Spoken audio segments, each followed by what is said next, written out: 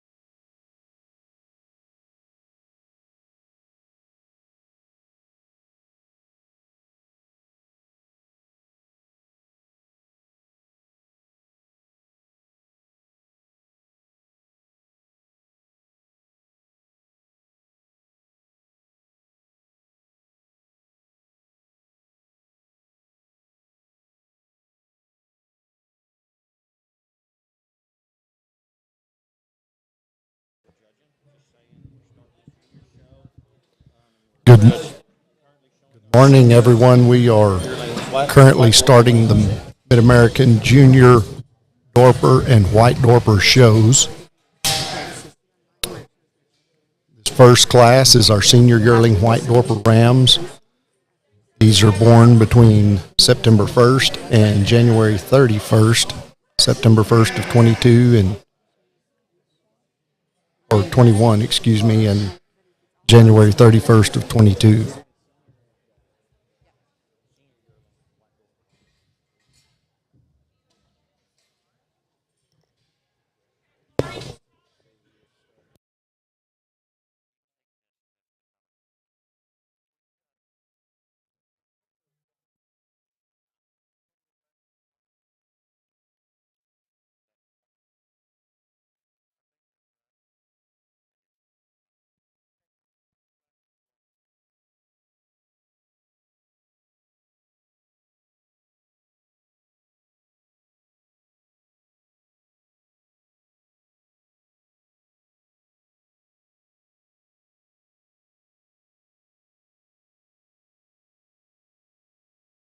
We are showing our White Dorper Rams, senior Rams.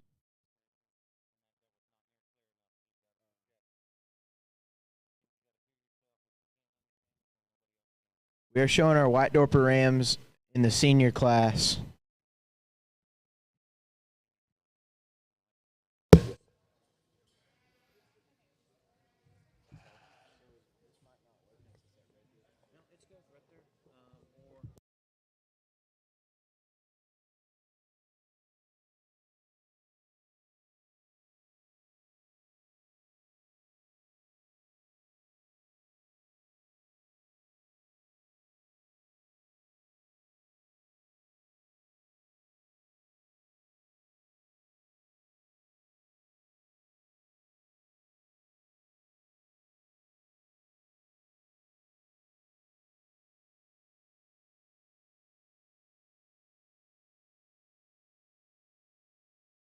Can we please get White Dorper Junior Yearling Rams to the ring, holding area?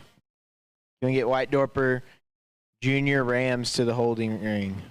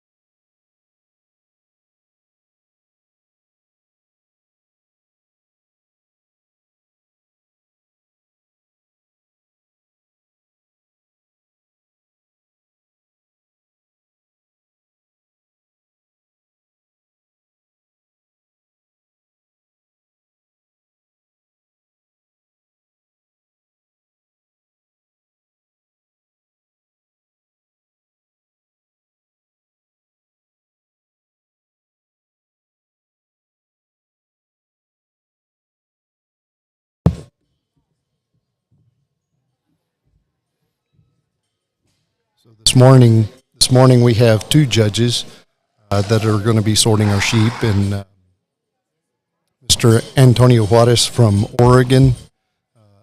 He is the owner of Ewe Dorpers.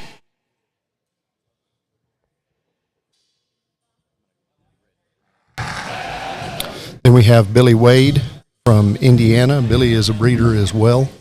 Both of these gentlemen have been in the business for an extended period of time.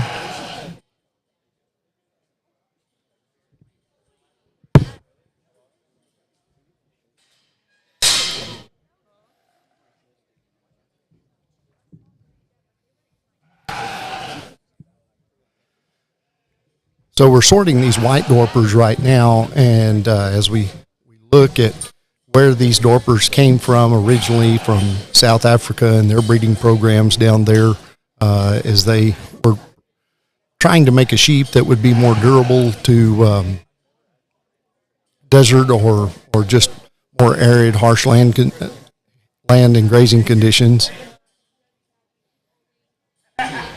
So the white Dorper is actually a combination of two breeds. It's a crossbreed between the Horned Dorset and the Von Roy ewe. Von Roys are a fat-tailed sheep, so that is one of the reasons why you see in these Dorpers and white Dorpers, you will see them have a little more fat deposit around the base of their tail, their dock. And that's strictly for just management of fat reserves and helps those animals be a little more durable long term as they're out there grazing on these arid environments.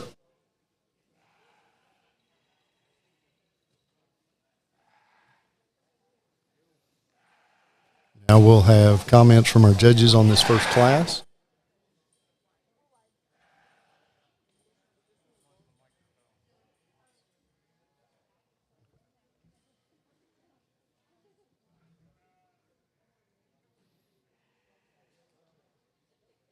Good morning, and thank you for Antonio and myself. We're not going to be able to get Antonio to talk on the microphone. He's do so, but we did get him out here to judge, so that's a plus. Anyway, thank you all for having us judge this show. The ram we're going to start with, I think he's your complete ram in the class. I think especially when you watch him on the move, how he holds himself moving around before she actually gets him set up. Just a very nice balanced sheep, very masculine about his head. I think easily class winner here. Really appreciate the length of spine that we see on the second place ram. Really good on it. As good on his feet and legs.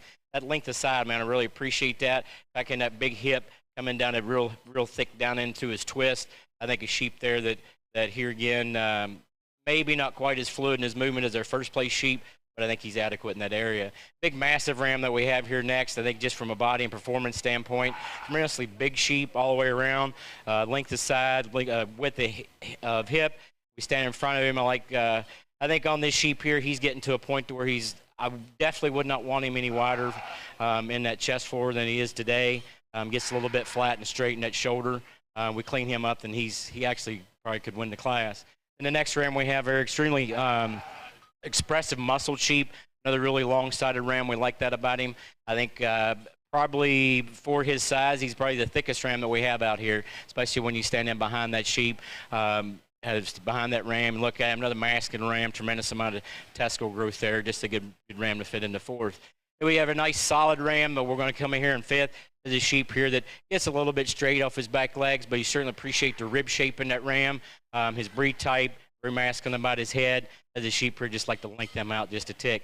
You get the big sheep to we'll round out the class with. And here again, all very solid rams. There's no major faults with any of them. This ram here, maybe just getting a little bit flatter in his makeup as far as his rib shape and whatnot. Tremendous amount of hip. He's deep in his twist. Got a good hind leg on him. There's a sheep here. Just like to open him up, give him a little more spring of rib and depth of flank to move up into class today. Thank you.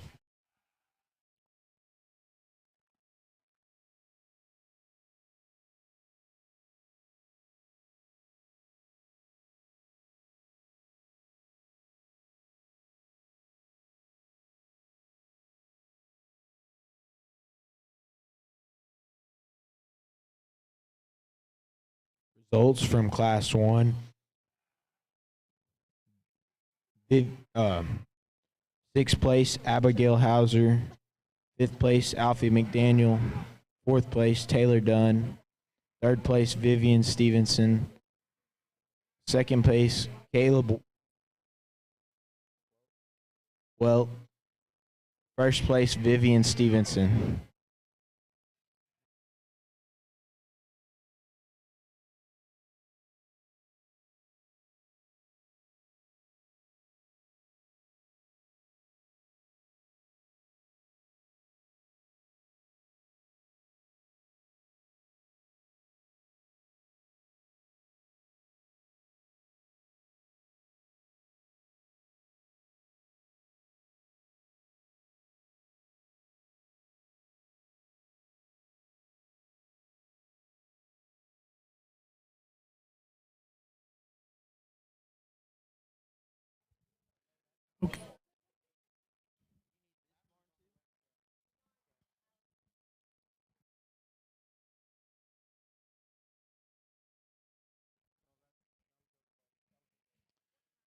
Okay, consigners, if you have a pin of 3 black Dorper, pin of 3 Dorper pin, please come to your pin. We're about to start in about 15 minutes, 10 to 15 minutes.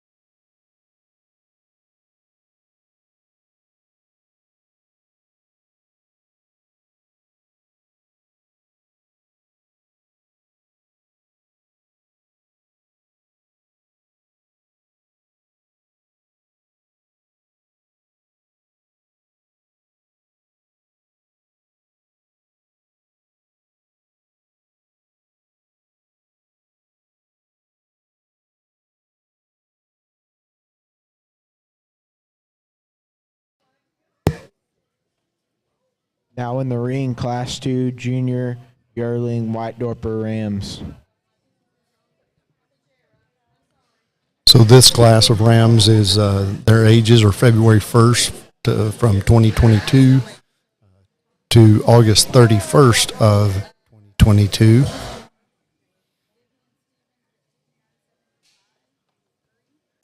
You'll see some of these rams have paint brands on the back of their, or on their backs, and then you'll see some that do not. Those that do not are just here just strictly for the junior show. They will not be in the show and sale that we'll be having tomorrow. So, or the show being later today, that will get those animals ready for the sale tomorrow. So, if they do have a paint brand on them, that's what you're seeing there is those animals are going to be in the sale.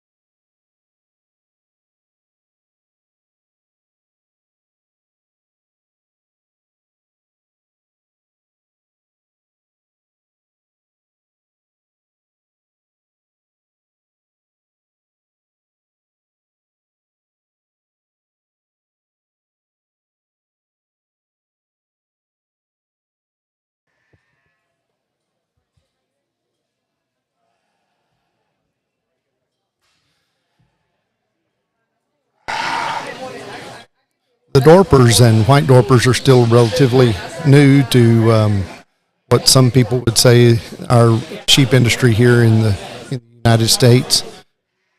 And they certainly have a different look to them as we compare them to some of our more traditional breeds. You're going to see these sheep be naturally a little lower to the ground. They're not going to be as elevated and tall at the point of their shoulder. They're going to have a whole lot more rib shape and volume to them. And then, again, these sheep were brought here to be production animals. And so these are, while we're looking here at registered stock, they have quickly become the go-to in terms of just commercial sheep production when you look at a lot of these sheep that are just being produced for the meat market.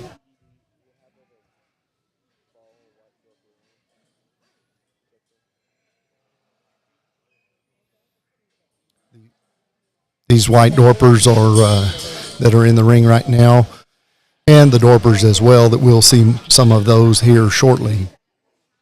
But they really thrive in these drought conditions that we are having in the United States right now, especially in the southern part of the country.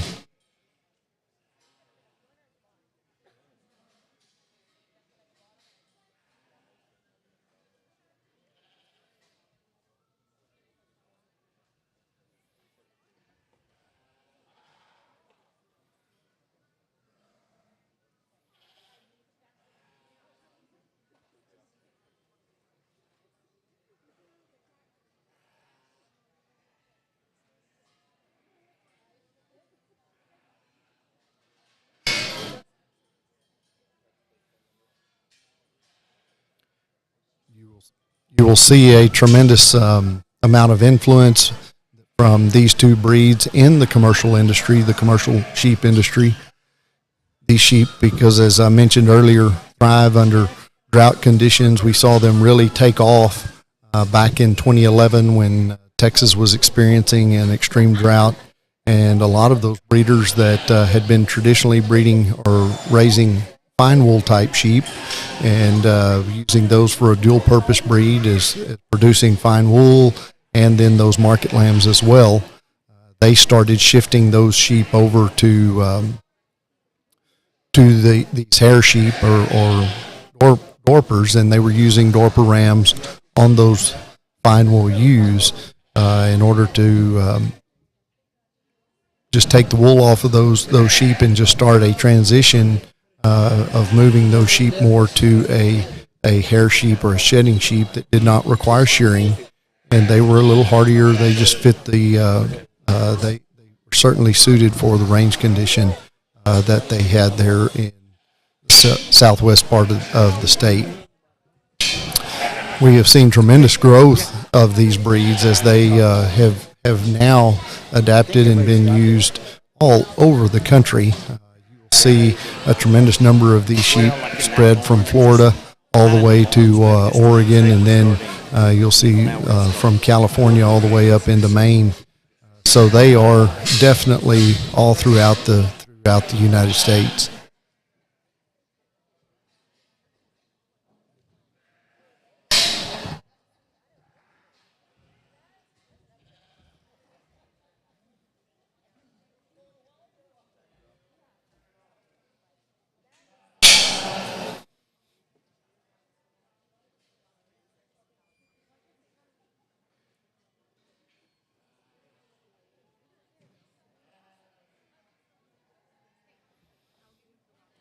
Our judges, we're still looking for the same thing as our traditional sheep breeds. We still want sheep that are extended and longer sided, that have plenty of muscle, that are extremely correct in their feet and legs. And we'll go ahead and hear some comments from our judge, Billy Wade. Rams here as far as a quality standpoint all the way down.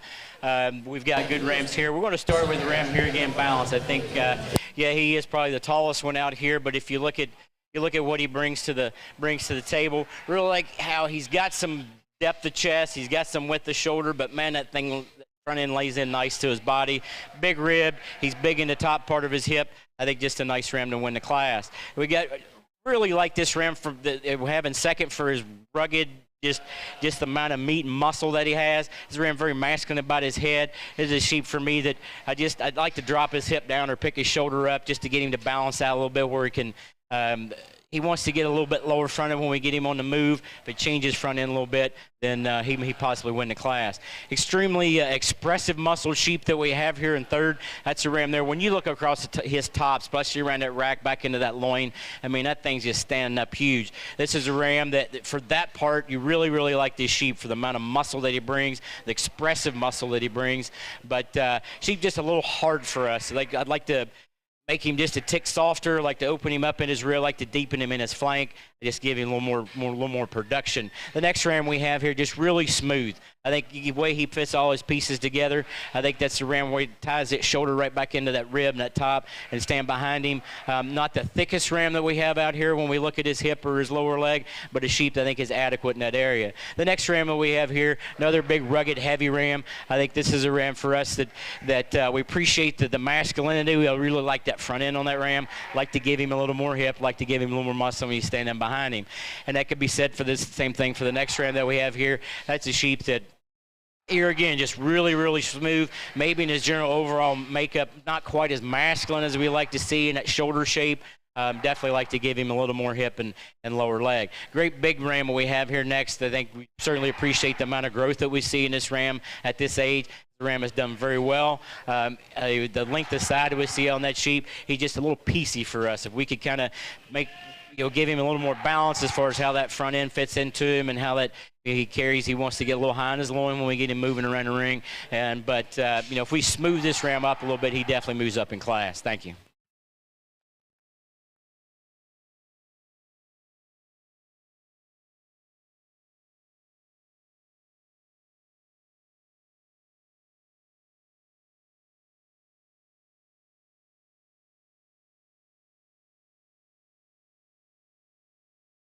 Results on the Class 2 Junior White Dorper Rams. 7th place, Alfie McDaniel, M-Bar W Ranch. 6th place, Abigail Hauser, Rock Solid Ranch. 5th place, Mackenzie Allen, Wildcat Ranch. 4th place, Caleb Weddy Dorpers. 3rd place, White Jagger, WW Jagger. 2nd place, Hannah Hewitt, Arrow H Dorpers. 1st place, Vivian Stevenson, Lazy 5 Ranch.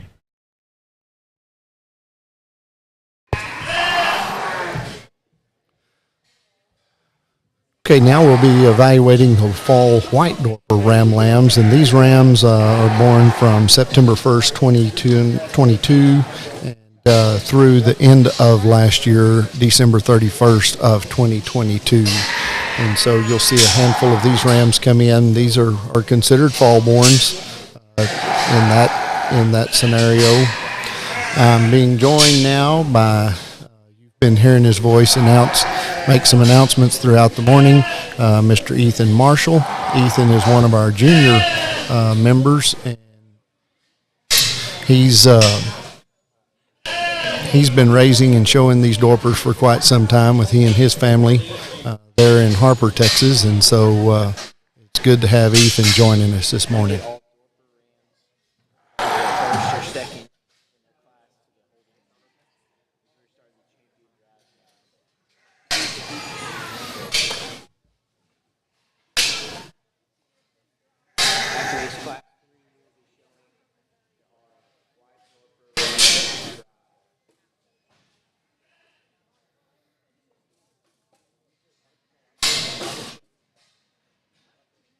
I had mentioned as we were getting ready to evaluate these, or as Billy was getting ready to give reasons on this previous class, that we were talking about just how we evaluate these sheep, and we're still looking for length of side and muscularity and structural soundness in these sheep. The one thing in this particular breed that we have not pushed hard as breeders is to get these sheep extremely tall and what the club lamb industry would call shallow-chested or shallow-fronted and recognizing that, as a good friend of mine said one time, it takes a big engine to pull a big caboose. And so as we want to make sure that these sheep are still very suited for the grazing and just commercial production environment that we ask of the breeders that we are supplying seed stock to, we need to make sure that these sheep are good, wide-based, plenty of spring of rib, plenty of depth of body. But, of course, everything still has to balance. And Ethan's on the livestock judging team there in Fredericksburg and judges for the Gillespie 4-H, Gillespie County 4-H team. And so he still knows what it's like and what we're looking for here when it comes to selecting this livestock. I got a question on that. So as you're evaluating these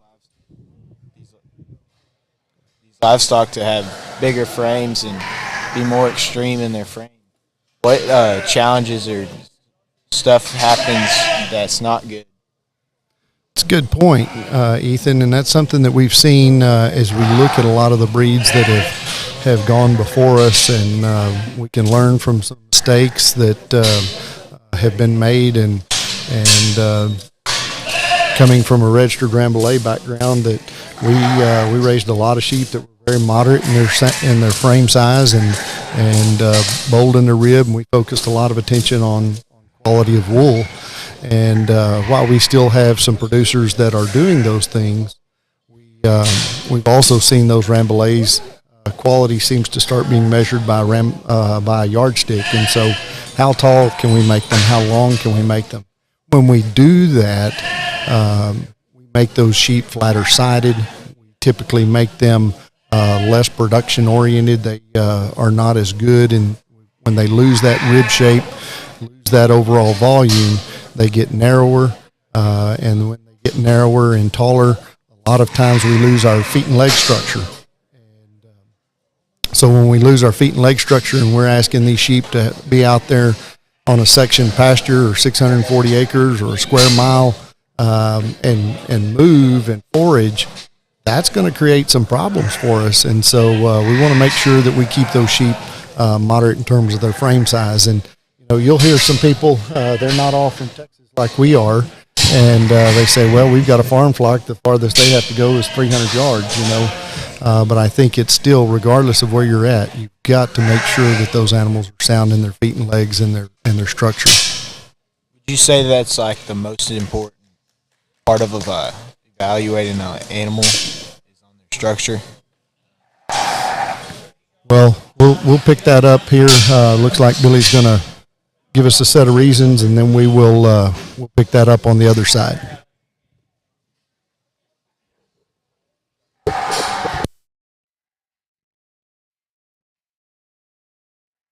I think with the class that we're going to, excuse me, the ram we're going to start to class with, this is a sheep that he gives us a little bit of a problem. I said, I think you have to consider is that too much color?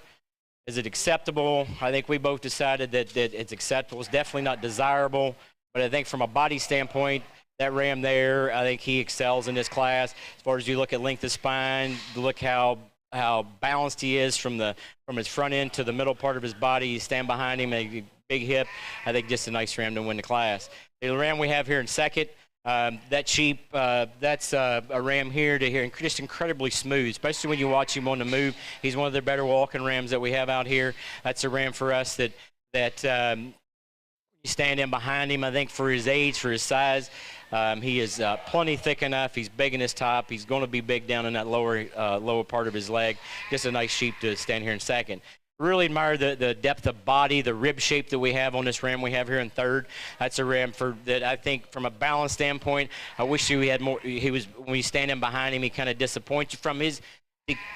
Proportionally, when you stand in behind that ram, he does not have enough hip. He does not have enough lower leg. It gets a little bit narrow when you watch him walk around the ring. And the next ram that we have here, that's here again for his age. I think we certainly appreciate the amount of rib, the width of chest that we see in that ram, nice and wide and deep in that chest floor without being coarse. Just for us here again, maybe not quite thick enough at this point when you're standing behind him. The next ram, tremendous amount of growth. He's one of the taller rams that we have out here. Certainly appreciate that amount of performance that we see in him. He's big-footed. He's got a lot of bone here again, and it might be a maturity issue here, just maybe a little flatter in his rib shape than we'd like to see. The next ram here that we're going to round the class out with, just like to make him more masculine, and then definitely need to change his not change his pigment, add pigment to this ram, where he is kind of void in that area. Ram is just to be a tick narrow, maybe a little more feminine than what we'd like to see. But if we mass that ram up, make it a little more masculine, they can possibly move up. Not today. Thank you.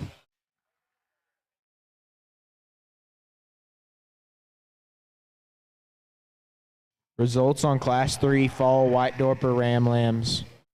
6th place, Hannah Hewitt, Arrow H Dorpers. 5th place, Jackson Hauser, Rock Solid Ranch. 4th place, Vivian Stevenson, Lazy 5 Ranch. 3rd place, Vivian Stevenson, Twin County Dorpers. 2nd place, Vivian Stevenson, Lazy 5 Ranch. And in 1st place, Taylor Dunn, Dunn Dorpers. Now can we have all the White Dorper Rams that were 1st or 2nd in their class to the ring?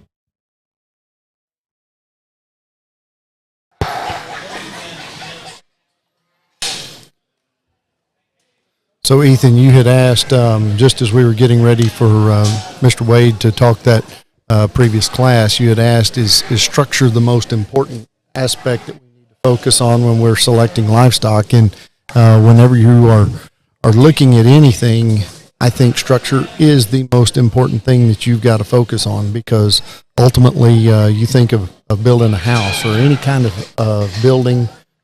If that structure is not there, then the rest of it just falls apart. And so we can put together the most beautiful house and barns or whatever we want to build, but if it doesn't have the proper structure under it, it's going to break down. And so that's where it all starts. You'll hear a lot of livestock judging team coaches, and I'm sure yours have told you everything starts from the ground up. And so when we start evaluating these animals, we're going to be looking at them, at their feet and legs, and then just working our way up into their body. And one of the things that we had also talked about is we make these animals taller, and we might lose some of that structural soundness in them, but at the same time, one of the things that I think we find is we make these animals a lot taller at the point of their shoulder and maybe shallow them up a little bit, is we truly lose some muscle volume and mass to them. So not only do you lose that production value, but you also it's pretty highly correlated that you're going to lose some muscle content as well.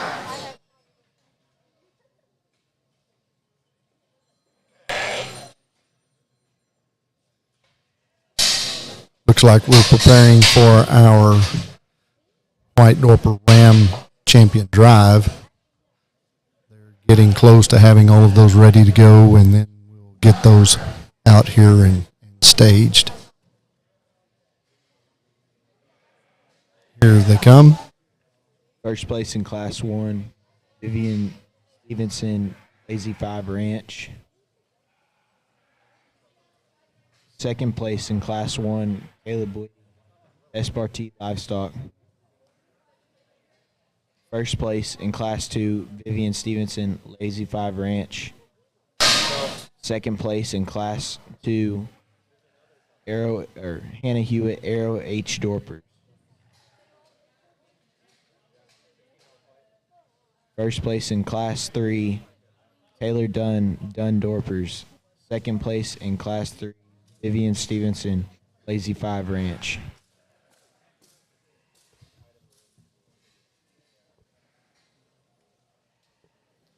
Viewers, as you are hearing some of these names and the kiddos, and then you hear the breeder of their sheep, you may hear some of the kids that have the same, may hear the same kid's name with different breeders on those sheep. And so one thing about this particular show, as we mentioned at the start, with them not having back numbers, those are animals that they are taking back and putting into their flock to build their program. And so those are animals that either they have produced themselves, or those are animals that they have purchased to offer some level of improvement to their own flock. So that's why you may see some of these, for instance, Wildcat Ranch. We don't see Wesley's kids out here, but at the same time, there's still some of those genetics that the Glass family has produced that are awfully good sheep that some of those kids are going to end up using. We hope these kids can produce babies and come out here to Duncan and sell these babies and make some money to buy better ones or more appropriate ones for the show ring. Absolutely. That's ultimately what this is all about. And that's, we are definitely me working for a stock show and certainly enjoy that aspect of it and the market side of this program and what we do. But I tell you what, this is the most enjoyable thing to me here, is seeing young people start their own flocks because we have to have that youth in our program. We're very happy with the 6 rams that we have out here. If we look at masculinity, we look at muscling, we look at feet and legs. I think we've got 6 really nice individuals to sort through for this champion drive. It's pretty simple I think it's pretty simple for us. The 2 rams that kind of follow in type and kind and be a champion reserve. And then we have Antonio. He'll walk out there and shake the hands of champion and reserve. Thank you.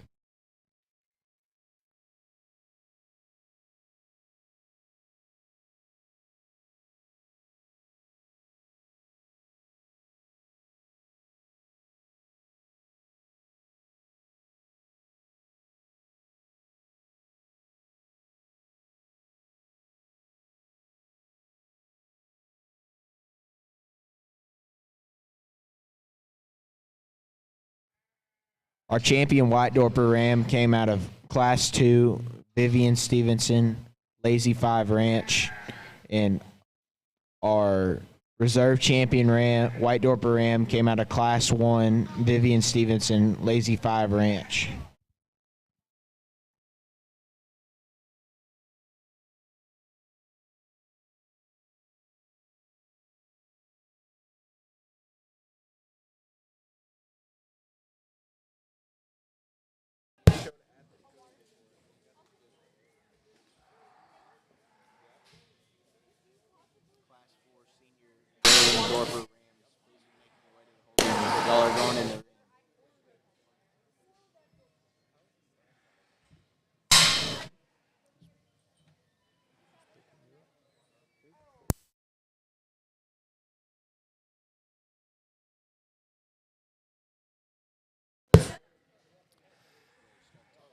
Now we're going to switch gears, and we're going to go back to, we're going to switch over to the Dorper Rams.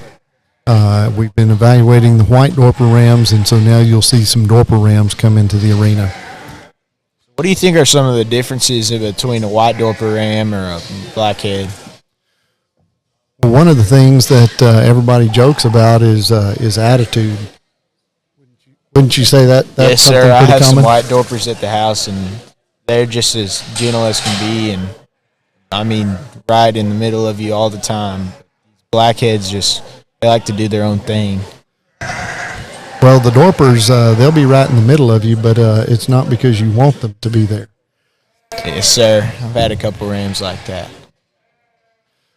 All joking aside, we do know that these the white Dorpers and the Dorpers, and we don't call and Ethan's doing a good job making the designation, to make sure we know what we're that everybody knows what we're talking about in a black-headed Dorper versus the whiteheads. But one thing that as this breed came into existence and is here at our show, you're going to see them as Dorpers, all of the sheep that have a black head, and then we'll make the designation of white Dorpers on those animals that are obviously all white. But we do know that the black-headed Dorper, or the Dorper, and I'll just refer to them as the Dorpers here on out, they can be a little more spirited and a little more athletic, as some of our friends would say, on these animals that are a little wilder.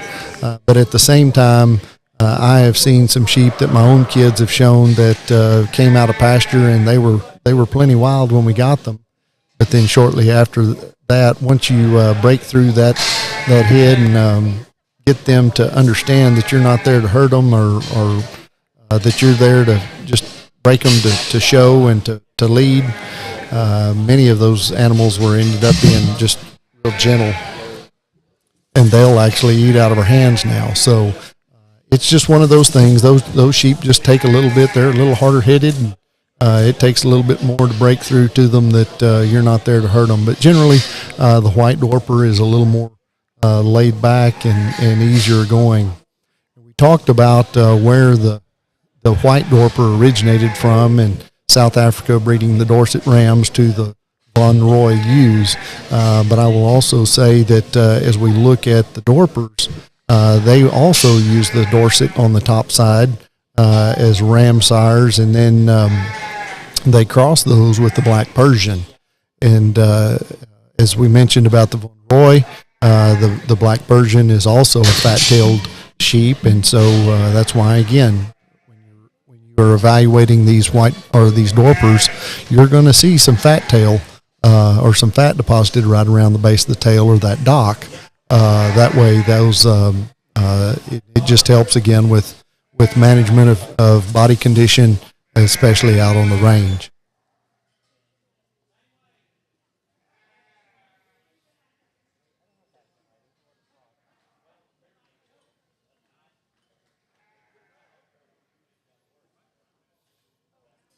I would say at one point, Ethan, that the Dorpers were probably a little more popular than the white Dorpers were, but I'd say that as we've gotten into the business a little bit farther, we're seeing that those white Dorpers have gained plenty of popularity, and we're seeing those being used throughout the country as well. Yes, sir, because I used to be strictly blacks, and I didn't have any others. But then this year, my little brother wanted to show some whites, and so we're going to go ahead and start raising some whites. And so I think it's evening out on the whites and the blacks. They're just they're both good sheep, and they both work good in almost any environment. Without a doubt, and one of the things that we've been talking about, the commercial industry, and I think that's one of the things as a breed association, and in most breed associations, while we want to really focus on those registered animals and making sure that we're following these pedigrees as seed stock producers, we want to be known for producing animals that can be sold to the commercial industry. And with that, those white Dorpers, a lot of people are using them to make commercial lambs, and by making them all white, it just creates a uniform look. And so as they go through the sale ring, they look more uniform as a group. And so a lot of times they'll command a pretty good price just because of uniformity.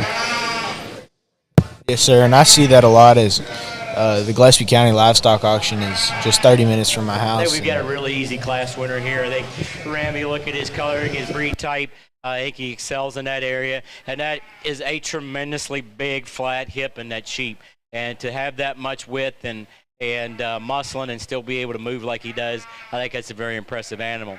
The next ram we have here kind of follows somewhat in the same general pattern as our first place sheep. We definitely like the color pattern on this sheep, on this ram. That's a ram for us that maybe not quite as big and bold in his rib as you'd like to see. Not quite as much hip as we see in that first place ram. Definitely change his mouth to move him up any higher today. The ram we have here in third, really long sided ram. That's a sheep for us that I think from end to end, by easily the longest sided ram that we have out here, these three. I like the massiveness about his muscling. I think our problem with that ram is he is way too tight-hearted. I'd like to open him up in the, right behind his shoulder, and give him a little more springer rib, especially in that front part of his body. So thank you.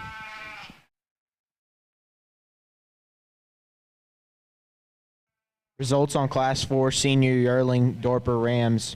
Dwayne Hudson, Green Mountain Dorpers. Vivian Stevenson, Lazy 5 Ranch. Vivian Stevenson, Lazy 5 Ranch. We've got Vivian awful busy today. She's brought a bunch of sheep, and she's doing a good job, obviously, in her program, and been bringing some really good sheep out here. One of the things that you heard Billy mention in this previous class as he was going through and talking reasons was talking about their mouth and their jaw and making sure that their mouth is right. And so that's one of the things that as we evaluate structure, that's just part of the structure as well. And it all starts with their mouth. And that's where they have to go out and make a living.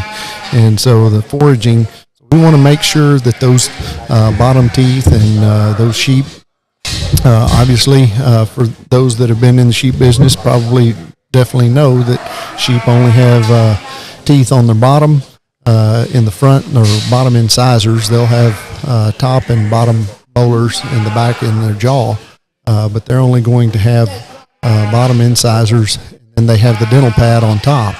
And so with that dental pad, they need to match that bottom set of incisors, have to correctly match that top dental pad in order to have a correct mouth. And so that's one of the things our judges will be looking at from a breeding sheep standpoint. Now, when we switch over and we look at those market lambs, some of the very best market lambs that you might see will be parrot mouth, or their jaws off, and they'll have an undershot mouth.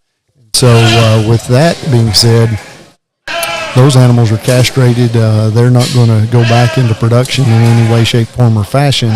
And so we may be able to accept that from a market animal standpoint. But as we evaluate breeding stock and seed stock production, that sure can't be tolerated. We've got to make sure that those mouths are correct, as that is one of the highly heritable traits. It truly is. We kick those out into Texas where there's not a lot of grass and all the drought.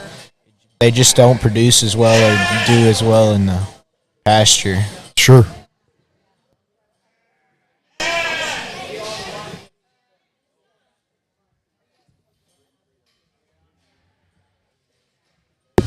We only got 2 entries in this class, and they're both by Vivian. She's big.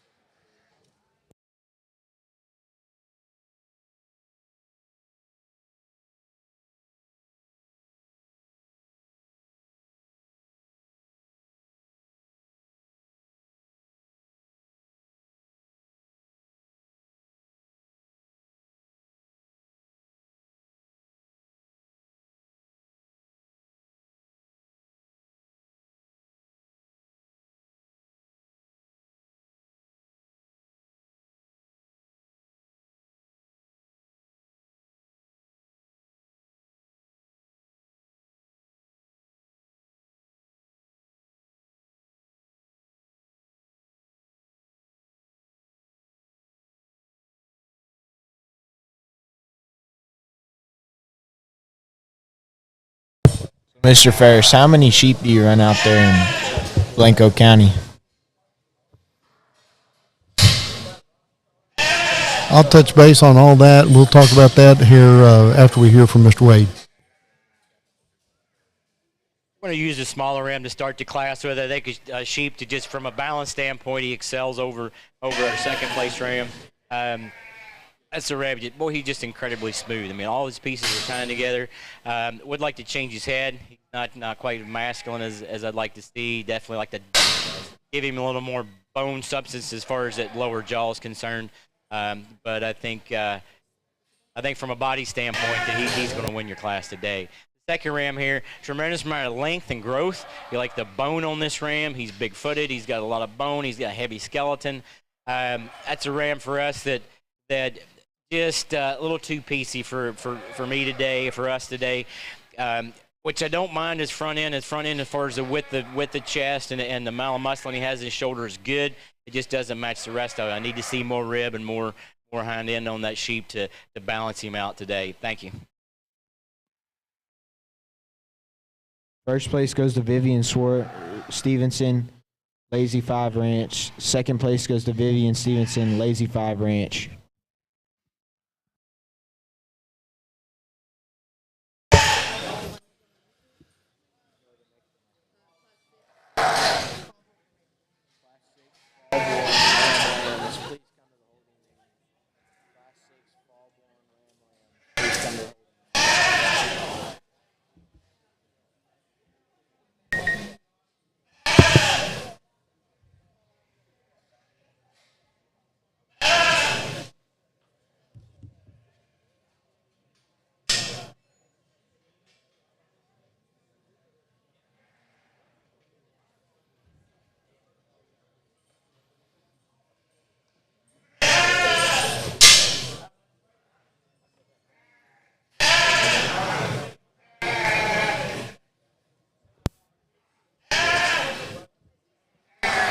So you had asked about how many sheep we run in Blanco County, and we have a relatively small place. We only have about 23 acres there, and so that's where we'll try to focus on putting our donor program and lambing those ewes that are in that program, all of our recips, and then most of the kids' ewes are there.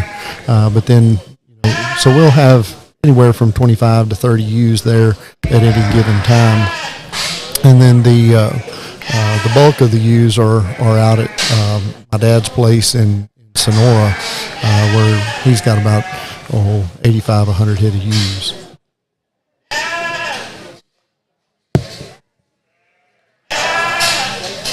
So do you think going natural AI or going AI like artificially is better?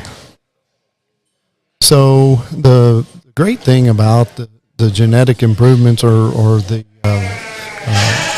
program that we have now, where we can use just natural breeding programs, we can use artificial insemination or AI, we can use embryo transfer as ET, and now we've got folks that are certainly working on the IVF or in vitro fertilization program, and so lots of opportunities for faster genetic improvement. With that, we see that some advantages. If you're a small flock and you've only got 5 to 10 ewes, you can go out and purchase semen from a really high quality ram, probably cheaper than what you can actually buy that ram, and so you can still make some tremendous genetic improvement in your animals by purchasing those straws of semen and then having a technician put those in. The embryo transfer, obviously, if you have an exceptional female and you want to duplicate that as much as possible, and you pair her with the right ram, that's where we've really been able to see the advantages of those real high-end, high-quality females take effect, because in the past, we put so much emphasis on the ram. Well, quite honestly, those females have just as much importance to them as what we see in our males, and so the embryo programs is what has allowed us to take advantage of that and capture those real high quality females and have them have a greater influence on our program. So that's where I think you're really going to see the benefit from the embryo programs. And then the IVF, that's going to be to see yet. We just don't know. We don't have the technology there consistently that we do in the beef cattle, and so that's something that we definitely want to see improve.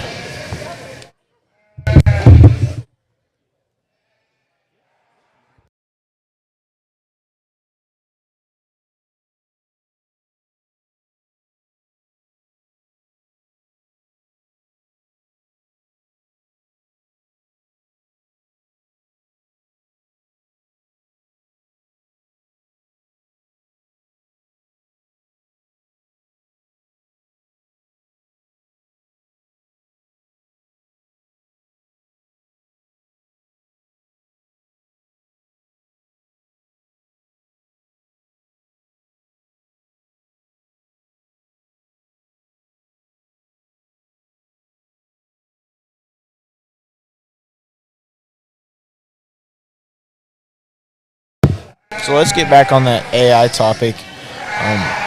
Natural breeding versus artificially. Do you know what the conception rate is? Is there a big difference in it? Well, what really has the greatest impact on that conception rate oftentimes is quality of semen. And so you just want to make sure that you're using the highest quality semen that you can. And but generally you would hope that you could get 60 to 70% of your used bred with embryo or with artificial insemination. One of the things that if you hit 50% on a large number of ewes, sometimes you still view that as a win. It just depends, but I'd say generally you'd expect 60 to 70% of your animals to take. Now on the embryo program, it's two sets of equations there, I guess. And so, one of the things that as you get embryos and you put those embryos in, you would hope that you would see about 50 to 70 or 50 to 60% of those animals go to full term. And so that's where we want to. We would love to see those embryos have a little higher take rate, but it's so variable because I can tell you we've had situations in our flock that we've had very few of them take, and then there's been times that we ended up having most of them take. So it just depends, I think, a little bit on the quality of those embryos too.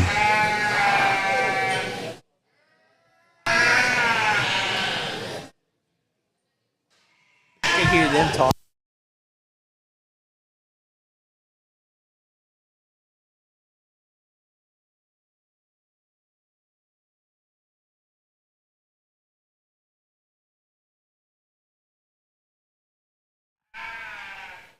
I think we've got a pretty easy class winner in this ram that we're starting the class with.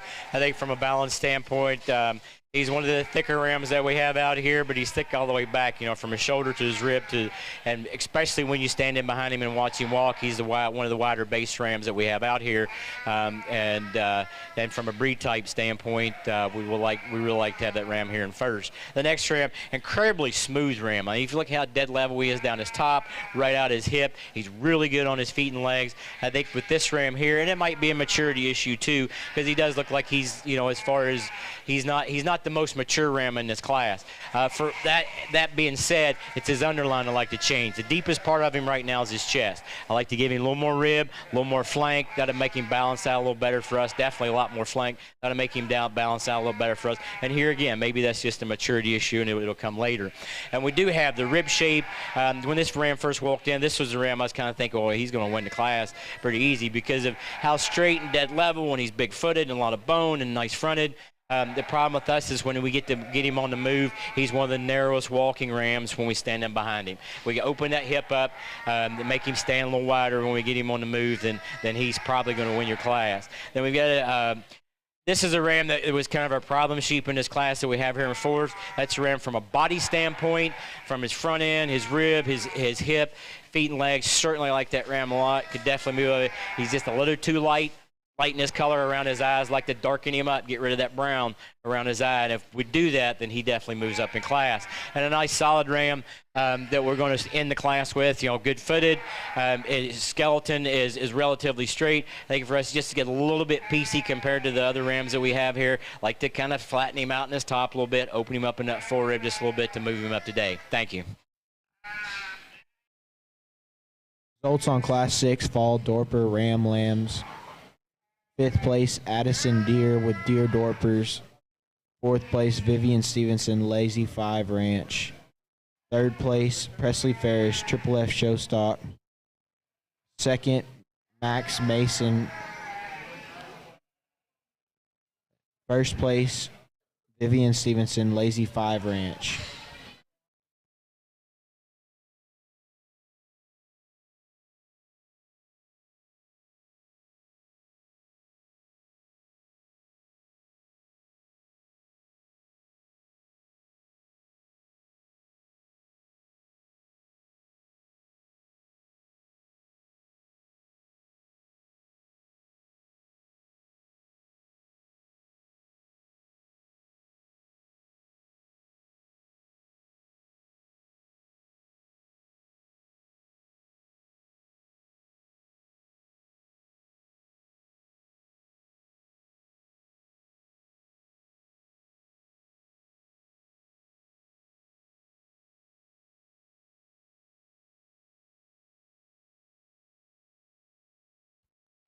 This is our Dorper Champion Drive. First place out of Class 1, Vivian Stevenson, Lazy 5 Ranch. 2nd place out of Class 1, Vivian Stevenson, Lazy 5 Ranch. 2nd place out of Class 2, Vivian Stevenson, Lazy 5 Ranch. First place out of Class number 2, Vivian Stevenson, Lazy 5 Ranch.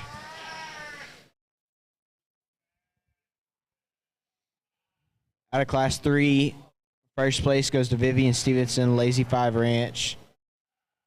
And second place in Class 3 goes to Max Mason.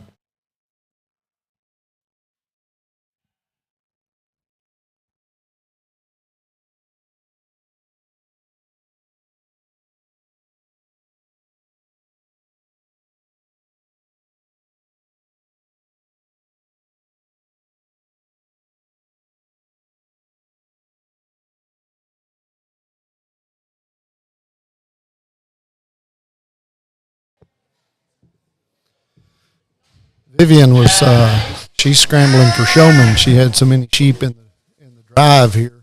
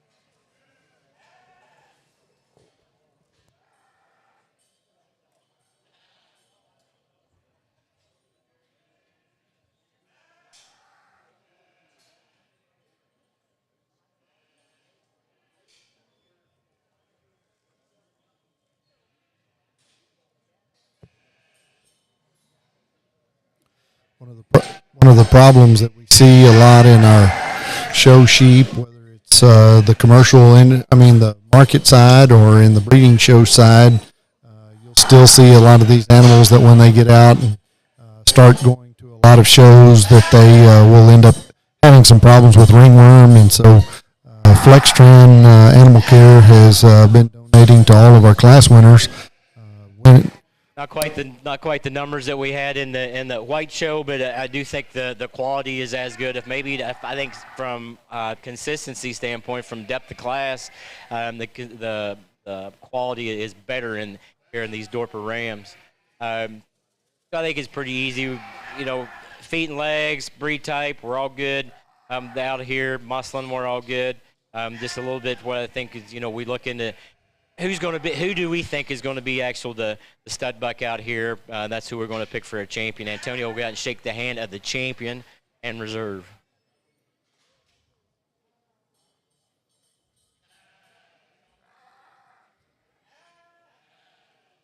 Champion and reserve Dorper Ram go to Vivian Stevenson.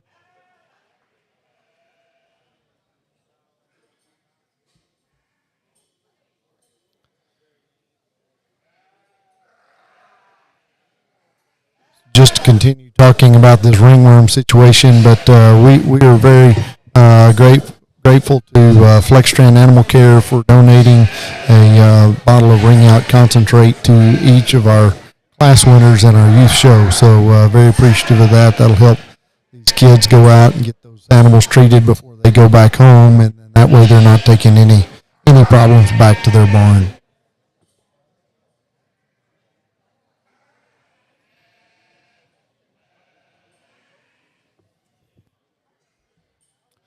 Again, our judges today are Mr. Billy Wade from Indiana and Antonio Waters from Oregon.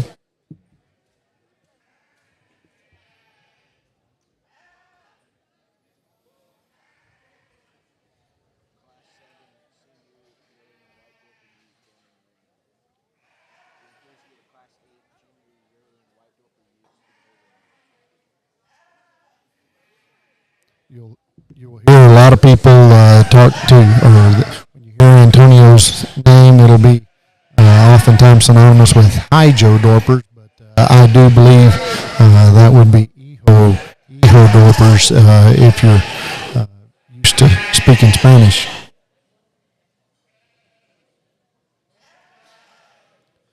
has been in the business a long, long time, from at the earliest onset of the Dorpers coming into the U.S. He was working as flock manager for some of the best breeders there were in the country, and so he has now established his own program and is doing an exceptional job with his sheep.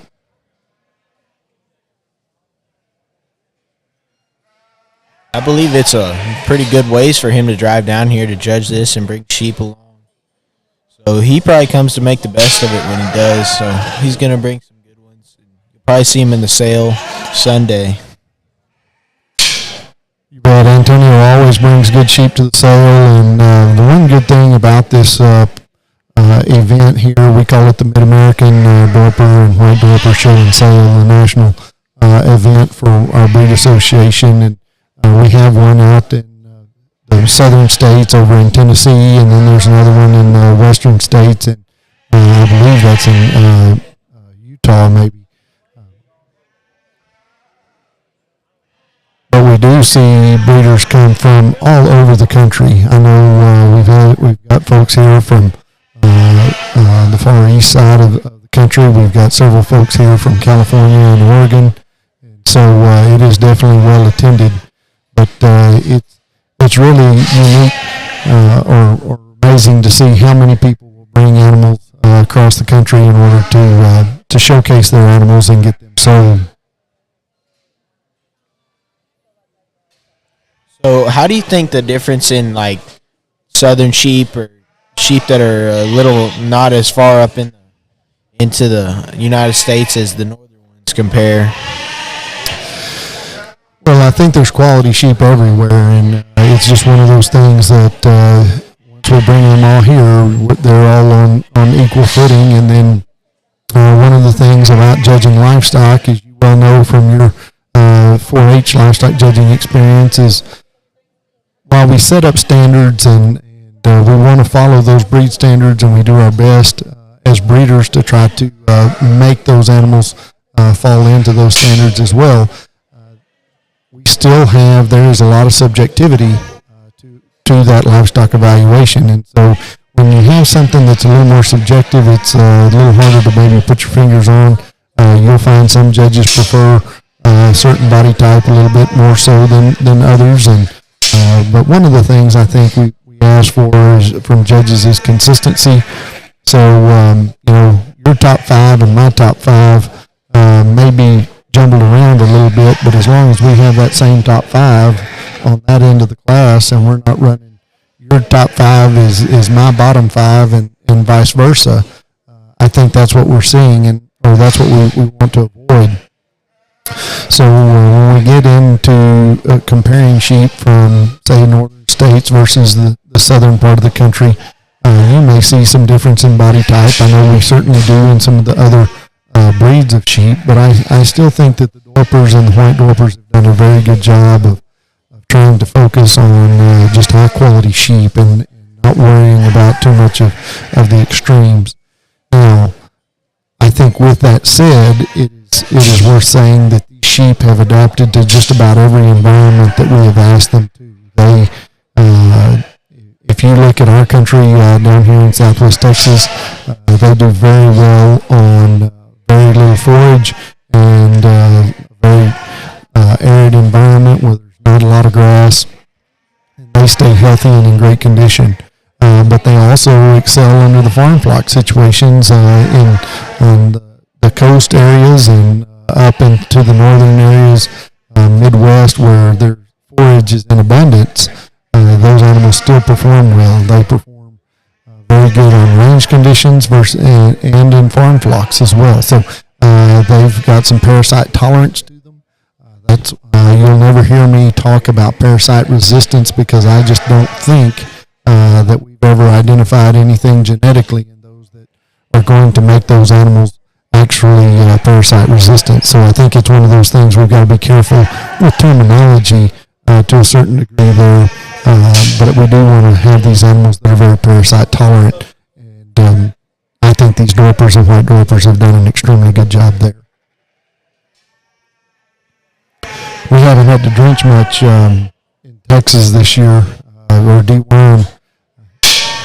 We just haven't had the parasite load that maybe some of the other areas of the state have experienced, or areas of the country have experienced.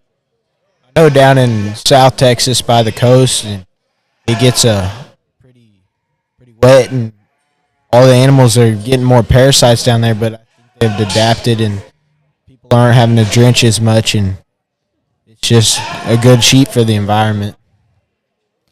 Sure, and one thing that when I was extension specialist up there in Kansas at K-State, one of the things we talked about up there was, not only managing your sheep and breeding your sheep, but also breeding your parasites. And so we wanted to make sure that we weren't breeding a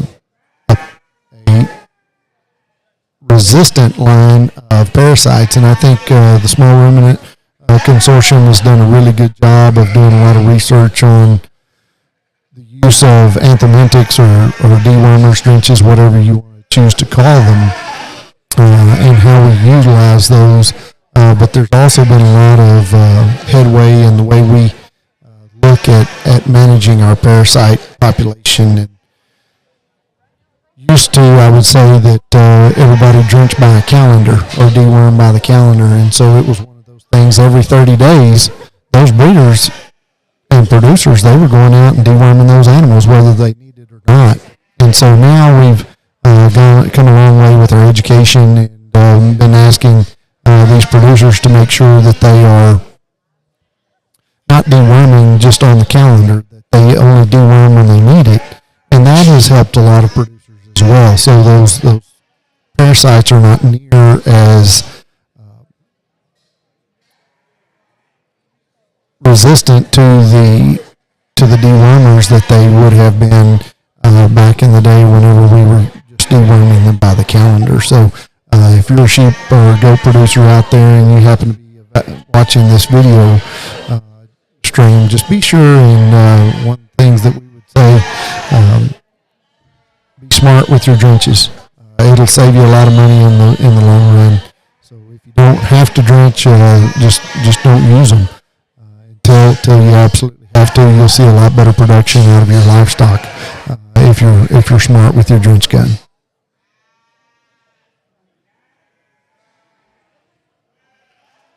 So how do you think the Dorper sheep compared to other breeds of sheep, their carcass merit, or how they do on the rail? It's a great question, because ultimately that's what we're here for. Is we are wanting to make these sheep very carcass oriented, and we are an industry that is driven by producing meat. And so I think you're certainly familiar, and we have people all over the country probably watching this, but you're certainly familiar with our Texas major shows and showing market lambs.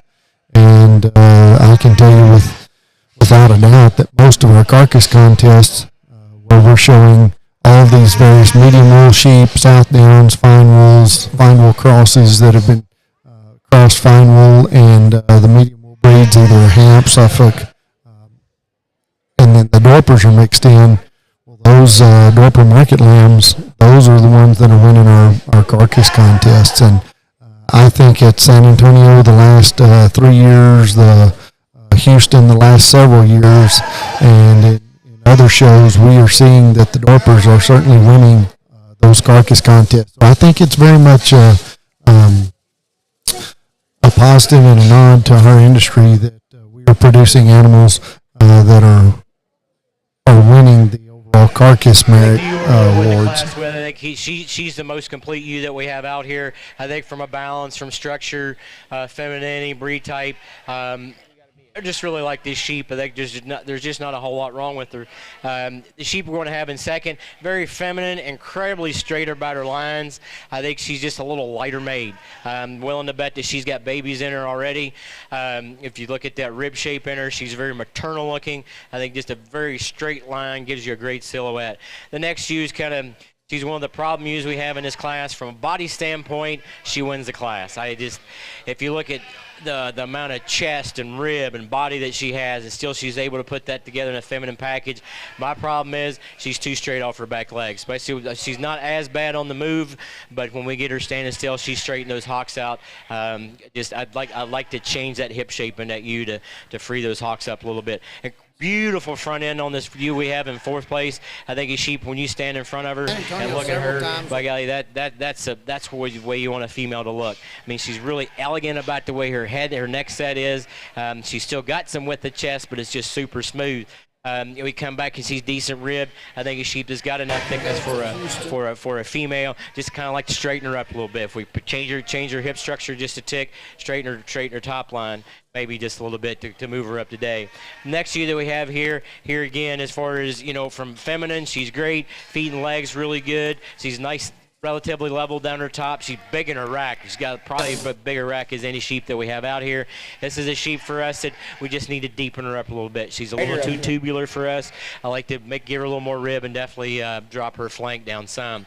And we have that depth of flank, we have that rib, we have that body in the sheep that we have here standing in 5th. That's exactly what I want to see a female to look like. To be that heavy without being coarse, to have that much capacity, that much rib. That sheep's too straight off her back legs. I'd like to give her some more flex to her hock to move her up any higher today. Very feminine ewe, very maternal looking ewe that we have here. We're going to round the class out with. I think a sheep here, again, she's good about her breed type. This one we just need to kind of change. She's a little piecey for us. Like to kind of level her top out. Like to kind of give her a little more hip when you stand in behind her, make a little wider base to move up today. Thank you. Results on Class 7 Senior White Dorper Ewes. Jackson Hauser, 7th place, Rock Solid Ranch. 6th place, Vivian Stevenson, Lazy 5 Ranch. 5th place, Caleb Whitty, SRT Livestock. 4th place, Caleb Whitty, SRT Livestock. 3rd place, Vivian Stevenson, Lazy 5 Ranch. 2nd place, Taylor Dunn, SRT Livestock. 1st place, Rock Solid Ranch, Abigail Hauser.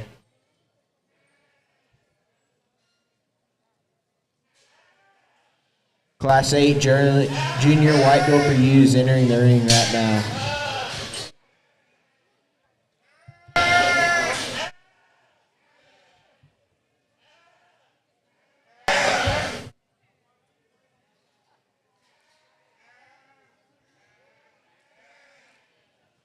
First call, Class 9 Early Fall White Dorper Ewe Lambs. First call, all White Dorper Ewe Lambs to the holding area. I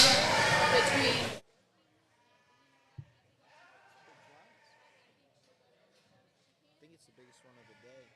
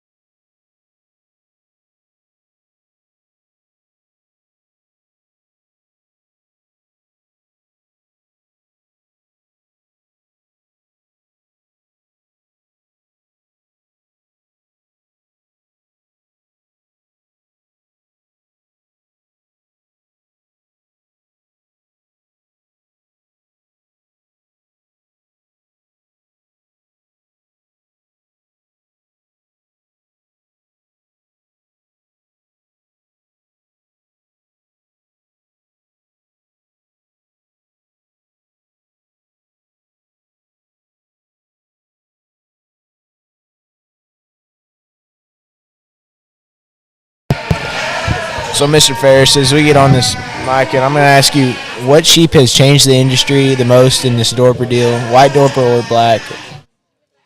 What sheep has, stood out to you the most, your, favorite sheep that's ever gone through anywhere? Now Ethan is going to try to get me into trouble because if I say the wrong one, there's all these breeders out there that are going to get after me, and they're going to tell me that I'm wrong, that there's that their sheep or somebody else's sheep had a bigger impact on the breed. But so I'm gonna dodge that just a little bit. I will tell you that for us personally, we had a ram back many years ago that we bought from Johnny Powell.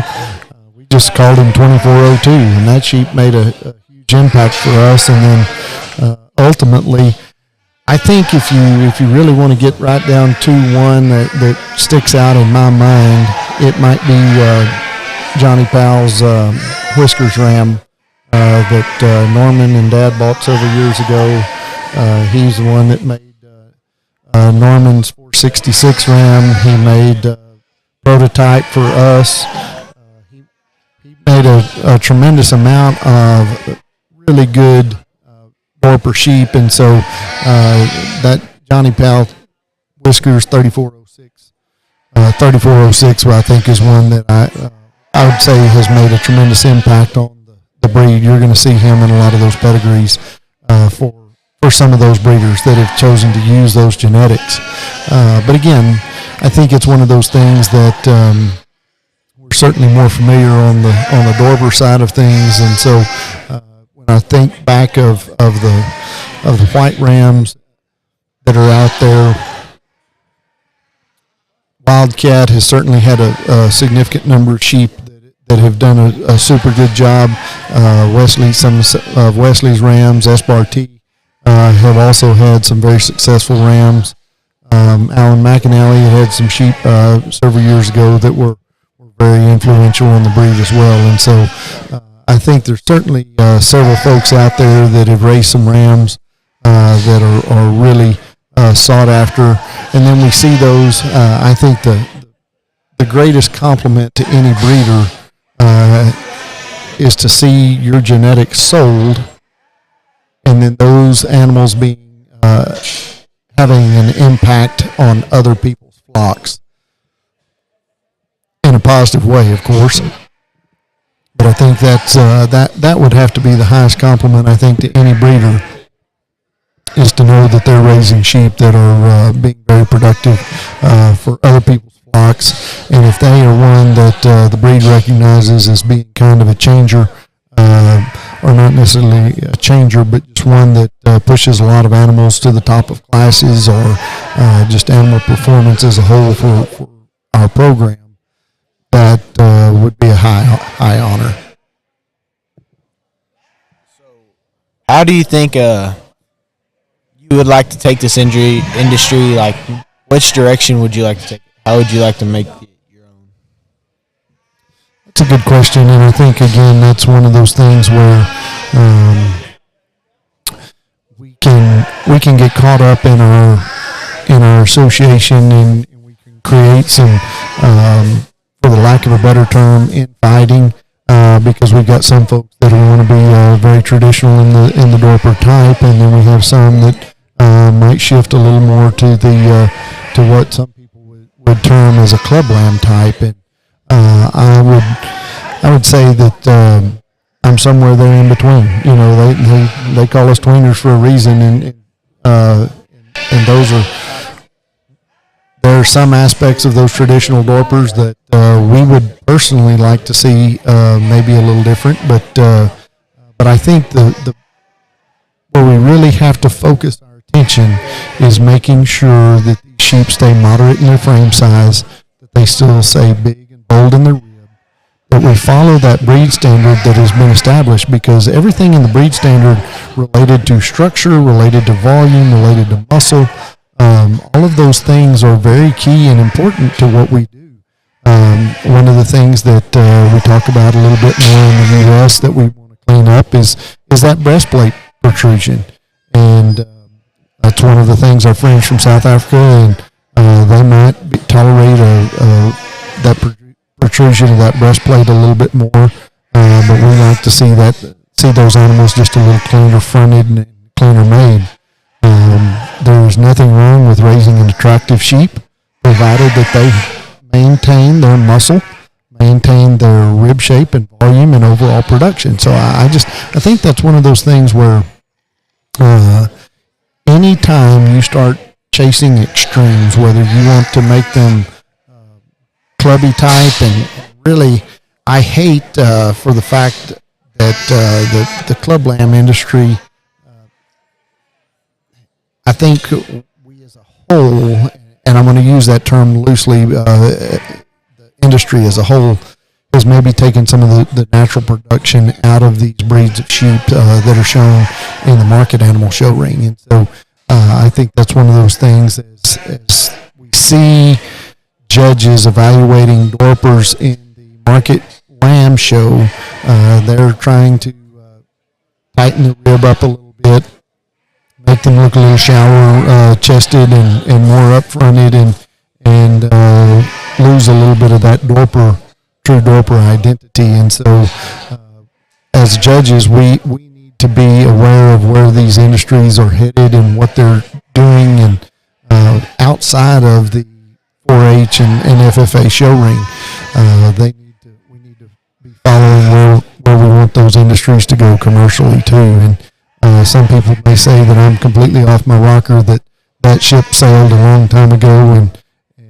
I think it has to a certain degree, but I think this responsibility we have as breeders is to we can still bring some of that back into line and into play, and as judges too. So I guess the long answer to your short question of what direction should we take these sheep, I think we can pretty them up, and we have. If you look at the sheep over the last several years and the directions that we've taken the program, we have cleaned those front ends up. We have made our white Dorper sheep, their shoulders lay into them better and more correctly.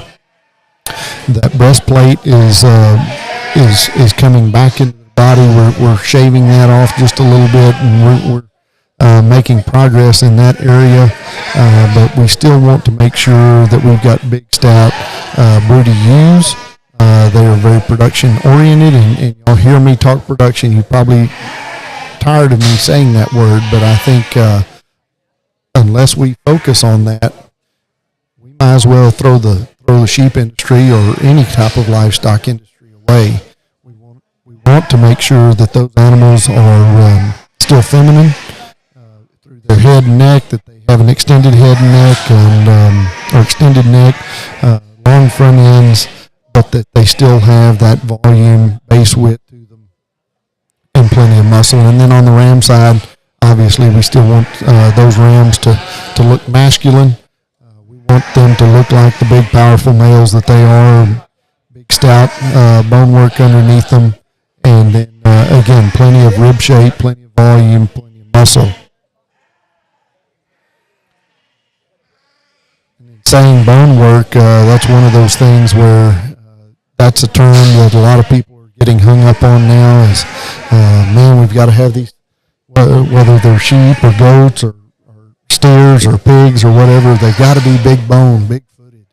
And, there is a degree that we can reach that we make those animals so heavy boned and so big footed that it really causes problems with our birthing and having these offspring. So we want to still make sure that we aren't going to extremes, that we are keeping in the middle of the road. And as I've told a lot of folks, when you start chasing extremes, that you're going to hit that pendulum is going to hit you twice if you're staying in the middle of the road for every time it hits those folks that chase those extremes once. And so just want to encourage us as Dorper and white Dorper breeders that we stay true to our breed standard, that we focus on raising very production-oriented sheep that are going to be good for our commercial industry for years to come. So we have this ram alley back here in Duncan, and so these are some of the iconic rams that have been in the breed or have made something that has won or done something. So, Mr. Ferris, would you like to talk on that back there? Well, the idea, I think, from the Ram Alley is just to showcase some of those rams and rams that you had mentioned or you had asked that animals that would have made an impact. And those rams, I think, are yes, ones that we want to showcase back there. Gives these breeders an opportunity to sell semen on those rams as well. And it's just overall, it's one of those places that in a lot of cases, those sheep may be out of state from or even a long distance from where you're located. So it gives you an opportunity to not only just see them in pictures or videos from those particular producers, but now you actually get to see them in the flesh and really get to evaluate them closely. So I like the concept, and I think it's great for our industry that breeders are able to get bring some of their top quality genetics and show them off and show what's being produced as we get ready for that sale. The show is today, the sale is tomorrow. And you see that what siring these animals that you're going to be preparing to buy tomorrow. You can go back there into that ram alley and potentially see those sires, and I think that just confirms whether or not how much you're willing to spend on that animal. It helps you see them genotypically and phenotypically, as you can see those rams back there, and then maybe there's a ewe you want to buy out there in the sale that's out of the ram that Brad Rader brought, and you really want to look at him. Well, there you go. He's sitting back there. You don't have to drive all the way to Fredericksburg, Texas to come look at him. I mean, he would like you to come all the way to Fredericksburg, Texas, but you don't have to. No doubt. And you hit on something we talked about genotypically and phenotypically, and there's a lot of push for evaluation of genetics and some of those markers and production values, and so there are certainly some good to be drawn from genetic numbers and taking care of working on your data. But I think ultimately when you combine the data on your flocks and then visual and phenotypic appraisal, I think that is certainly the combination you're looking for.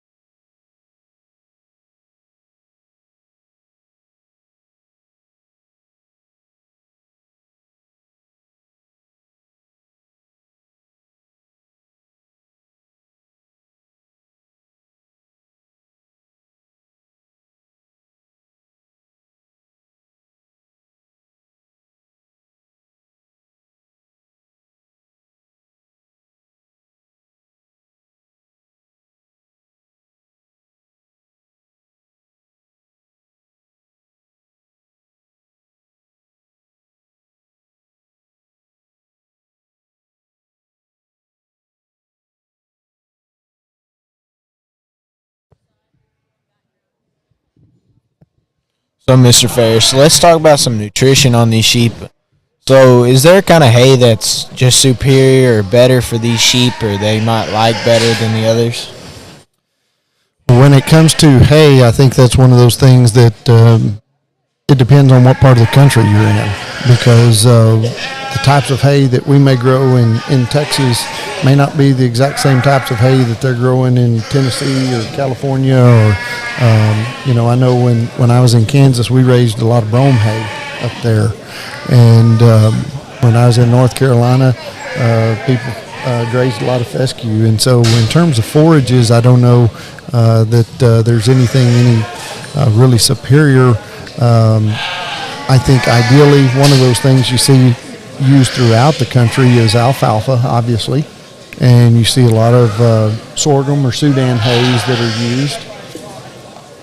And I think then it becomes a lot of coastal varieties of hay. And so I think it becomes what are you trying to gain? And so in terms of putting volume and body in these animals, it's hard to beat a really broad-leafed hay plant like a Sudan or a sorghum hay that really has a broad leaf to it. And then, but if you're just wanting some nutrition for them, there's nothing wrong with the coastal hays as well. One of the things I think we get into alfalfa, it's when is appropriate, because I don't think it's necessarily one of the best things to feed all the time, and I'll talk more about that after we hear from Billy. Class here to sort. Not that these are bad sheep, but we really didn't have a view that jumped out and said, hey, I want to win this class. What we do have here is our most complete, most well-balanced. She's the most feminine. She's the best as far as a structure standpoint. She's going to win your class. This one here, it's just extremely complete. Like you said, there's not a whole lot you can say bad about her. Then we come into two. The second and third ewes are very similar. I mean, it's hard to split them apart. The amount of body that they have, the thickness that they have, the depth of rib. Here again, sheep that they've got some bone. I'd like to see them water-based when they walk away from us. Definitely would like to see them more feminine. I think that's what we struggle with on these two ewes, is that they're just coarse, a little bit coarse when we get up to around their head and their front end. I'd like to make them look more like girls. Then the next ewe we have here, definitely feminine. We got the femininity that we're looking for in this ewe. This one here just gets a little bit piecey, not as much to her, and granted it might be a maturity curve thing, the sheep here, but you got to certainly appreciate the length of side that we see in that ewe. The next ewe we have here, I think from straightness of lines, she blows the class away. If we look at how pretty she is up through her front end, how neat she is in her front end, I think it's a sheep for me that's kind of getting on the edge of being just a little more shallow than I like. Like to see it, definitely see a little more flank in that. The general outline on that ewe I love. I just like to make more of her, especially when we get back in her flank. I like to deepen her up quite a bit. Thank you. In 10th place, Addison Templeton of Templeton Farms. 9th place, Hensley Howard, Hand H Dorpers. 8th place, Wyatt Jagger with WW Jagger. Hannah Hewitt with Arrow H Dorpers. Avery Templeton with Templeton Farms. Hensley Howards with Hudson Howards with Howards Livestock. Caleb Whitty with Espartee Livestock. Vivian Stevenson with Lazy Five Ranches. Vivian Stevenson with Lazy Five Ranches. And Mackenzie Allen with Mad Oak Dorpers.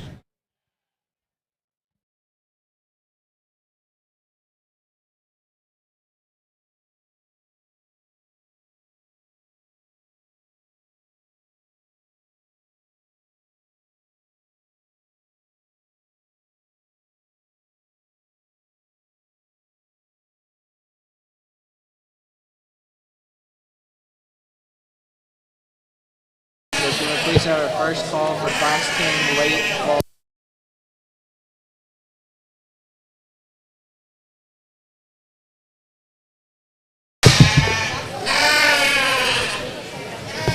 So now we're on our early fall white Dorper ewe lambs that were born between September 1st, 2022 and October 31st, 2022. They broke that into a couple of different classes, and so they'll be evaluating these. We were talking about hays and the different types of hays that are out there, and I think we were getting to the point where we were talking about alfalfa, and alfalfa is one of the more expensive feeds out there, and it's a great nutrition source, really high in a lot of nutrients. But when we look at feeding sheep, if we're just trying to keep those sheep healthy and maintain them, and we're out in pasture, I don't think alfalfa is necessarily the way we want to go, just because from a dollar standpoint on what it costs per pound of protein or energy, that alfalfa is going to be pretty expensive, because sheep and maintenance requirements, they just do not. They've got a relatively low requirement, 7 to 8% protein, and 50%, 55% TDN or so, and so those sheep can make do off of these coastal and Sudan hays pretty easy if you're just trying to maintain them. Now, as we get into late gestation and certainly lactation, then that's where you see the advantage of having the alfalfa come into play. So just always be smart about your hay choices and look at expense and cost of those nutrients when you are putting all that together.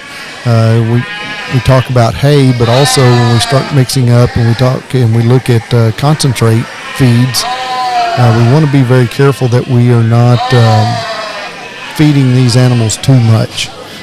We can get these sheep extremely fat and heavy conditioned, and that's one of those things where we see those animals that we lose some value in their ability to milk and even to potentially breed if they're too fat. And so while we want to get animals in good shape and have them properly presented for show and or for sale, we also want those animals to be able to go home and do a good job for their new owners. And so we want to be sure that those animals are not overfed, overfat, and also it can give a little bit of a different perception on what those animals look like. And so we want to, a lot of people will say fat sells, so we want to give those buyers a good honest look at what those animals are, have them in good condition. We don't want them too thin, but we don't want them too fat as well.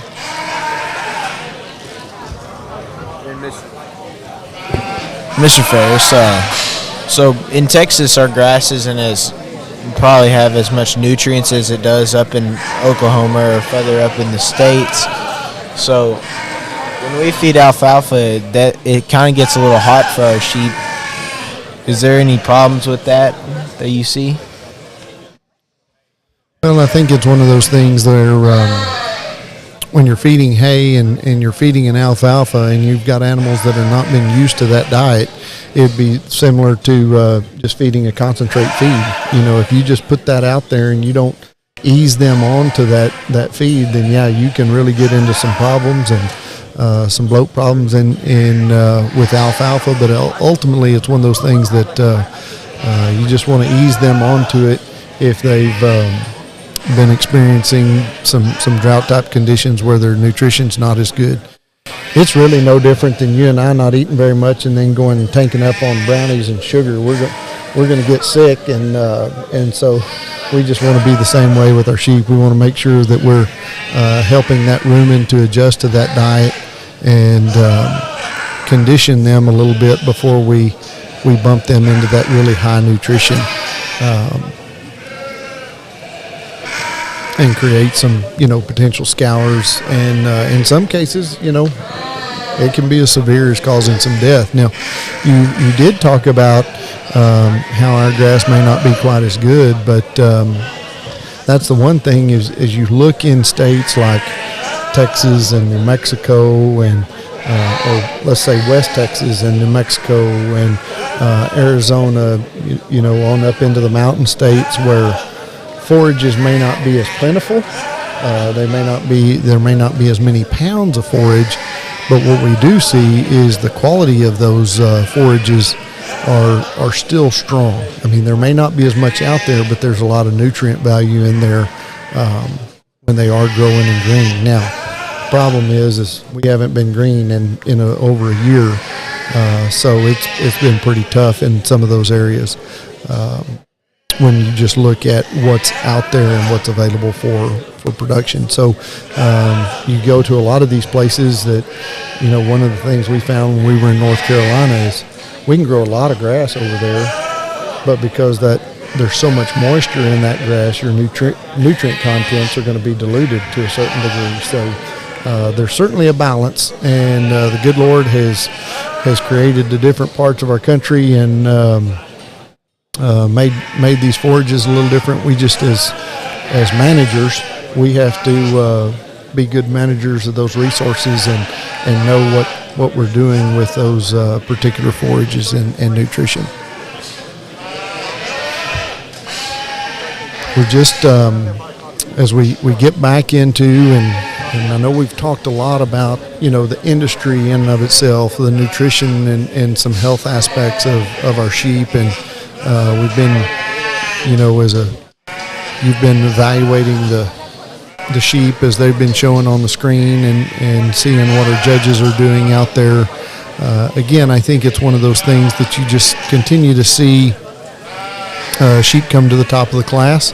They may not, in this particular case, you've got two sheep that are very different in size.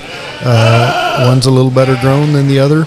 But in both cases, you still have some high-quality females out here. And so when we look at the lamb classes, don't be too surprised to see more of a difference in terms of size and because, even though their birth dates are fairly close, you may be looking at a 1st of September lamb here and a 31st of October. And so with that said, 60 days growth is a big difference. So we want to give the benefit of the doubt those ewes. Looking at lambs, you're trying to identify those animals that what are they going to do when they're mature. So we will. That's what we're counting on our judges to do is look at length of cannon bone, look at just kind of the immaturity or the maturity of the skeleton of that animal, and make their best estimate as to which one of these ewe lambs will be the better brood ewe once she matures.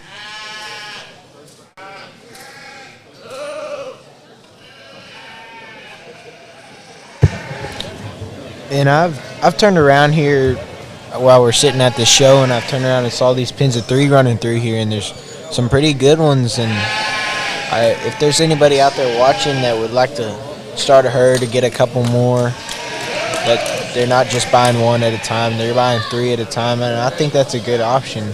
Would you talk on really good class of ewe lambs versus top to bottom here? The ewe we're going to start with, I think she's definitely showing us more performance. I wish she wasn't quite as fat as she is for her age, but I think a sheep that here again with the chest, depth of body, he's standing behind that ewe. She's the heaviest made one that we have out here today, and still be able to keep that, with that heavy package, still able to keep it very structurally sound. The next ewe, well, she's just a picture to look at, and she just is straight in her lines. A little bit of swelling or something on her brisket. It's not part of her structures, so we're not worried about that at all. But I think when you look at her straightness of lines, very feminine. She's more feminine in that front end, and we get about her head than we have the ewe in first. Just a really nice expressive muscled ewe to stand here in second.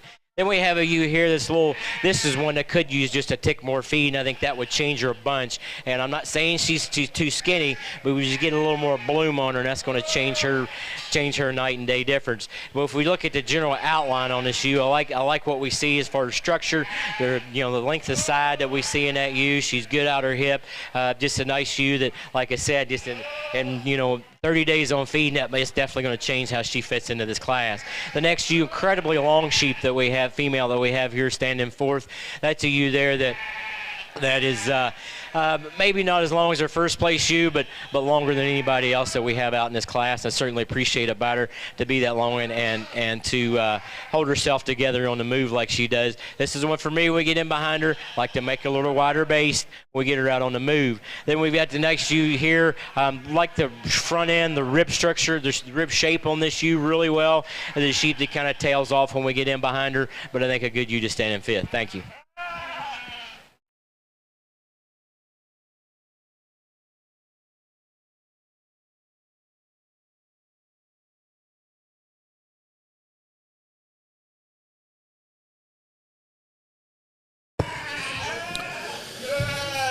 You heard Mr. Wade talk about body condition there in that class, and talking about the really nice ewe to win the class, but she had just a little more condition on her than what he'd like to see at this stage of production. And that's where we've got to be careful with our sheep and making sure that we don't get these ewe lambs too fat too early, because that does have a significant impact on the development of those of their udder and those mammary glands, and we don't want to have a negative impact on those animals as we get them into producing lambs and milking.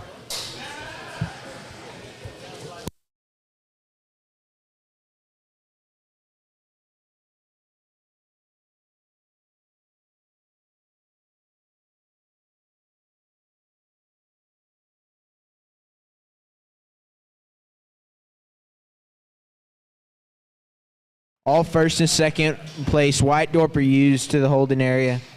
All first and second white Dorper ewes to the holding area.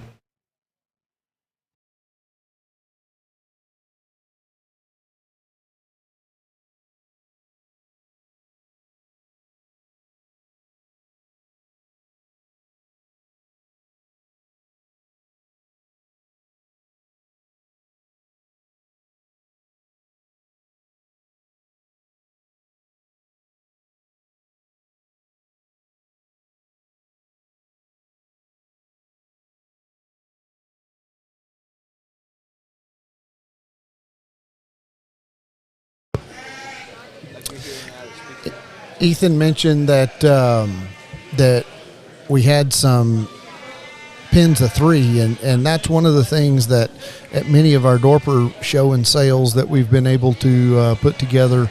Either the one here in Oklahoma, here in Duncan where we're at currently, or the one in Fredericksburg, the Gillespie County Fair, or not Gillespie County Fair, but the Texas Hill Country sale, put together pins of 3, both on the Dorper and the white Dorper side. So those animals are typically not halter broke, and so they aren't coming through the show ring necessarily.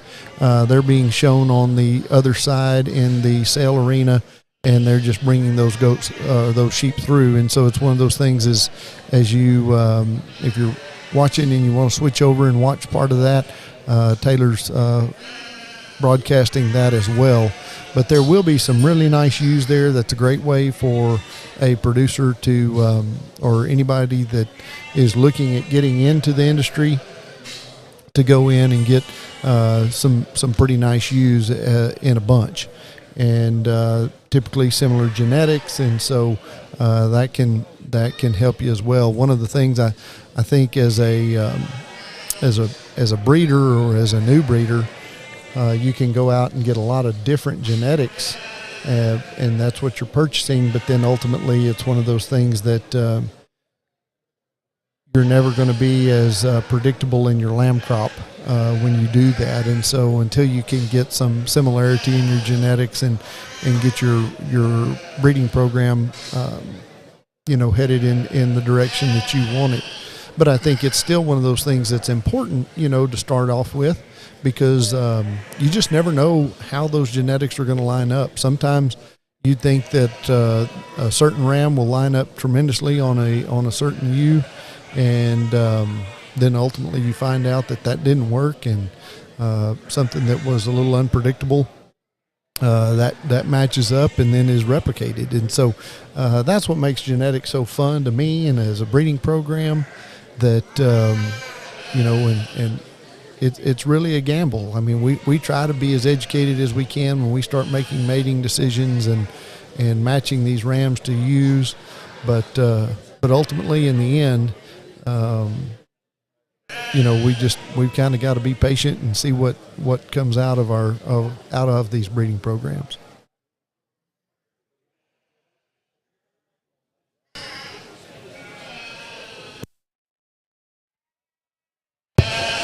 Three solid ewe lambs in this class here. I think the one we're going to start with, I think just has from breed type, femininity, and a true Dorper shape. Love the rib shape on this ewe. I think we stand back and look at her. I think she's just got brood ewe root all over her. The next ewe we have here, a little flashier. I'll be willing to, I'll grant you that she takes a prettier picture. She's a little straighter in her lines. I think that's a ewe there that maybe not quite as Dorper-esque, if you want, about her front end as the one that we have starting the class, but I think a fine ewe in her own right. Very feminine ewe that we have here to round out the class. I think it's a ewe here that just a little bit of time and get her to mature a little bit, and she will definitely move up in class. Thank you. I need the South Lawn, and I need this mic.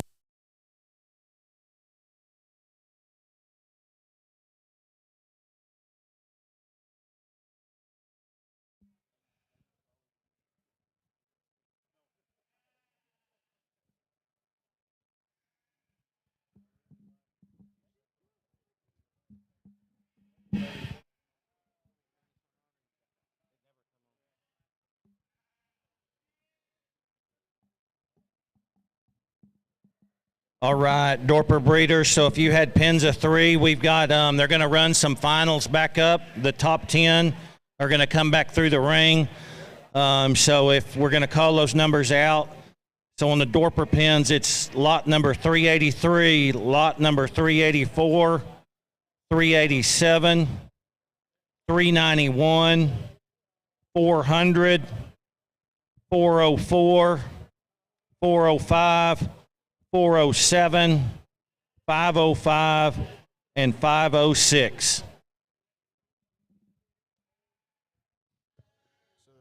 Those are our judges' top picks on the pins of 3s that we just talked about. We're going to go ahead and announce this class that's in the ring.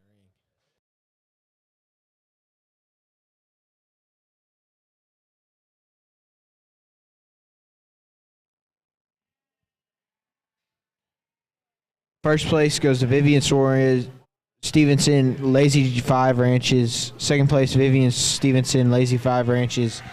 Third place, Alfie McDaniel, M-Bar W Ranch.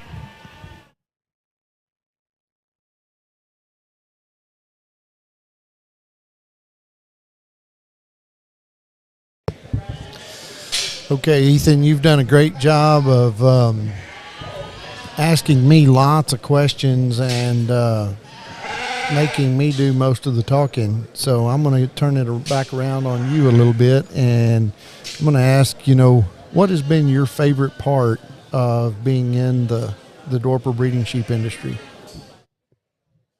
I don't know. Probably I like to be able to find rams and ewes and pick them and make them the way I like to make them in this industry. Some people might not agree with the way I like them. That's fine with them. But I like to make good sheep that are good quality sheep who are going to last. If you put them in Oklahoma, anywhere else, Texas, it don't matter. Wherever you put them, they're gonna go.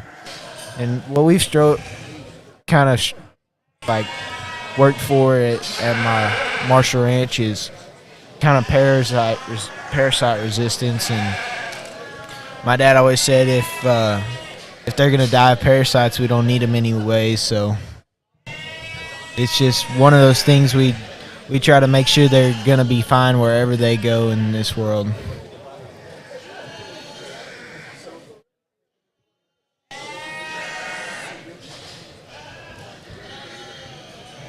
What about outside of your breeding program, just with y'all's particular breeding program, let's go outside of that and just as an industry or just being involved with the Dorpers or the White Dorpers. And we'll pick this up after Billy talks this class. Our young ULAM class, I think we're going to use the one that's a little straighter, better lines. I think a little more, definitely a little more balanced than the other ewes that we have here together. The other ewes that we have, ULAMs that we have out here. I think you hear very feminine, breed type's good. And I certainly appreciate the muscling and the rib shape that we have in that second place ewe. That's just the kind of the body style I'd like to see in our Dorper females. She's just a little piecey today. I'd like to kind of take all those good pieces and smooth them up a little bit and stick them back together a little better. But definitely appreciate the the length of side and the body we see on this ewe. Very young ewe that we're going to round out the class with. She's good footed. She's up headed. That's a sheep here, just needs a little more time. Thank you.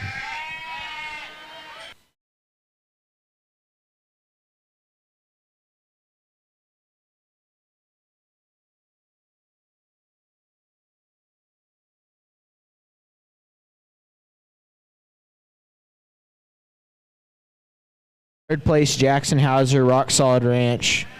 Second place, Haskell Hurts Livestock. First place, Vivian Stevenson with Lazy 5 Ranches. Now we have a champion drive of ewes coming in the ring right now. First place, Class 7, Abigail Hauser. Second place, Taylor Dunn. Class 8, Mackenzie Allen, first place. Second place, Vivian Stevenson. Class 9, first place, Jake Edwards. Second place, Taylor Dunn. Class 10, Vivian Stevenson. And Vivian Stevenson had first and second on those. In Class 11, first place went to Vivian Stevenson. Second place went to Haskell Hurts.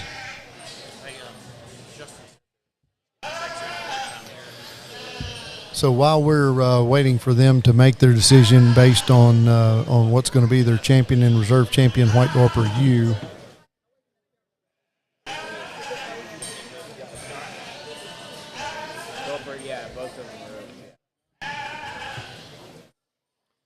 I'm going to get back to our question for Ethan, and that's outside of the breeding aspect of this Dorper and White Dorper sheep.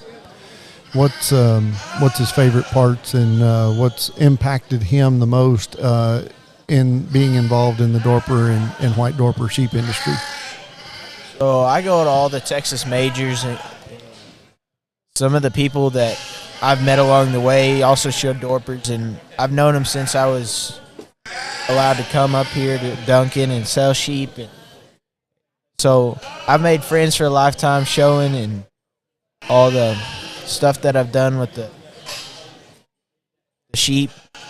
But one thing I think is really cool is that some of these bigger livestock judging contests, like down in San Antonio for the collegiate contest, they're starting to put these Dorper sheep in there instead of medium wolves or the traditional South Down. And so it's kind of cool that they're broadening their horizons, because some of these judging teams don't ever get to see Dorpers, and then they get out there in the ring and they start evaluating them, and they start going backwards or not the right way, or not the way a sheep needs to look.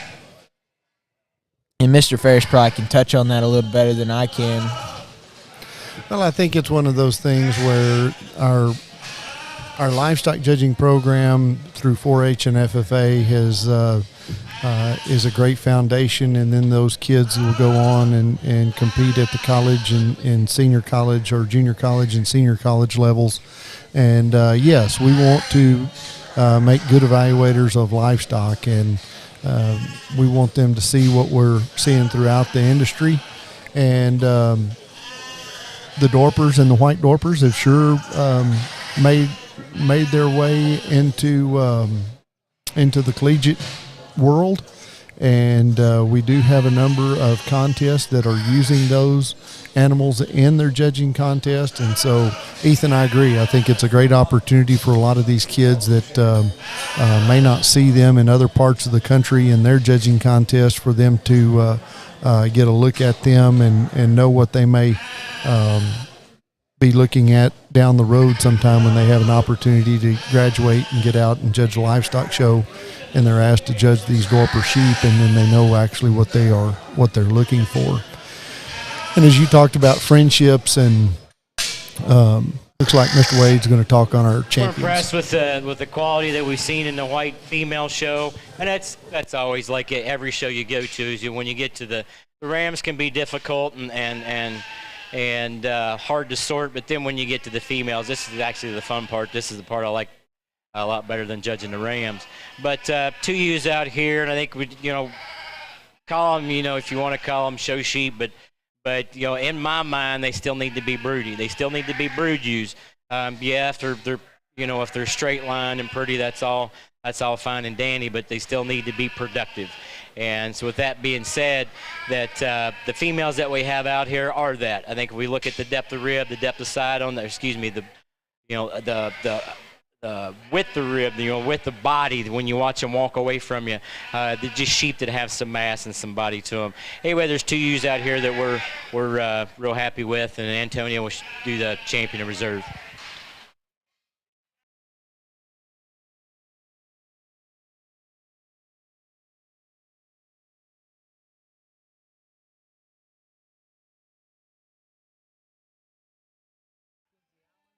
Our champion White Dorper Ewe goes to Mackenzie Allen's Mad Oak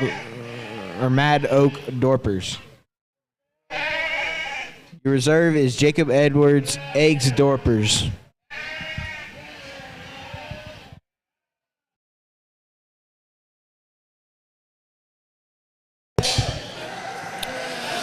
Well, that completes our White Dorper show. We had the Rams earlier this morning, and then we did the Dorper Rams, and then just completed the White Dorper. We are now starting Ewes. our Dorper Ewe show.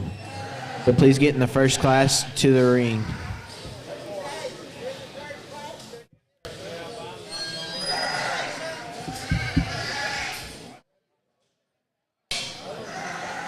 We are now starting our Dorper Ewe show.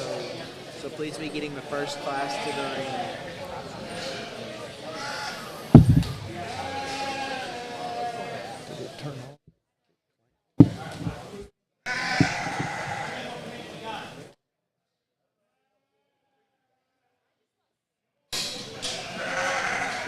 Test.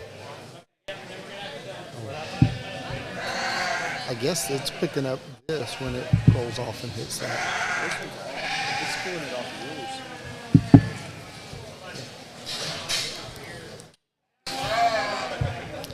the rules. Go back to a comment we were just starting to make before we got to that champion drive, and we were talking about just the relationships that are made in the industry, and whether you're showing cattle or showing sheep, goats, hogs, whatever it is, the livestock industry is a great way to you see a lot of friendships develop and throughout the country, and the bonds that livestock bring us together on. And we don't always agree on the types of sheep that we raise or the types of livestock, but I don't always agree with my friends on everything that we do together. And so it doesn't mean that we have to be raising the exact same kind of sheep or be in the same kind of program in order to enjoy each other's company. And I think that's the part that I enjoy out of this the most is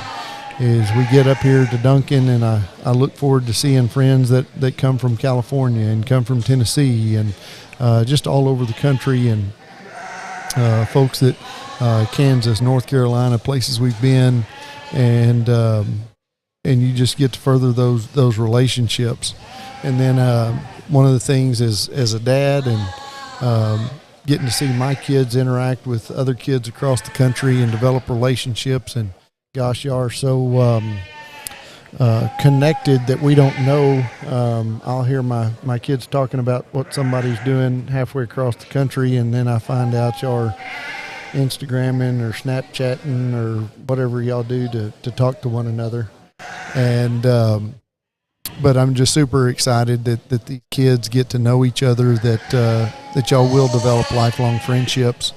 I think back to some of these guys that we're surrounded by, the Norman Coles, the Preston Ferrises, the Johnny Powells, and the relationships those guys have made over the years, and Sharon and Holman and as well, and just those relationships that those folks have built over the years, being in all aspects of livestock production, whether it was goats or sheep.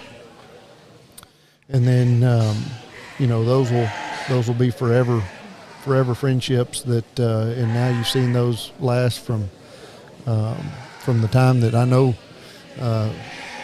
Dad and or Preston and Norman were judging in 4-H all the way through college and on into this stage of the life, and now they're both granddads, and it's just fun to see where that goes in our livestock industry. And I think, again, as I said earlier, it goes for any aspect of the show world, and not just the show world, but in just livestock production in general. You see Norman and Preston and Johnny all walking around this barn, and you don't ever see them not having fun or doing something to be nice or kind to anybody that comes up to them to ask them a question or anything. So it's just good people up here, and to all the people that couldn't make it, we wish you could have come. We'd like to make new friends, and it would have been nice to see people. You bet, and I think that's one thing you mentioned, just how approachable those guys are, and we'll talk a little bit more about that. They're not the only ones, but we'll touch base on that here after this reasons on this first class of Dorper Ewes.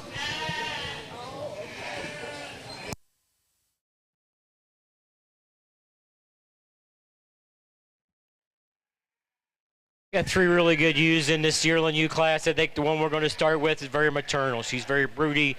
That being said, the amount of width that we see in this ewe, but still being able to keep that in a relatively feminine package, we like this ewe very well. And first, really attractive ewe. I mean, she strikes you with her profile, how feminine she is up through her front end, how level she is at her hip. I mean, that's just a ewe definitely catches her eye. For us, she's getting just a little.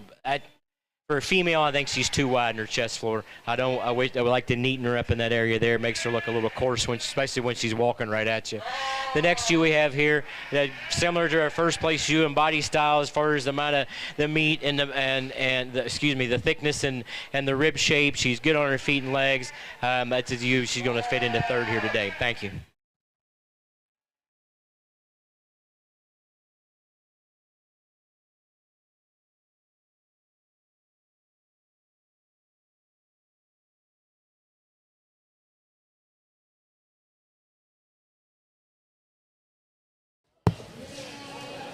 How to do a podcast like this for school.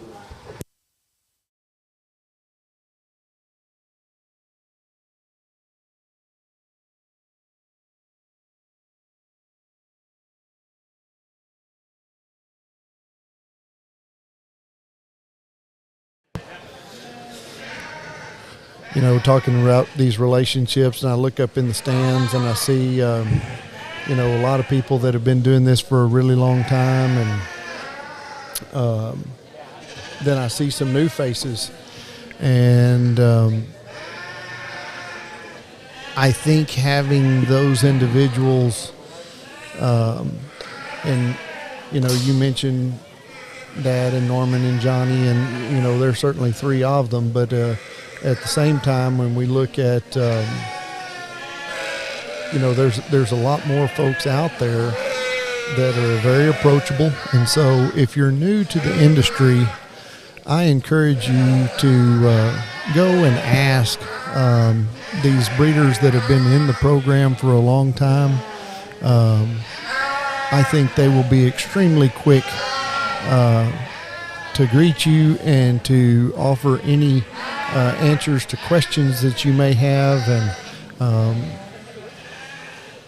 they will do whatever they can to help you, because I know in many of these folks' cases, they've been educating people their entire lives, and they made a career of that. And so now they get to do that, and even as they're older and more experienced, and man, just to be able to draw from that wisdom that so many of our breeders have is just that's a source that you just can't replace. And so you bet I'd encourage you to the Turleys. You know, they're a group obviously in the white Dorpers that have been there from the beginning, and Ron Waldron and his wife are doing a great job of raising sheep there in the Midwest. And so, you know, just encourage you to get out, visit with those folks, go see their sheep at home. When you can make tours to people's ranches and spend some time with them on the farm or ranch and looking at livestock, that's where we can do a lot of teaching and educating that next generation of our sheep producers. Big class of Dorper Ewes here. This is our junior yearling Dorper Ewes, born February 1st through August 31st of 2022. Brian, I see a lot of good ones out there. I wish some of those were in the sale, because I might take one home. Well, I see 1, 2, 3. Yep, I guess we only have 3 of them out there that'll be in the sale tomorrow. 4, I guess. 1, 2, 3, 4. But it's one of those things, we talk about this, and that's what this show is really about, is allowing these kids to bring their sheep up to be evaluated and look at what they're doing right in their breeding programs and what they can do to improve.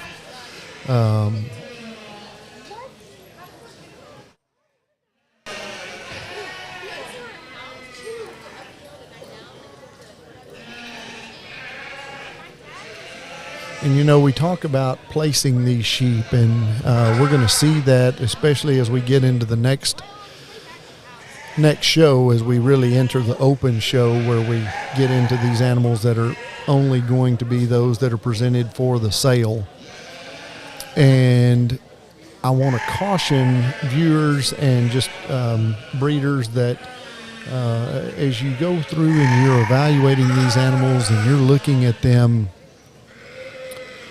just because the animal wins the class or is champion doesn't necessarily mean that's the sheep that may benefit you the most as the breeder. You know, a lot of times we get into situations where people say, well, I'm just going to go in there and buy the champion ram and the champion ewe and go home and we're going to make champions.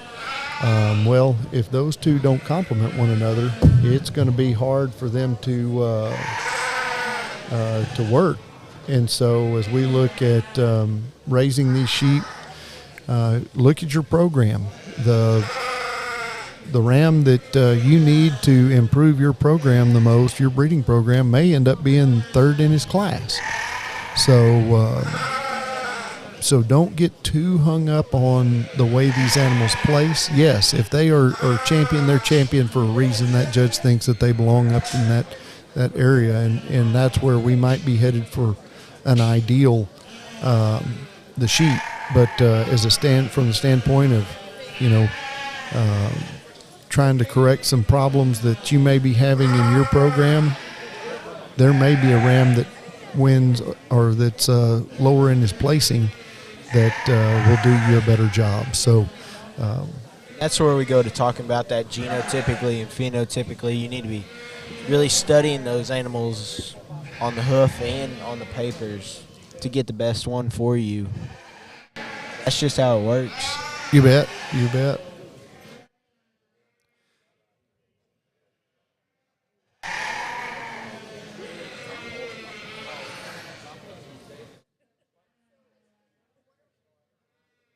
I'm looking at this class. I'm seeing a lot of different types and kinds out here, and he's just trying to pick through them to find the one he likes.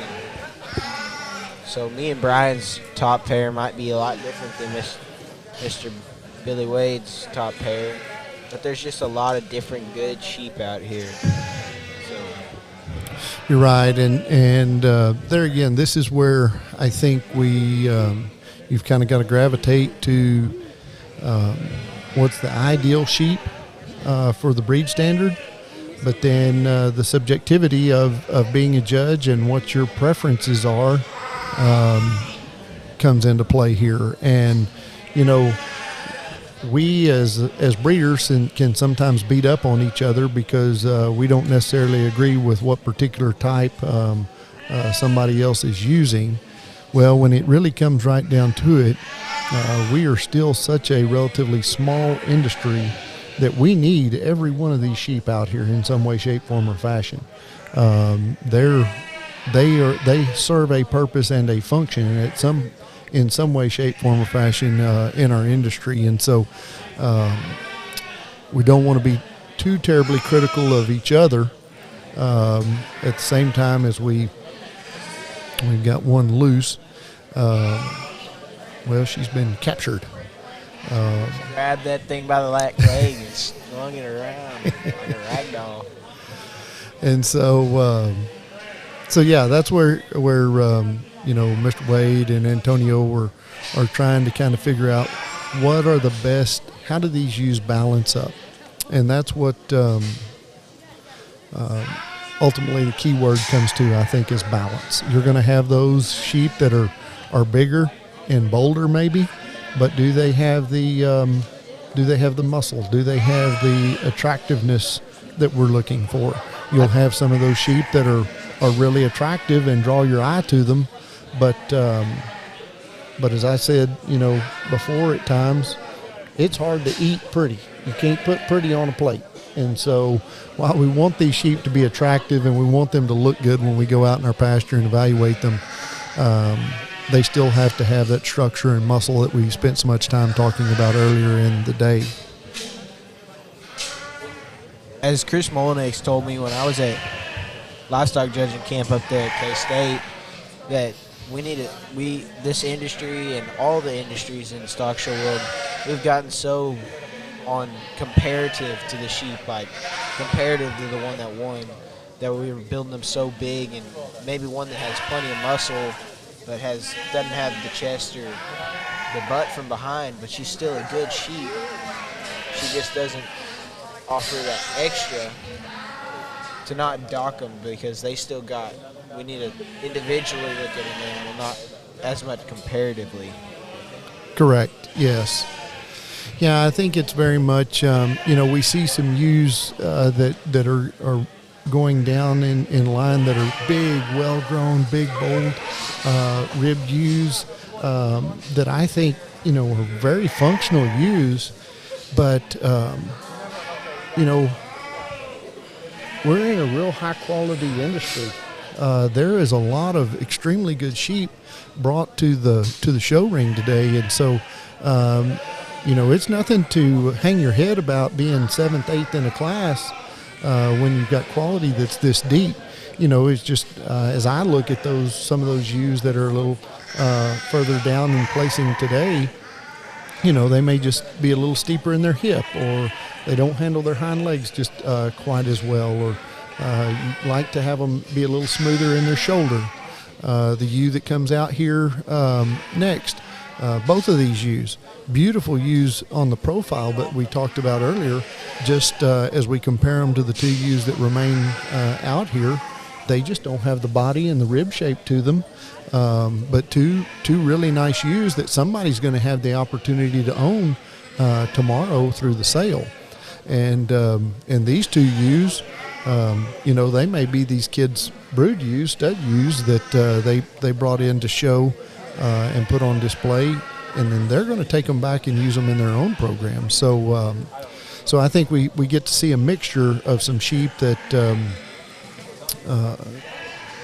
come out here. But again, I think our judges are doing a good job of setting us up to bring in what will be the the most balanced, the best representative of the breed. I guess a good word for that is the most complete sheep. Absolutely. Put Yep. together the best.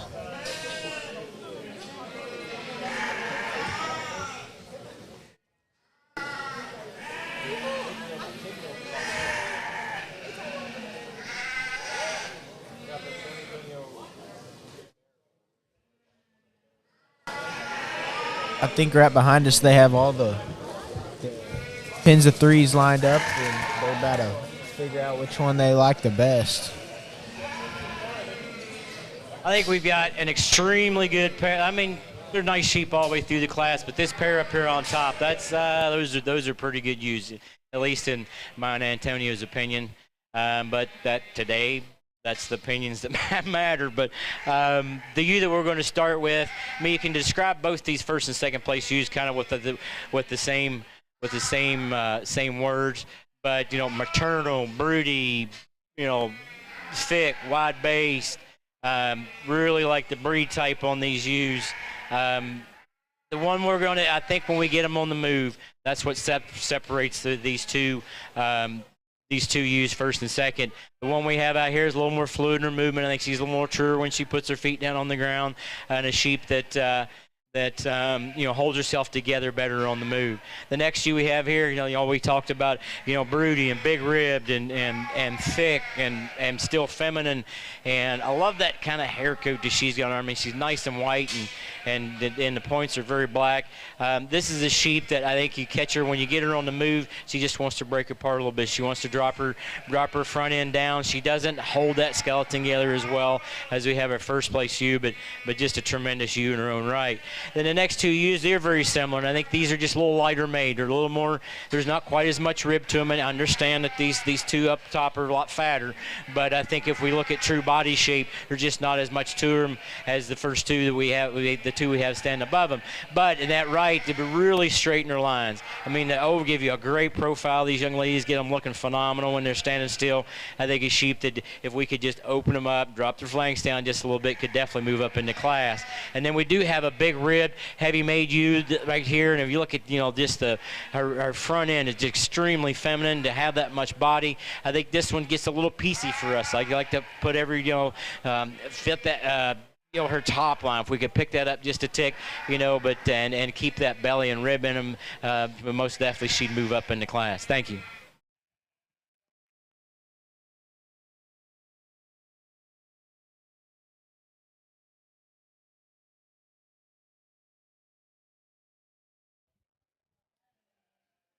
In 10th place, Ella Weaver, Elmdale Premium Dorpers.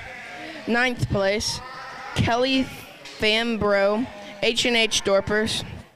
8th place, Addison Deer Dorpers. 7th place, Vivian Stevenson, Lazy 5 Ranch. Hudson Moore, Lana Smith, Addison Deer Dorpers in 5th place. 4th place, Presley Ferris, Triple F Show Stock. 3rd place, Hudson Howarts Livestock. 2nd place, Rayleigh Ellis Ranch. And in 1st place, Vivian Stevenson, Lazy 5 Ranch.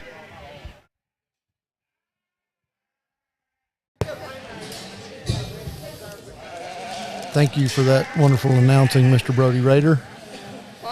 It's good to have Brody up here now on the stage. I don't know if we're going to give Brody the microphone yet, but we might get a few comments from Brody here. Brody, we were talking to Ethan about your favorite things from the Dorper sheep industry. What are your favorite things that you've experienced being involved in raising Dorper sheep?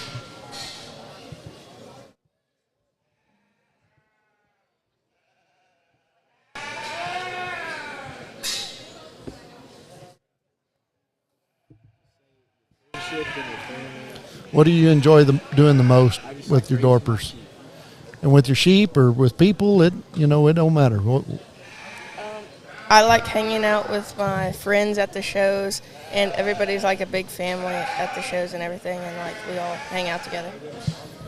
Well, that's what Ethan and I were talking about earlier, and so you weren't up here, and so that was not a canned answer. Old Brody, he sees it the same way, and we've been great friends with the Raider family for a long, long time, and it goes back.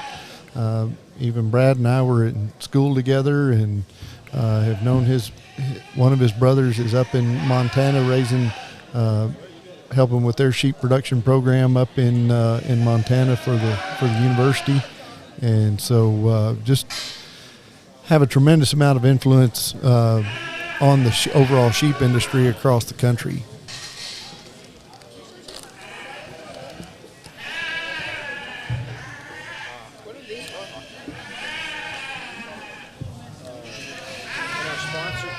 And our sponsor today is Ring Out. We want to keep that ringworm away from the sheep, and it's sponsored by Flextrain Animal Care. We're giving these away to all the winners of the classes. Go support them, and so they can support us.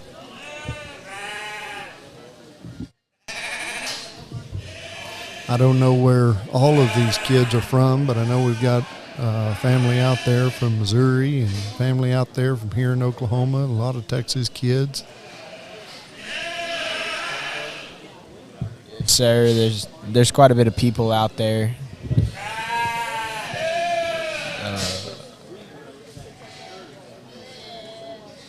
I'm just ready to get this show and sale going. I want to get some sheep going through the auction block. Yeah, we'll end up, sale will start tomorrow, and look forward to that. But yes, as you had mentioned earlier, we get into the pens of 3. They're going through their final judging as well behind us at this time. And so look for those animals. Again, another really stout set of ewes in this class. And I don't see any paint brands on these, so I don't know that we'll have anything for sale coming out of this deal. Which is very unfortunate. There's a lot of good ones in there that I'm pretty sure would make quite a bit of money on that auction block. That's Gabe Auctions in Offneck on Saturday. Well, they would, but then they wouldn't be going back to these kids' flocks and doing their business that they need to be doing back there to help these kids out as they raise their animals. And everybody needs to keep some good ones so they can make more good ones. So, well, that's the name of the game.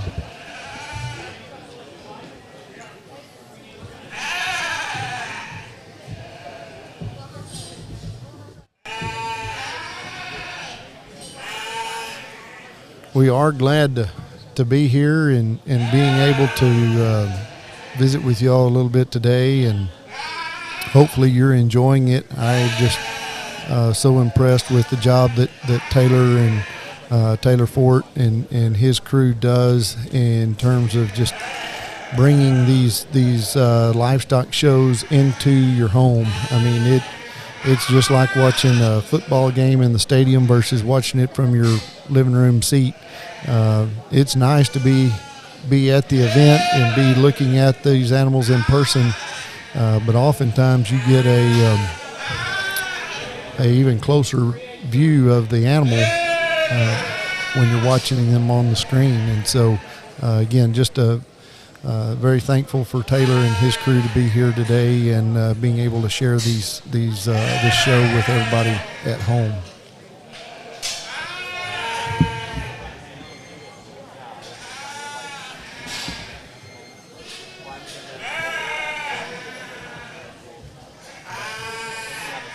You know, we haven't talked much about the Dorper or the youth program in the Dorper Association or the Sheep Breeder Society, and they've done a lot of really neat things with our youth program, and we've got a lot of positive things going with that as we've got our futurity program And so I'm excited that we've got a breed association that does a lot for our kiddos and wants to see them grow and improve their animals. We got great organizations like the Chisholm Trail Youth Show that supports a lot of the youth, and we have scholarships in Fredericksburg that support the youth that are going to go off to college to be the next members of this Dorper Association Society. All right, this class here, the ewe lamb we're going to start with, I think she kind of sorts herself to the top as far as the amount of thickness that she has. I do wish she was a little bit longer to get her to balance out a little bit better. She's a tick taller than she is long, but I think the other advantages she has over the class, and she's, as far as feet and legs and structure, especially when we get them walking, then she's going to win the class. Very similar ewe to her that we have here in second, and you can kind of describe them the same way. Just not as much to her, meaning that not that she's not as fat or not as big a rib, there's not as much true muscling there. You standing behind her, she's a little flatter hip than the ewe that we have in front of her. And then we'll certainly appreciate the length of side that we see on this ewe that we have next. I mean, that's she's probably, without a doubt, the longest ewe that we have out here from end to end. I just sheep with that. She still wins, especially when we get her on the move. She still holds her top true, and I like that about her. A little lighter made, a little smaller ewe that we have here, and maybe here again that's a maturity thing. But for today, I really like how she is nice and smooth in her front end. She's very feminine. You stand back behind her, she's really, that dock set is great in that sheep. That she fits very nicely in the fourth. Problem ewe we have here in fifth, I mean, you could go a couple different directions with her. The ewe herself, the balance, the length of side, just love that ewe to death. Problem is her breed type. She's got black wool spots there. And honestly, you probably, she could be at the bottom of the class today. We're going to have her in fifth, and that's why. Thank you.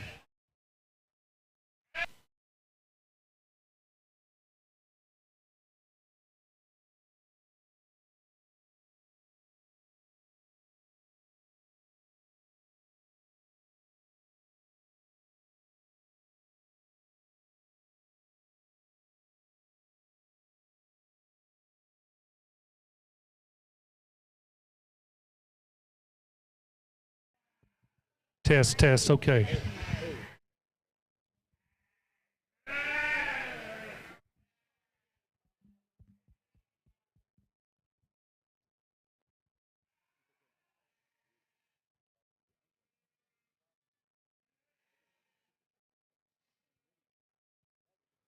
All right.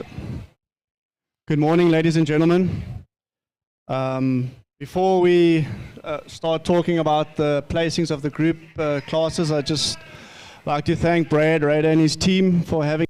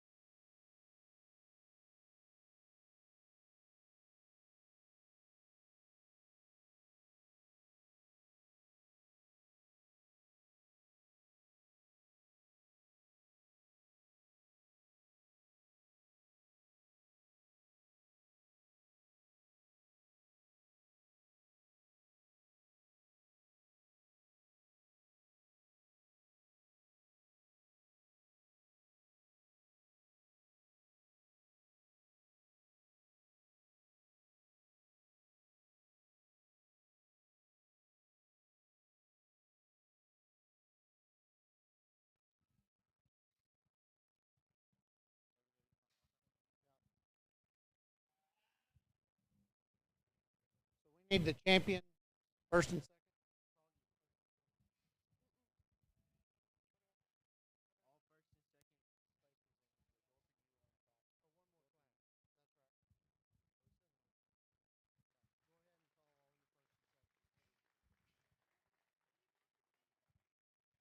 Wayne Hudson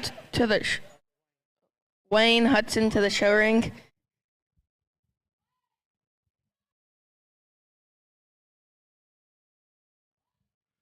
Go ahead and bring all your first and second place Dorper Ewe lambs up, or Dorper Ewes up to the show ring for the champion drive in preparation. Go ahead and bring all your first and second place Dorper Ewes up to the ring for your champion drive presentation. Antonio.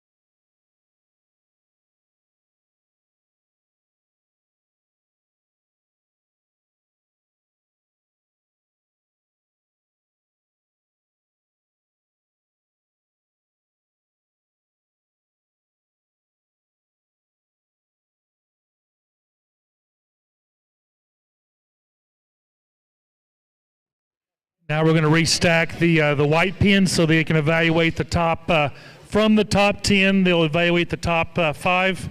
We'll release 6 through 10, and they'll reevaluate 1 through 5.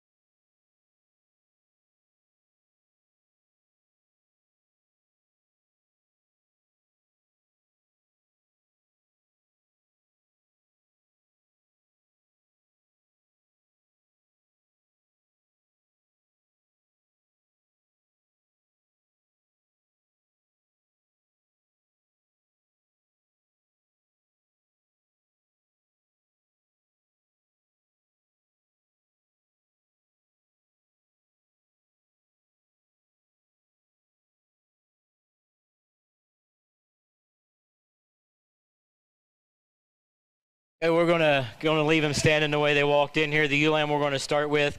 Well, she just pretty as can be. If you had dead level straight, especially watch her walk around the ring. And a sheep that's really good at her hip. Really neat about her lines, and decent about her breed type. Just a good ewe to win the class.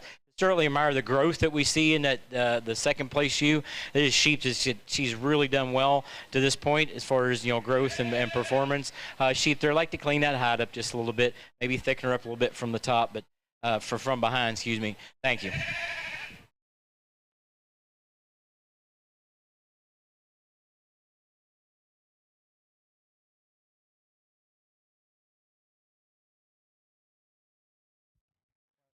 Results for Class 14 early fall Dorper Ewe lambs. In 7th place was Dwayne Hudson with Nyland Dorpers. 6th place was Max Mason, Boral Farm. Fifth place was Max Mason Vorel Farms. Fourth place was Addison Deer Dorpers. Third place was Jake Edwards Eggs. Second place was Vivian Stevenson Lazy 5 Ranch. And first place was Vivian Stevenson Lazy 5 Ranch. And now the results from Class 15 Late Fall Dorper Ewe Lambs. Second place was Vivian Stevenson, and first place was Vivian Stevenson Lazy 5 Ranch. Now for Class 16 results, January Dorper Ewe Lambs. Second place was Dwayne Hudson A Bar H. First place was Vivian Stevenson Lazy 5 Ranch.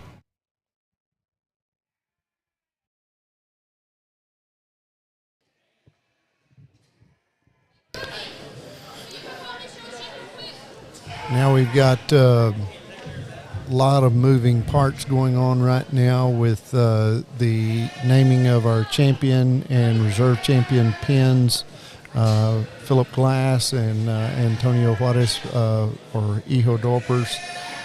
They were the champion and reserve champion pin of Dorper Ewes respectively.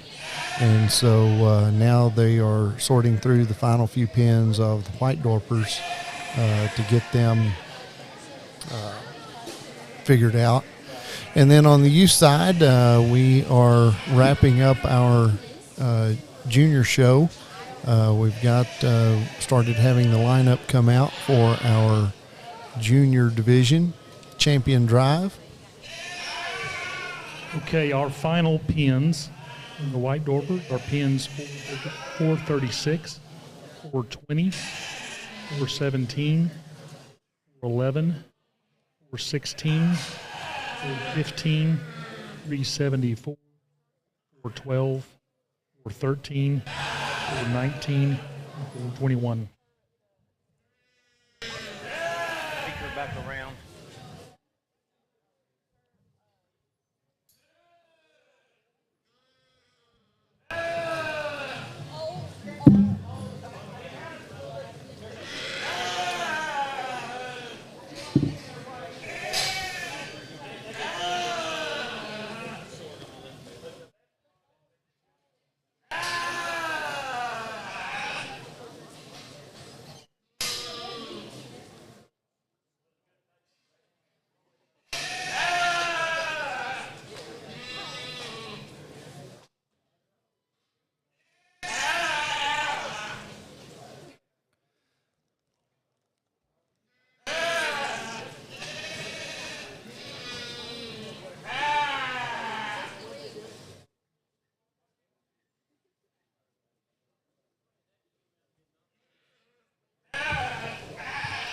Mr. Ferris, do you know if we're going to be taking a lunch break before we start the regular show? I do not, but I don't anticipate we are. We've got a lot of sheep to show yet, and we've got new. The judges should be ready to go momentarily, just as soon as they wrap up those ewes. So I expect it will move pretty quick, but I may be wrong. I've been wrong once or twice before.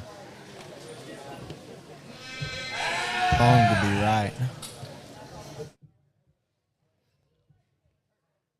Well, I never wanted to steer anybody wrong. I've never done that intentionally.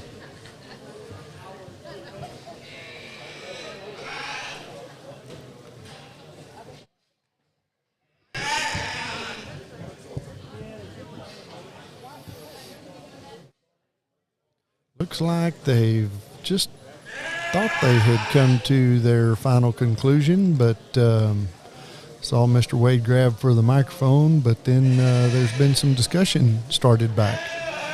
But wow, what a nice set of ewes out there representing the Dorper. I don't see any paint brands, so I don't think we'll see any of these go home with anybody else. Lyle, historically, when we get to the champion drives, usually the white females, the white Dorper females are the ones that the quality is usually better.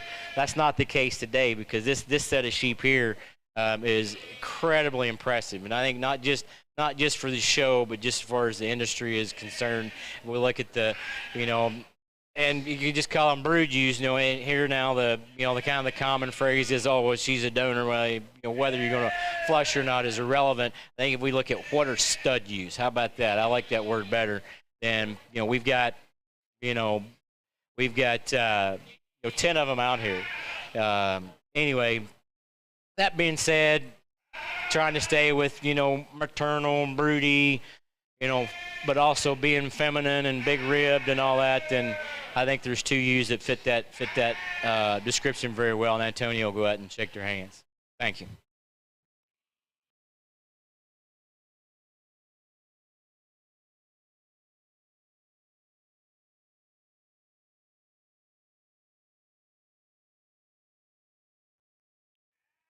Champion Dorper Ram goes to Vivian Stevenson. Or Dorper Ewe, not Ram.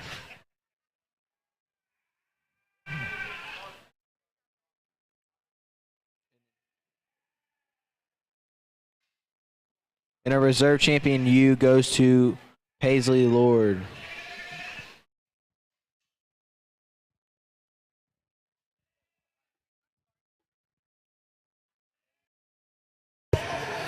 We had a really nice show, so we're going to sign off for now, and then we will be looking forward for coming back with our open show with all the animals that we're getting ready to then have in the sale tomorrow. So stay tuned, and we'll be right back with you here momentarily.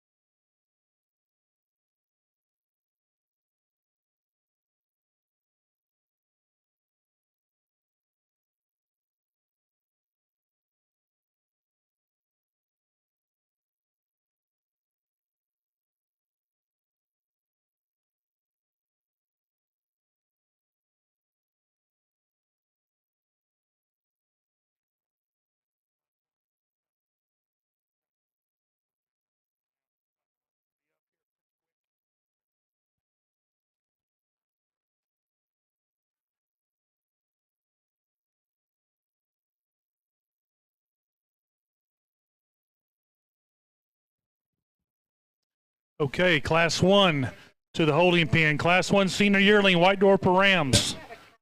Class 1 white senior Dorper Rams.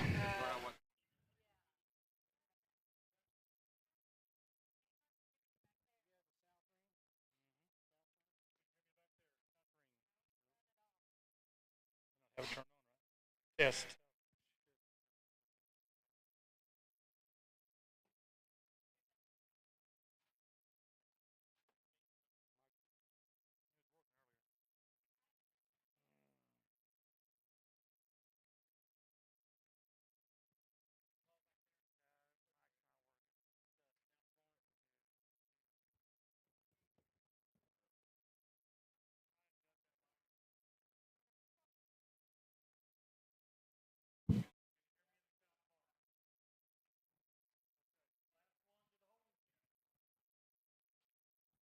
Class 1 White Dorper Rams to the holding pen. We are ready to go.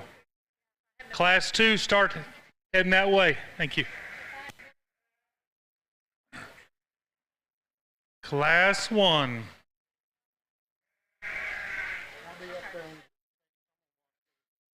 Sounds good.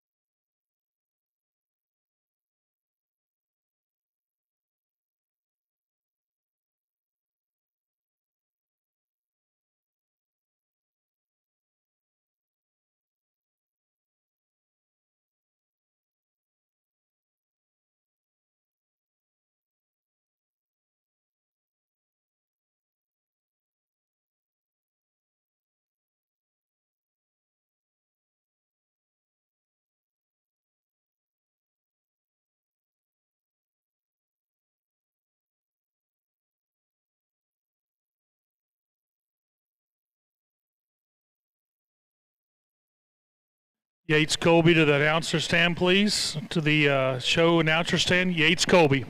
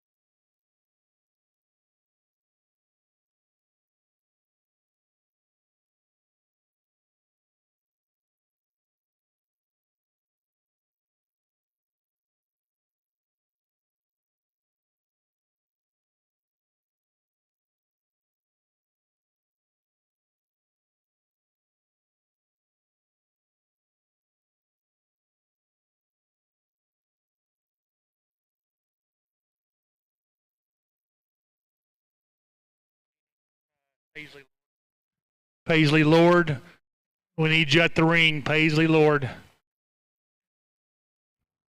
Paisley Lord, we need you at the ring. Paisley Lord.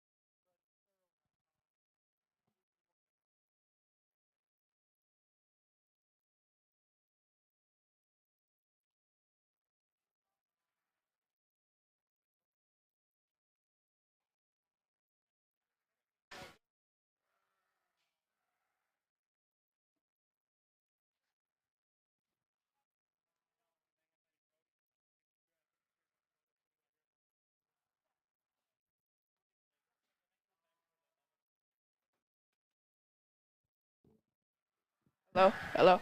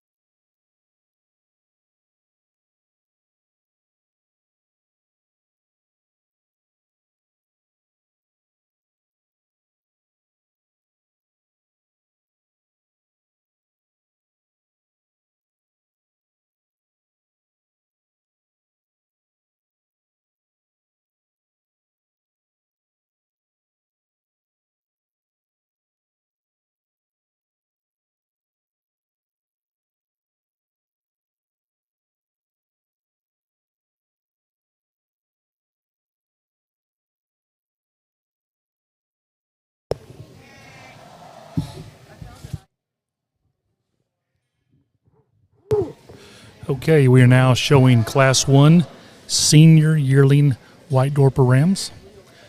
The age break on these are from September 1st, 2021 to 1/3/2022. Senior Yearling White Dorper Rams, and there are 16 entries.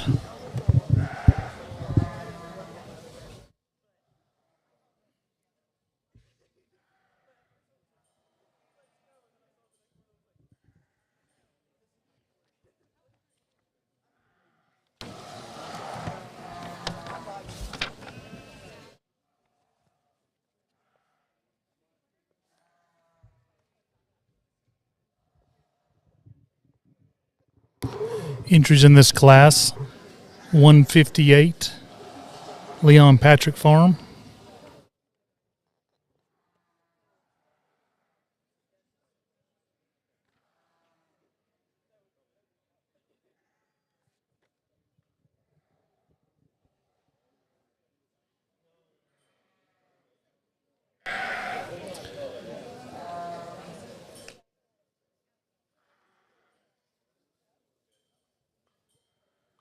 Okay, lot 19 just entered the ring. I believe that's Paisley Lord. Ewes Sheep Company, lot 19.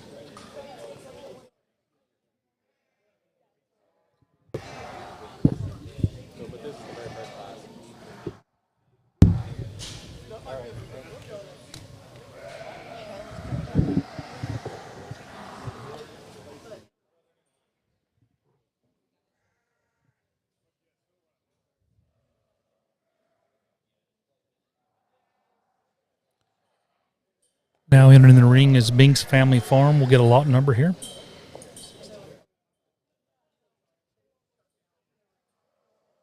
Lot 16, Binks Family Farm.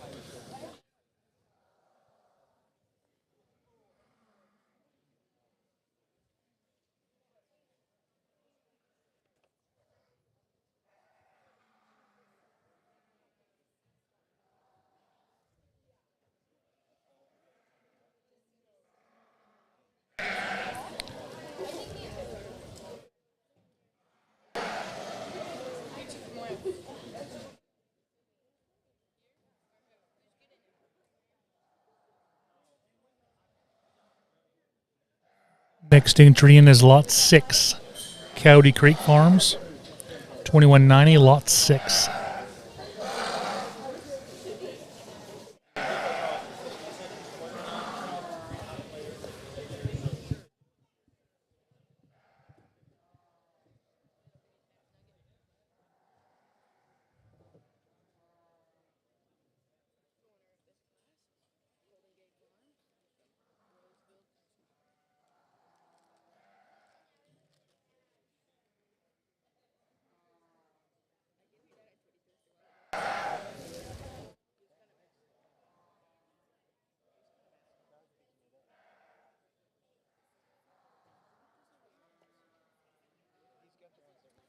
Next in is lot 15, Twin Country Dorpers, TCD 1083, Twin Country Dorpers, lot 15.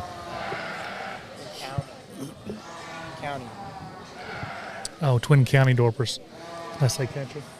Sorry, Twin County Dorpers, TCD 1083.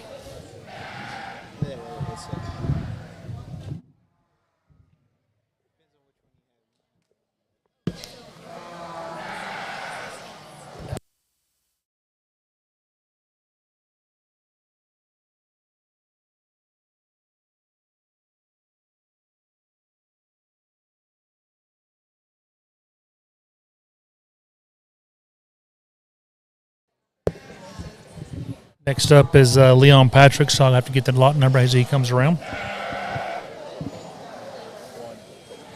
Lot 1. Lot 1, Leon Patrick Farm, 131.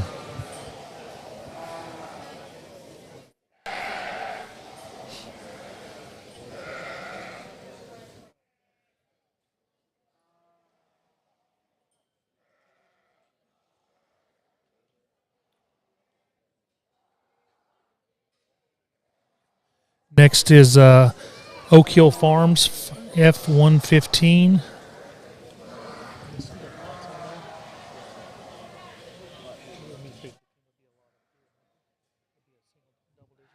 Lot number 9. Lot 9, Oak Hill Farm, F115. Oak Hill Ranch, excuse me.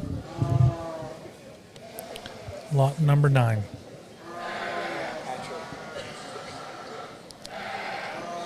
We also have another Leon Patrick entry coming in the gate. Looks like number 11 from a distance.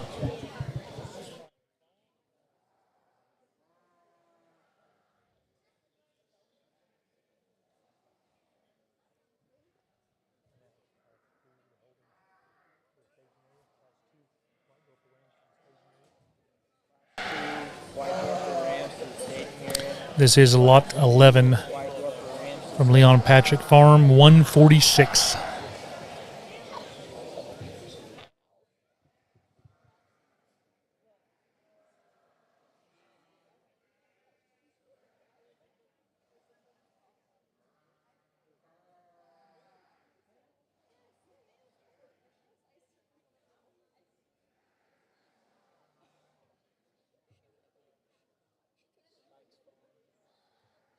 Spike's Farm Lot 2 is next, I believe.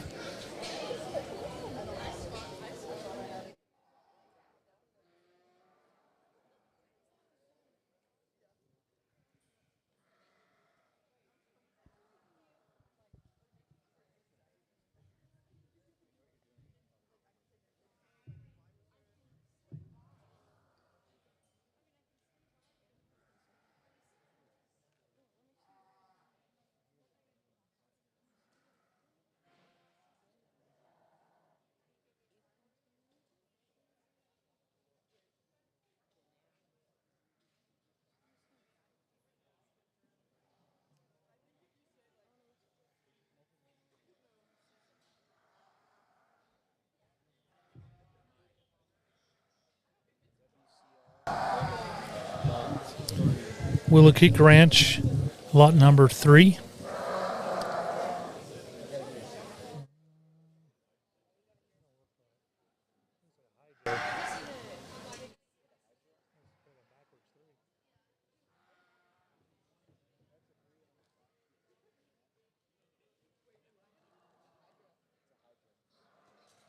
I guess it's a hydro. Lot 3, hydro 1578. Maybe Antonio has 2 of them in here.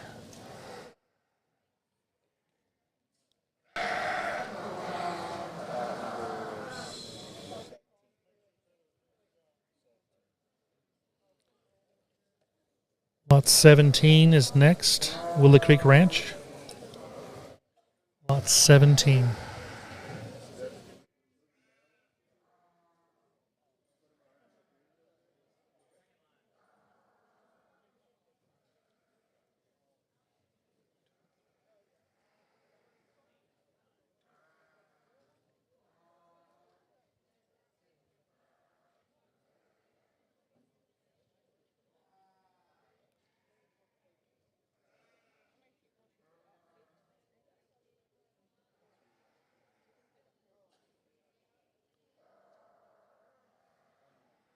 Lot 21 is next, the Ranch 4-H 1990. Lot 21.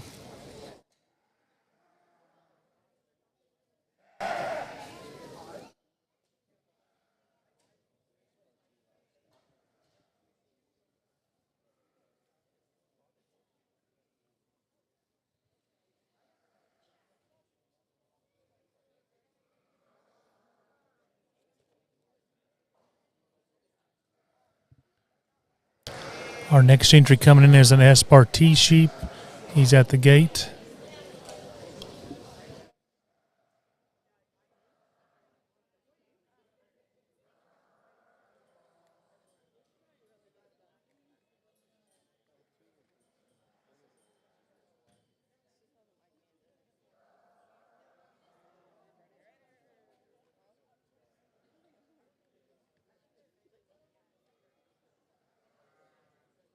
SBRT Lot 12. SBRT Livestock 1571P Lot 12.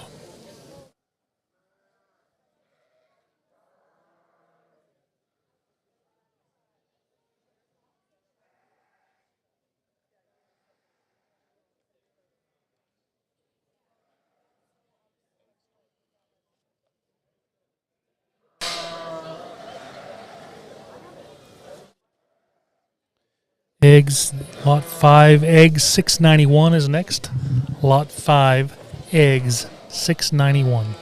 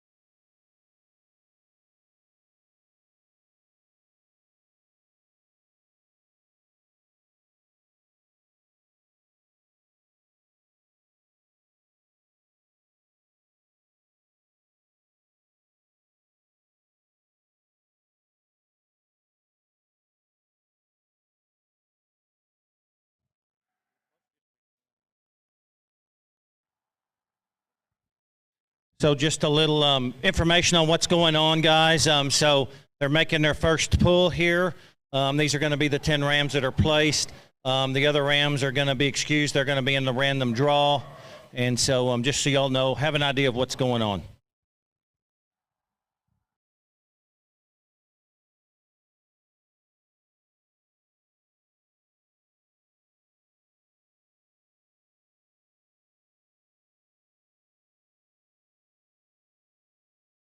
So the exit gate's going to be down here. Just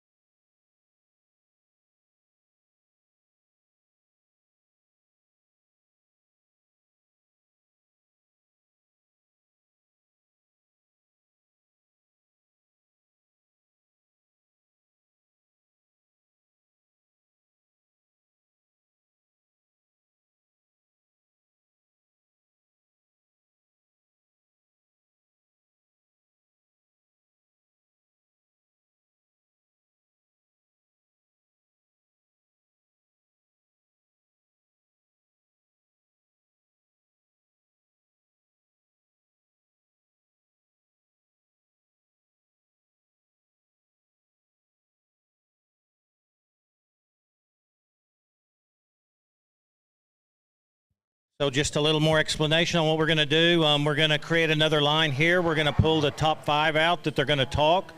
And so if you get pulled out, you're going to go back here and you're going to be 5th place. And then he's going to pull 4th place, 3rd place, 2nd place, and 1st place.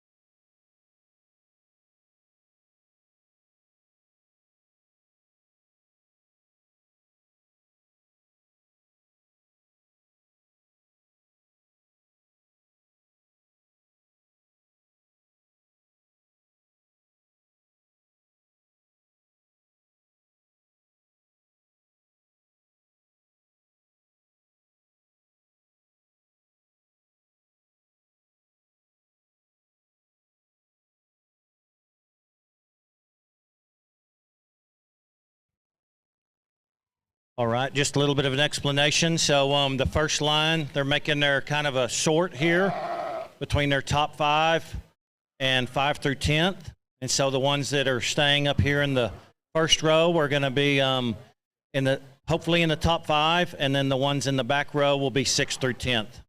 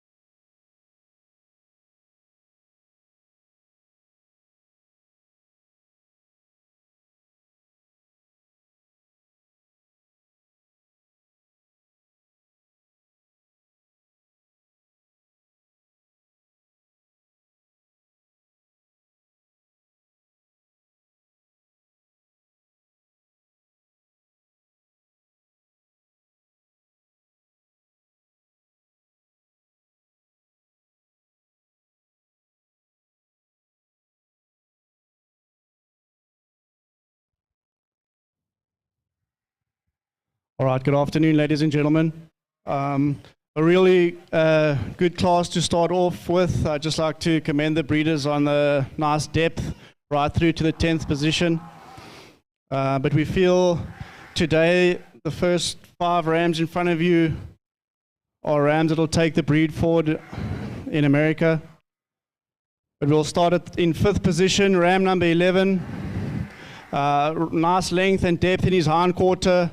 We felt like we'd want him a touch stronger, a little bit more brisket on him, a little bit stronger in the head, but still well balanced. I love his depth in his hindquarter and the thickness in the bone. For us, ram number 20 had a touch more balance than 11 today. He's got a really, really good top line, really nice smooth finish to him, a touch finer in the bone. We just felt the 3 rams ahead of him today just had a touch more size and length on him, but still a really nice, correct, well-balanced ram. And then number 6 for us, really good length on him, really nice size, great thickness in his bone. We would have liked him a touch stronger behind the top line and a little bit thicker in his hindquarter compared to our first 2 rams in front of him. But all in all, great length on the ram. I really like his head with a really, really strong bottom jaw and great pigment. And then our final 2 rams, we scratched our heads a little bit on these 2. Ram number 12 for us had a beautiful head, really nice stretched neck, really, really good length on him. But we would have liked him compared to our champion today, a touch stronger over the shoulders, but really 2 great rams in front of you, really great depth. But we feel like today our champion was just a touch more masculine, a touch stronger on the finish, and really just a touch more well balanced. But congratulations to the breeders, and we wish you all the best. Thank you.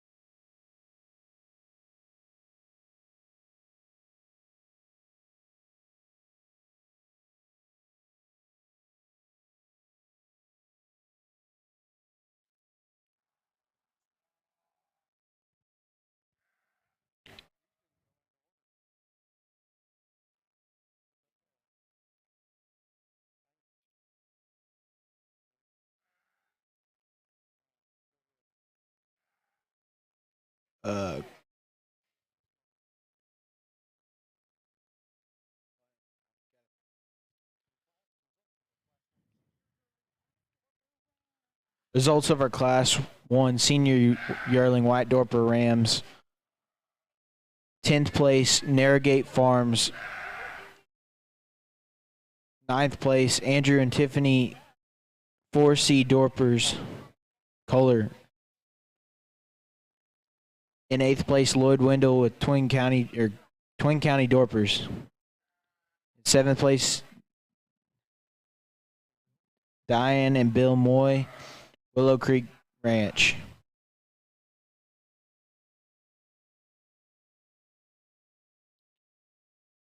In 6th place, Leon Patrick Farms. In 5th place, Leon Patrick with Leon Patrick Farms. In 4th place, Taylor Dunn with Dunn Dorpers.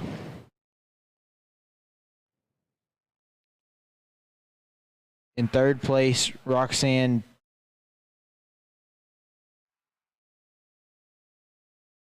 T. Fadler with Coyote Creek Farms. 2nd place, Travis and Darla Turley with the SBRT Livestock.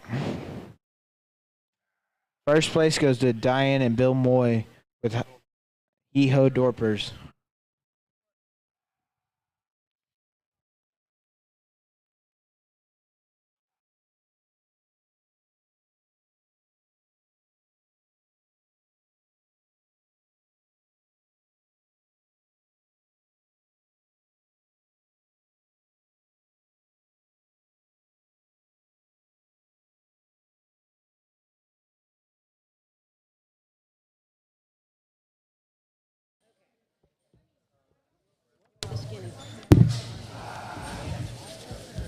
Ethan, this.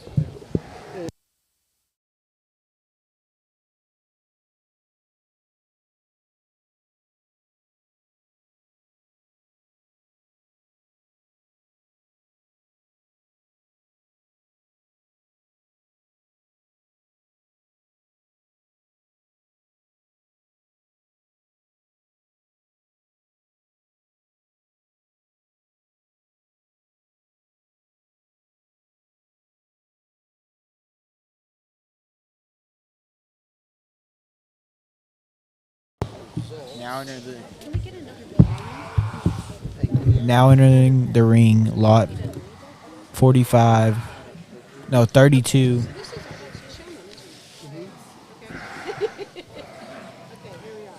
Rock Solid Ranch 0331.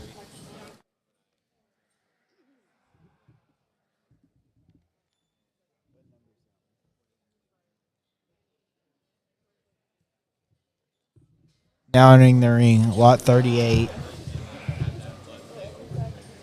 Rock Solid Ranch 0346.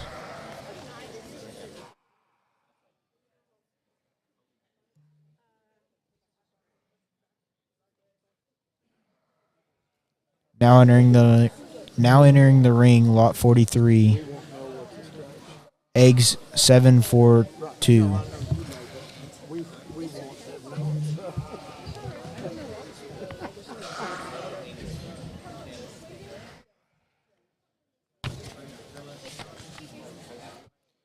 Now entering the ring, Wildcat Ranch, lot 28.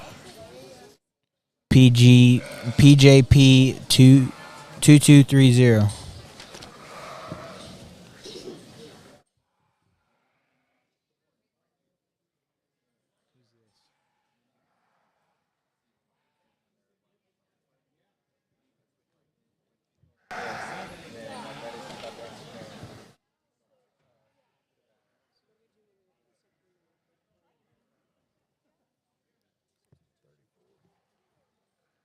Now entering the ring, lot 34. WW Jagger 051.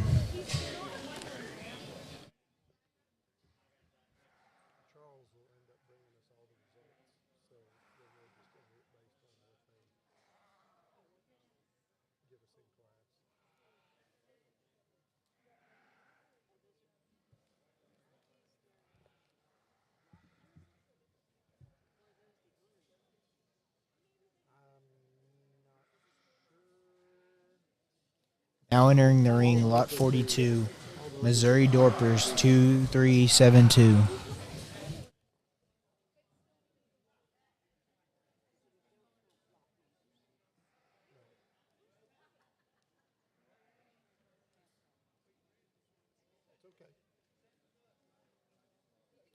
Now entering the ring, lot 31, Narrow Gate Farm 707.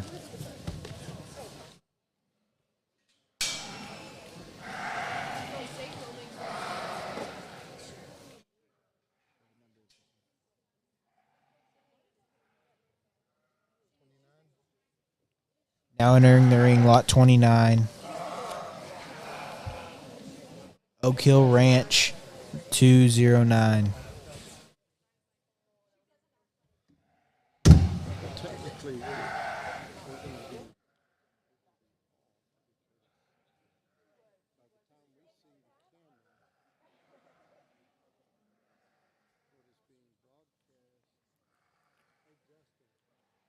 Lot 35, PHP White Dorpers 2071.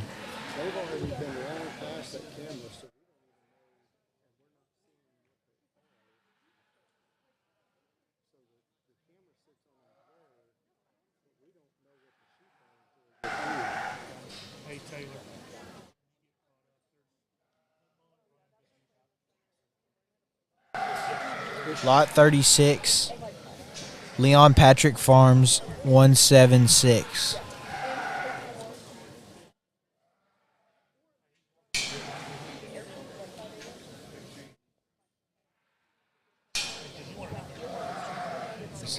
Well, but we don't know what they are.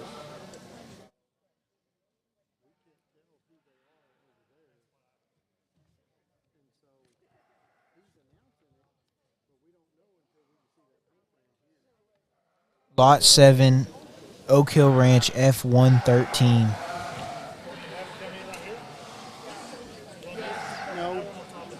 No, because they can't be on top of that. They've got to make that wall. How do we get that number? Do I have a mic that I can use to go over there and talk to these guys? Lot 30, Holman 2041. Lot 41, Axle Quality Dorpers.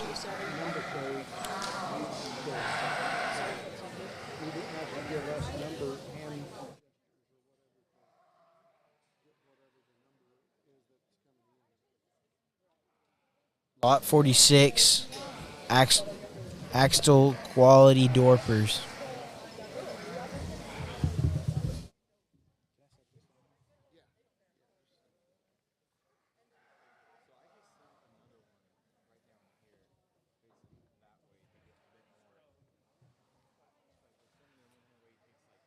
Lot 22, Espartee. So, yeah, if you've got that one set, but what I was telling Justin is we don't know when they're coming in the ring what they are. 1633 SP. So if we're saying So maybe she should, she ought to be able to set that closer over here and up higher where they can see. You're looking at like their paint brands? well, I don't have any way of seeing it up here. Oh, to see. Oh, you're saying that from the screen standpoint for you. Lot 23, Leon Patrick Farms 156. I have a very strong voice.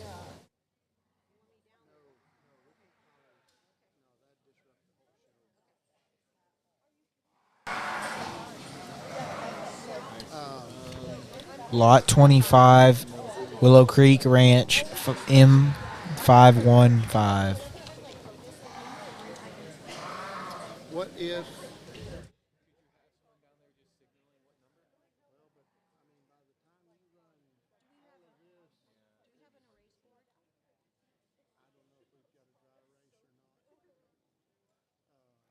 Ask Edie.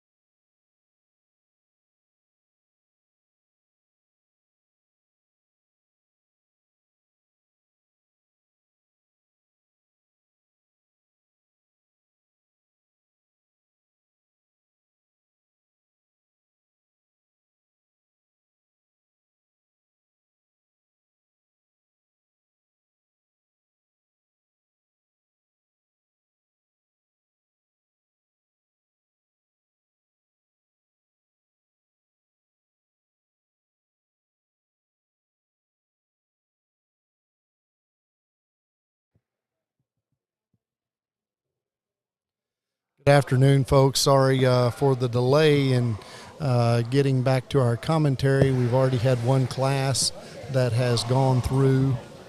We have officially started the Mid-American National Dorper and White Dorper Sheep Show and Sale here in Duncan, Oklahoma. We are at the Stevens County Fairgrounds. This show has been being held here for quite some time now. It's a place that's just kind of synonymous with our Dorpers. I mean, if you talk to anybody in the Dorper industry, they know April and Duncan, that's where you need to be to find a really nice set of sheep that you're going to be able to take home and put in your own flock. And so, again, Ethan's with me up here for a little bit, and we're going to have some animals show up that we're going to have to go show here in a little bit. So we'll be here with you for the white Dorpers, and then we'll switch voices, and you'll get to hear from some other folks, and maybe you won't be should I say bored with our voices?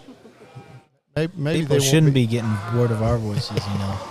Well, I don't want to put them to sleep. Our voices were so soothing, you know.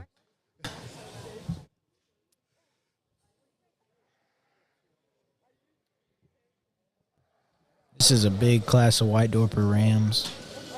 I think there's 23 entries in the class. We have a lot of ring help out here. We want to thank all them. I want to thank our judges for coming. The camera crew that's doing the cameras, I want to thank them as well.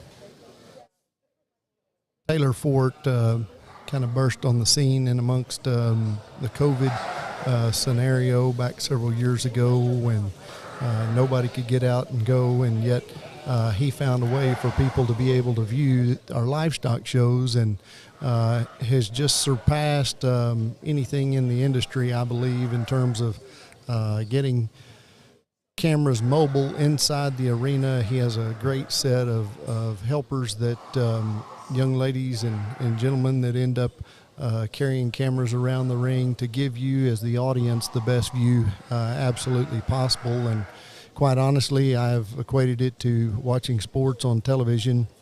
Oftentimes you get the better view when you're sitting at home on the couch or in the recliner than what you might see actually live. And so in this case, Taylor has done an exceptional job, and he has done the San Antonio Stock Show and Rodeo for the last couple of years, and he did Rodeo Austin this year as well. And so if you ever have a livestock show or some type of event where you need that broadcast, he is the person to contact. Again, that's Taylor Fort. I want to introduce our judges, Mr. Ash Phillips. Ash is from South Africa. His family is probably as well known in the Dorper and white Dorper world as there is. In fact, if I have my facts straight, Ash's family is one of the founding families of the Dorpers. And so they've been breeding these livestock for over 45 years now. And so just the wealth of knowledge that they have and where they've seen this industry go, it's nice to have Ash here with us. Ash is considered our senior judge here. Judging with him, that would be more termed, I guess, the junior judge in our judging setup is Mr. Leroy Von Wick. He is from Namibia, and so it's great to have these two guys here. You know, if you ask the question, you know, what's the difference between your senior and your junior judges? Usually in order to be a certified Dorper judge, you have to complete a course. There's a test involved, and then evaluation where you go through and you evaluate classes of livestock, and then classes of sheep, and you place those and provide reasons as to why you did what you did, and then follow that up with also some typing as well. And we might get into some typing here in a bit and talk a little bit about what that is. In America, we haven't looked as closely at that in terms of how you rank them, because we have 5 types, and we'll visit that as we get into it just a little bit more. But anyway, so Ash is our senior judge. He has been doing this for a long time, would have passed that test a long time ago, and been able to take on the lead job, so to speak. And then, as with anything, you know, we used to always the best way for someone to learn is to serve as an apprentice. And so that's probably the best way to Yeah, it'll be fine. that's probably the best way to mention that is that it's an apprentice program, quite honestly, that allows the judge to get in there, essentially walk in the same shoes as your senior judge, feel the same pressures, but then also have someone there with that level of experience that can help keep you calm, help walk you through some of those decisions, and guide you as you learn to really evaluate those animals. So that's a little bit about our junior and senior judges. But again, want to thank Ash and Leroy for coming and being with us.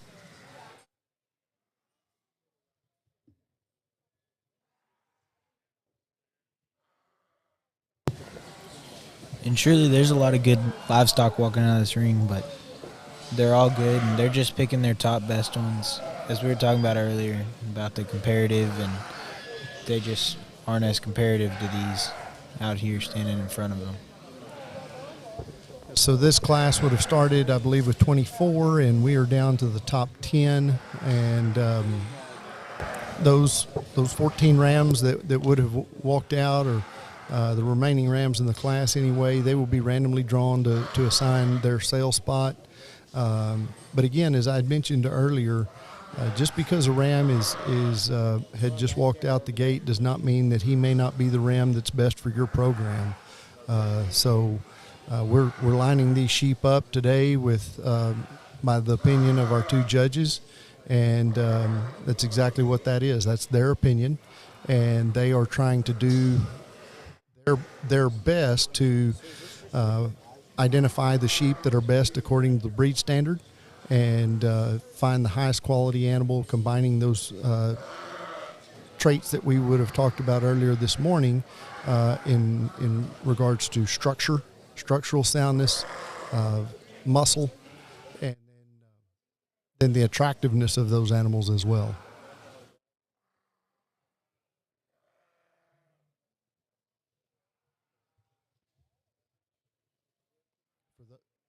For those of you that were not here with us earlier this morning, may have been watching the Pen of Three broadcast, would have seen some very outstanding animals over there. But again, Ethan and I had talked about just judging livestock in general, and how that is, we try to make it objective in setting standards and ways that we can follow a judge and know what type of animal we're wanting to pick, but there's still a lot of subjectivity to that as well.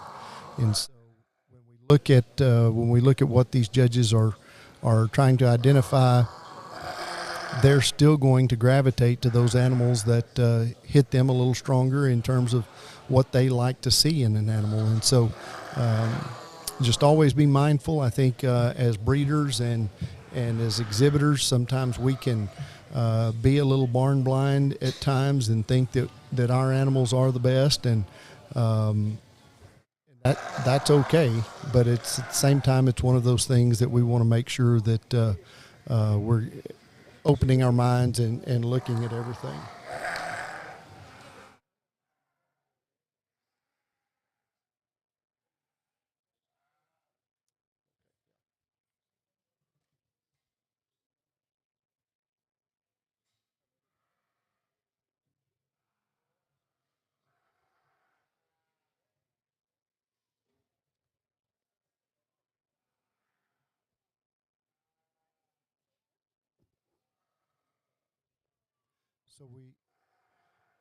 I had mentioned earlier something about typing, and that's something that in the U.S. we are not very familiar with that, as we have evaluated livestock all these years, and but until we brought the Dorpers in and looked at that typing program that they had put together in South Africa, I would say that we wouldn't really understand what typing is per se. But it's something that we've tried to do here a little bit in the Dorper breed, and so it's scaled on a 1 to 5 scale, but they're looking for 5 primary areas, and that being conformation, and so your structure, your muscle, all of those types of things that we've talked about. That's certainly going to come into key conversations with conformation, fat cover, and so the fat distribution of that animal, and that's we talked about that these white Dorpers, they were founded in South Africa by breeding the Dorset rams to Von Roy Ewes.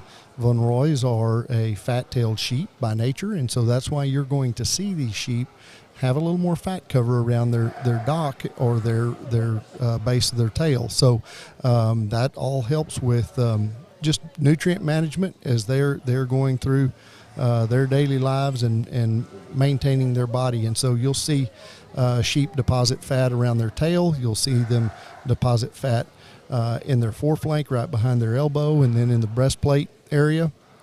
And so ideally we want to see that be a smooth, equal covering of fat all throughout. Also the hair coat. These are oftentimes we call them hair sheep. Honestly, they would probably be better described as shedding sheep, because in many cases these sheep do grow wool, and they are asked to shed that wool. And so it's one of those things where we want to make sure we've got good shedders. It's supposed to be a loose mix of wool and hair, and that way, one thing, we've seen some of these sheep that have gotten, they're just pretty much all hair, and then we have some that have a lot more wool to them. And so one of the disadvantages that you have when you have some sheep sometimes that go all hair is they lose that wool cape in some cases. And I know down here in Texas and Oklahoma and New Mexico and those areas where it gets really hot and those flies get after them in the summertime, those capes really help protect them from those flies and fly strike a little bit, chewing on their backs. And so that's one thing that can help them as well. But it is, we do want that hair, that covering to be really good.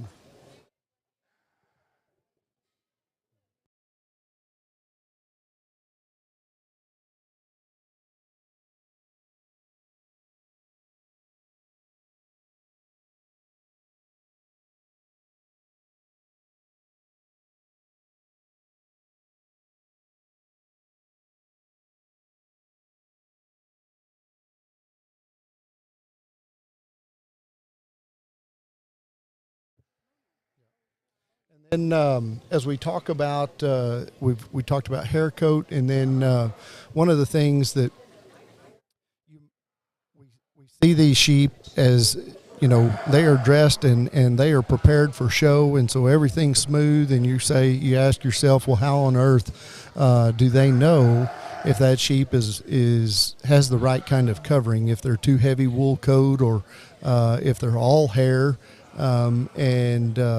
it's one of those things that, these evaluators, they've seen it, they've shown their fair share of them. They can see it's tough when you really peel one down tight, but when you go in for close inspection, you can generally see some wool follicles down there and some wool growth that will give you an indication of how woolly that animal is. If you let them get a little dusty, that dust will stick to that wool, and then you can really see it. So if you wash those animals, it makes it a little less noticeable. One of the other things we talk about is color pattern. Obviously, in the white Dorpers, it's not obviously something that you look at as closely, but we still have to look at pigmentation. And so we look for pigmentation around the eyelids, and it's just an overall. We saw this in the boar goat industry a lot, and the concerns for skin cancer, and those animals that have a little more pigmentation are going to be generally less likely to have any skin cancer problems. And so that's the reasoning behind that. A lot of Hereford cow breeders can identify with that as well. So so it's something that we see in all livestock species, and we want to make sure that we're making the best decisions possible. And the last, and as we get to the Dorpers, that will become more of a of color pattern. I expect in most cases everything you'll see here is going to be closer to the top end. You won't see as many wild color patterns. And then finally, just overall the size of those animals. And we talked about it earlier today that we want to keep these sheep.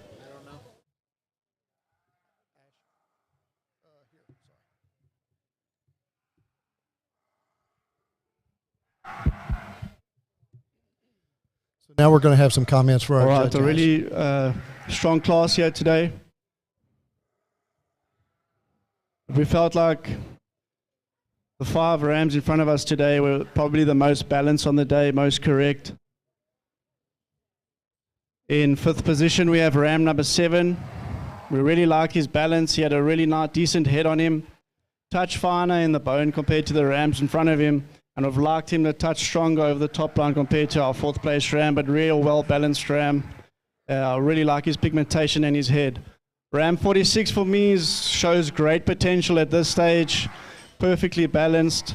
I would have just liked a little bit more robustness on him, especially in his hind quarter compared to ram 28. Ram 28, our 3rd place ram today, really nice thick bone, real good depth in his hind quarter. I would have liked him a little bit stronger in his front and on his top compared to our 2nd place ram, but really well balanced. I love his length and his depth in this ram. Ram for me, ram number 47, great pigment, great balance. He's got a perfect top line, really nice smooth finish, but he just lacks the capacity compared to our champion today, ram number 36. Really good length, really good meat on him. I love his thickness in his hind quarter, really good top line, but for me, what stands out the most about this ram, he has an extremely beautiful head, really strong masculine head, really great Roman nose, and really good pigmentation. So a well-deserved win on the day, ram number 36. Congratulations.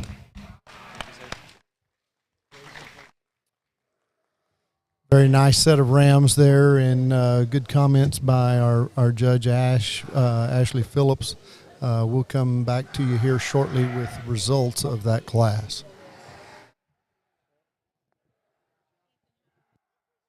Thank you, sir.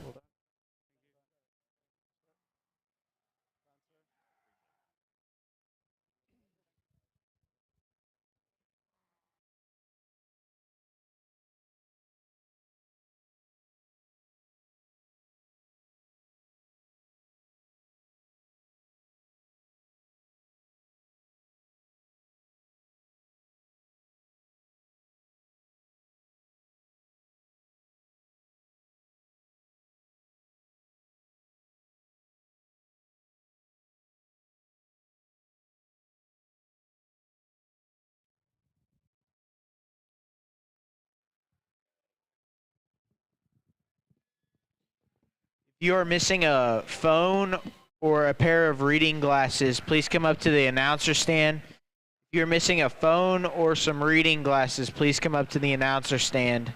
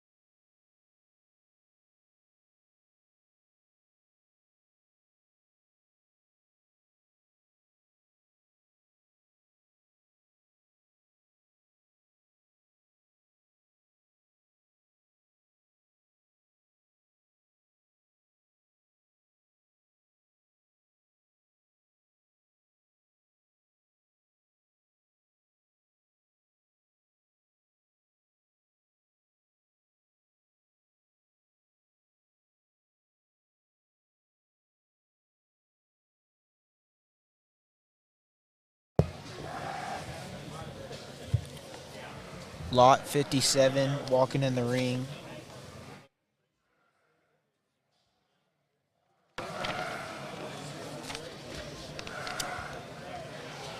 It's an egg 7 778.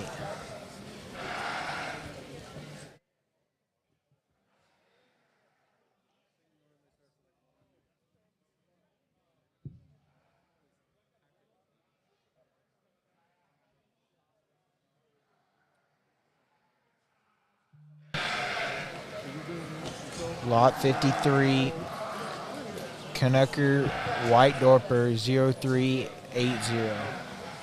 Where's your mic? Did you get it back? Here, Chuck. You want that one back? So you've got them all. Yep. Okay. Lot 55, eggs 781. Oh, I'm just seeing how this looks here. Oh. As like you can't hardly tell what paint brand it is.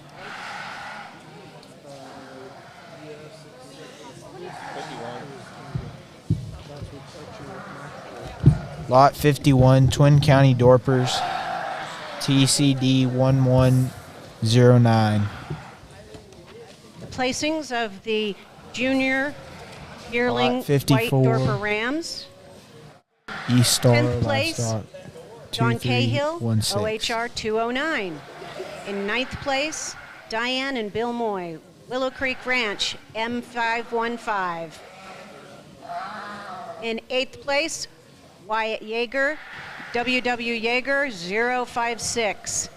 In 7th place, Kevin Herrera, The Ranch 4H Lot 1982. 50, East Star, In 6th place, Livestock Howell Holman. 2303.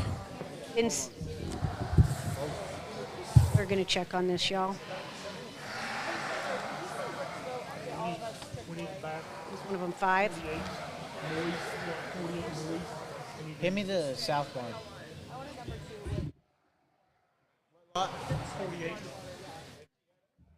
Can we please have lot 48 Willow Creek Ranch to the holding area? Can we please have lot 48 Willow Creek Ranch to the holding area?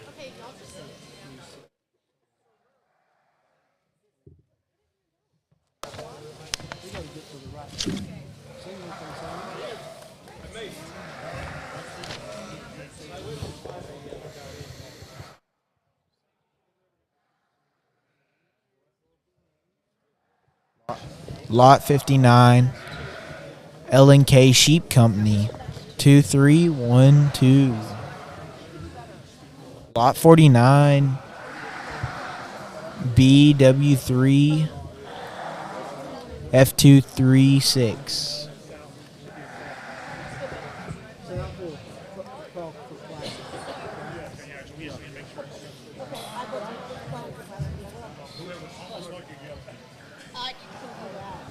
We have 11 entries in this class.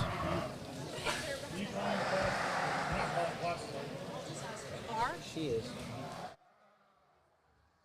I can call classes if I need to. I just needed to know to do it. I don't care. If you want to do it, you can do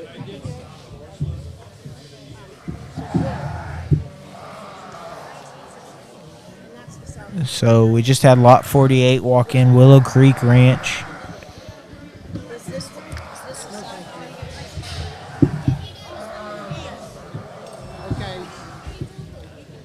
M527 Willow Creek Ranch.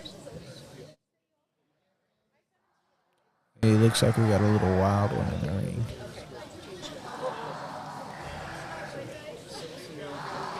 Our judges are going down the line. They're Proceeding with the making placings sure of they're the good on the junior yearling White Dorper Rams. In 6th place, we had John Edwards with EGGS eggs for 742. In 5th place, we have Don Cahill with OHR 237. In 4th place, Travis Blackburn, Axtel Quality Dorpers 22200. In 3rd place, we have Peyton Glass, Wildcat PJG 2230. 2nd place, Travis Blackburn, Axtel Quality Dorpers 22101. And in 1st place, we have Leon Patrick So Farm these judges are feeling for 176. testicle development in these rams, and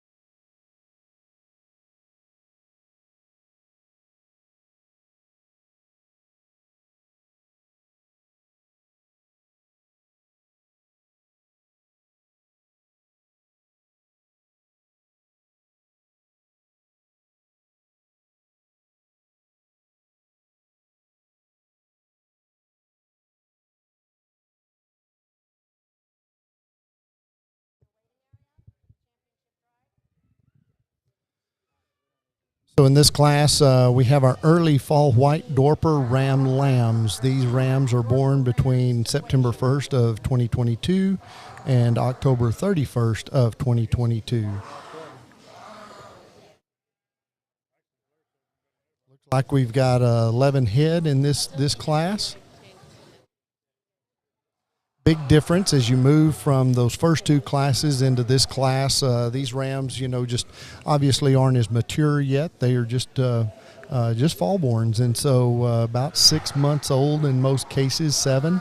And so just some youthfulness here, but what they're still looking for are all of those structural pieces. They want those sheep good on their feet and legs. They want them to be correct in terms of all their structural pieces, and then they want to see them in terms of muscularity, that they are showing a lot of potential in developing a lot of muscle.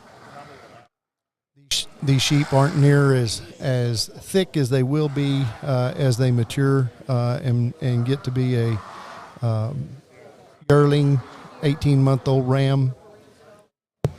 And Brian, do you think that whenever you're looking at rams that aren't just as mature, or that it's harder to find them or harder to see what they're going to be in the future?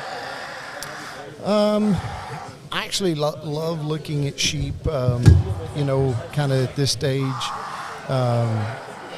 because they're growing so fast usually, and that they're giving you an indication of what they're going to be and what their growth pattern is. If they're starting to get fat and put down a lot of fat right now, those animals are probably going to be a little quicker and earlier maturing. They may not grow quite as well. Those that are just really long and lanky and they haven't started to put down a lot of condition, they may get a little bigger and longer sided and taller fronted than maybe what we would consider ideal. We didn't describe much in terms of that last category of typing where we look at size. We don't want excessively large sheep in the Dorper deal, and we talk about big sheep and we talk about tall sheep. Big sheep, they're going to weigh. They're three-dimensional. They're long, they're bold, bold-ribbed, wide-bodied, and they're balanced in terms of depth of body. I would venture to say that we have some of these mature Dorper rams that are a lot shorter in terms of height, as opposed to some of the more common breeds of sheep that are out there in the U.S. and they'll weigh just as much because they're big sheep. They're not tall sheep. So I think as we compare those, it's one of those things that we have to be careful and not chase and say these animals need to be big when you're wanting to make them tall. I still think that one needs to have plenty of width, of length of body, and depth of body. And so those are those 3 dimensions we're looking at. One thing, as we look at these sheep too, we don't want them too short-legged, because if they get too short-legged in our area, what's out there in that pasture?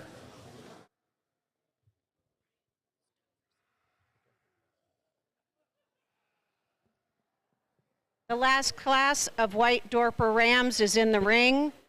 May this bring in the first class of Dorper senior rams.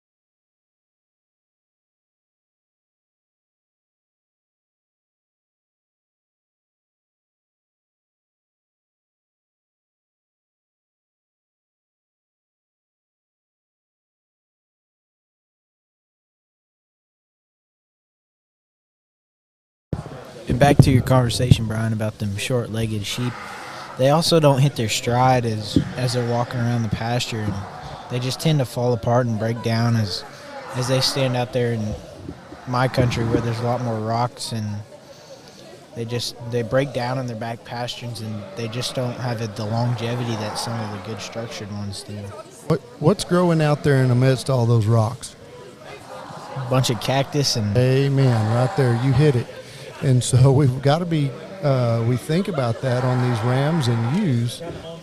If we've got too much cactus out there, and we've got a lot of cactus, and we've got short-legged sheep, we can get into some problems with cactus needles and the sheath and testicles of those rams, and then in the udders of those ewes. So we want to make sure that they do have some air underneath them, but they don't have to measure, 36, 38 inches at the top of their shoulder either to be considered a good one. We're not trying to build skyscrapers, just bridges. That's right. That's right.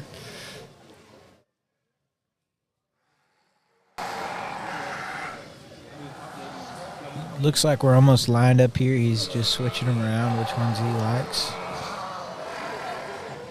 We were talking in that previous class, and those of you that would have been watching online, you would have seen a much smaller sheep there in 4 out of his top 5 sheep.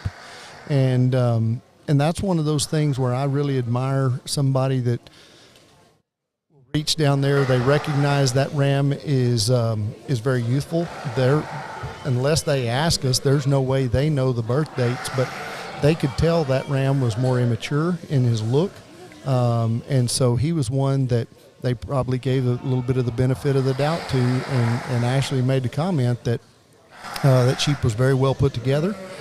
He just wasn't as massive yet. Well, he's giving up, some age to those other rams in that class. And so really admiring for finding a young ram there in that from Travis Blackburn there, that Axtell Quality Dorpers, bringing a young ram up and putting him in the top end, even though he didn't have quite the size and scale that those other 3 rams ahead of him and some other rams in the class had just below him. Just brought him up, knew he was a good one, let some maturity take its toll there, and just see how that ram grows out. So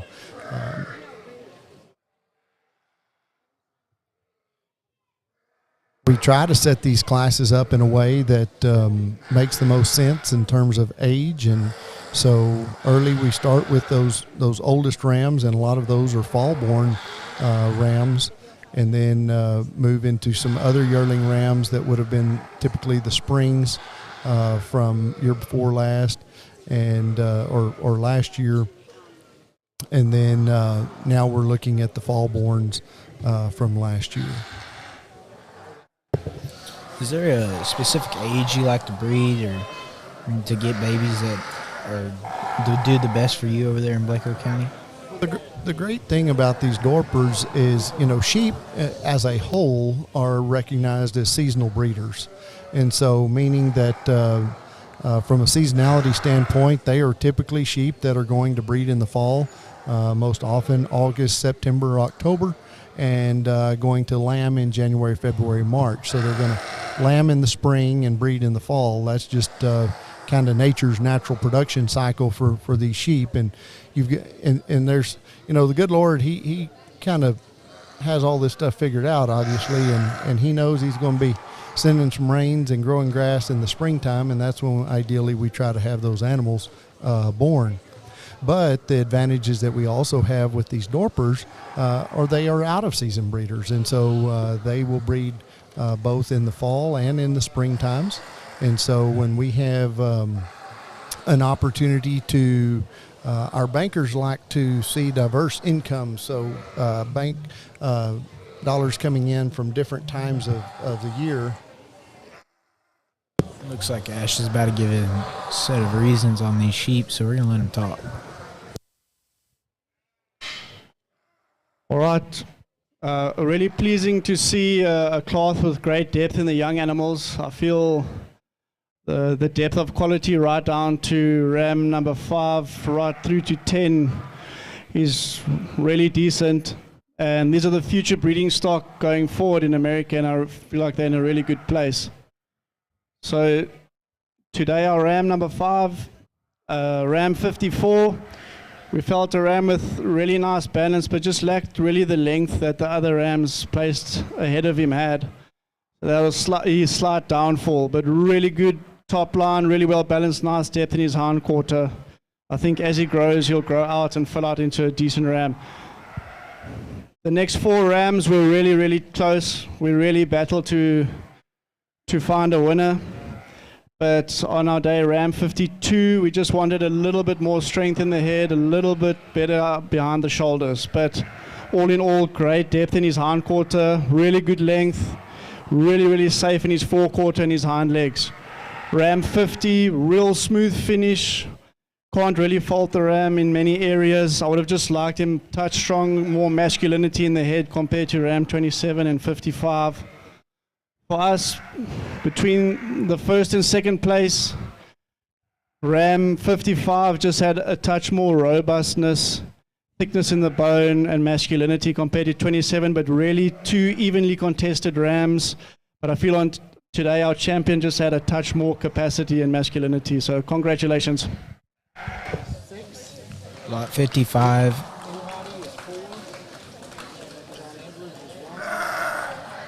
Eggs 781. Lot 27 is second place. Wildcat Ranch 2217.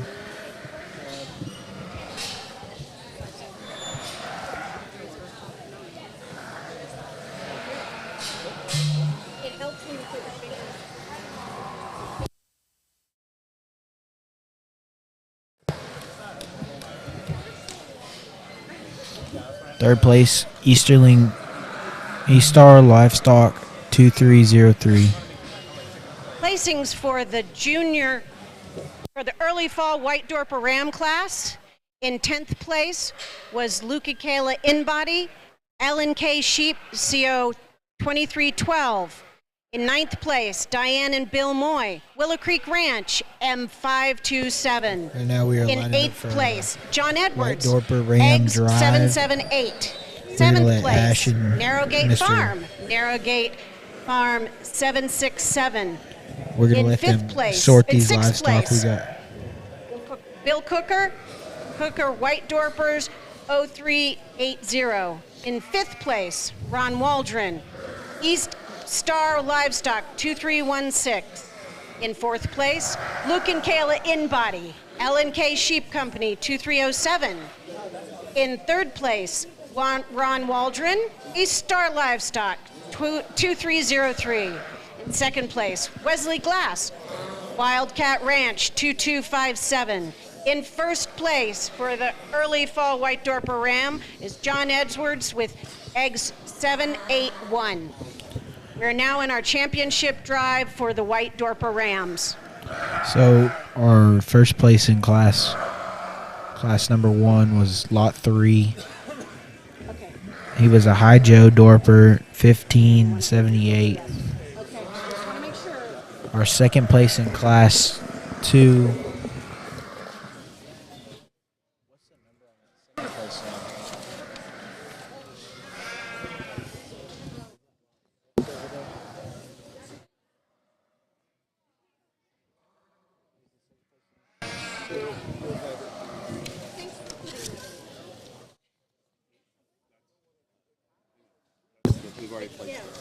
Yeah. I need to look at them and read that off. I need to read the first 3 Rams.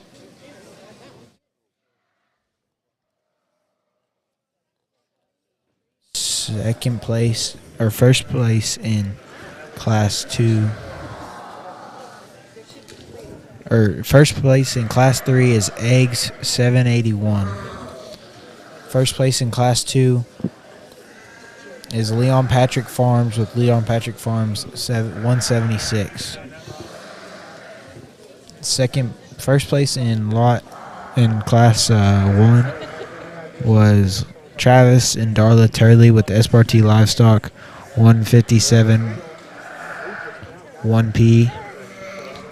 In second place in Class 2,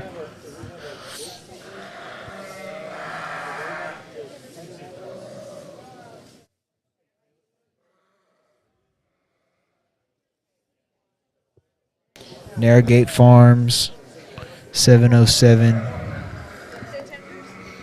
In third place, Lot 27, Wildcat Ranch, 2217.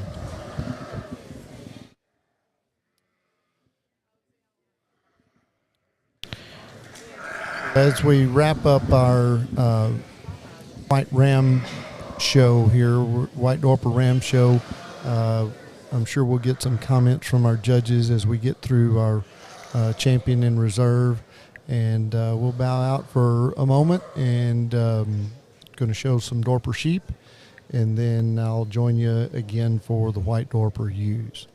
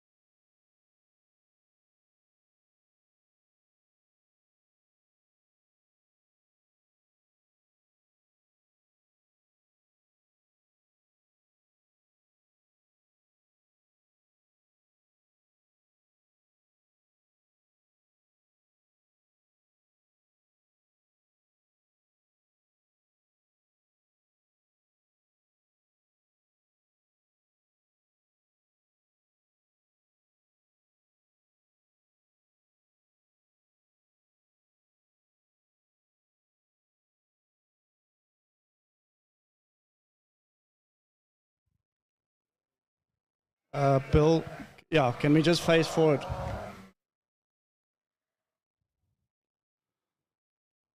All right, I just want to congratulate the breeders on a really good top 6 rams in the breed. I think all of these rams can give something back. But today, we felt like it was very tight between 55 and 36, both rams bring different qualities to the mix. But we felt today Ram 36 just was slightly stronger in the head, showed a little bit more masculinity compared to Ram 55. Ram 55 had great length, great body fat, great depth. But 36 today is a touch stronger than him just because he has more sire in his head. But our grand champion, well, our champion for the future drive in the junior rams and the white rams, Ram number 3, just great length, body length, great capacity with body fat, really good pigmentation. Can't really fault him in many areas, just a really safe, correct ram that will take the breed forward. So congratulations to all of you. Well done.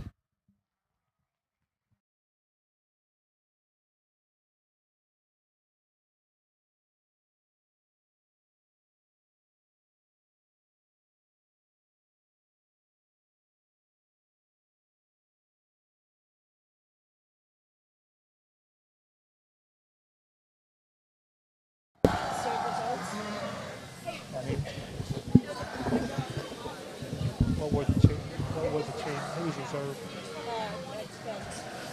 Eggs. What number? What's his lot number?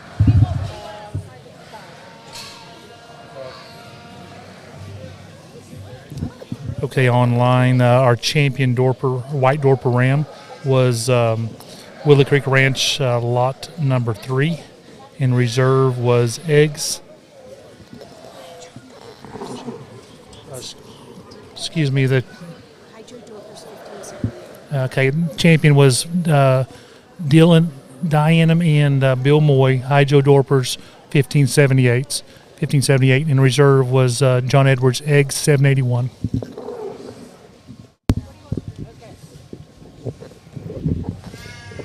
Your champion white Dorper Ram for the national sale in 2023 was Diane and Bill Moy with High Joe Dorpers 1578.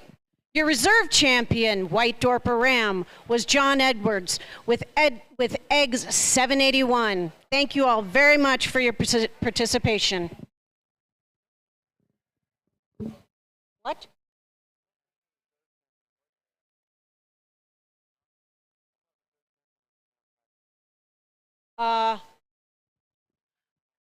Senior Dorper Rams to the ring. Senior Dorper Rams to the ring.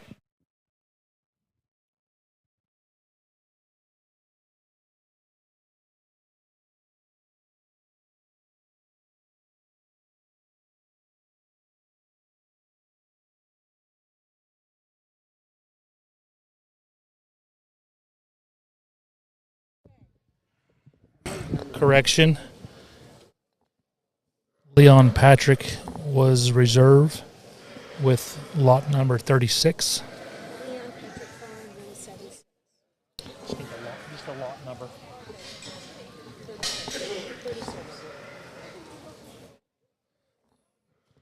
Leon Patrick, lot number 176 was reserve champion. I apologize on that.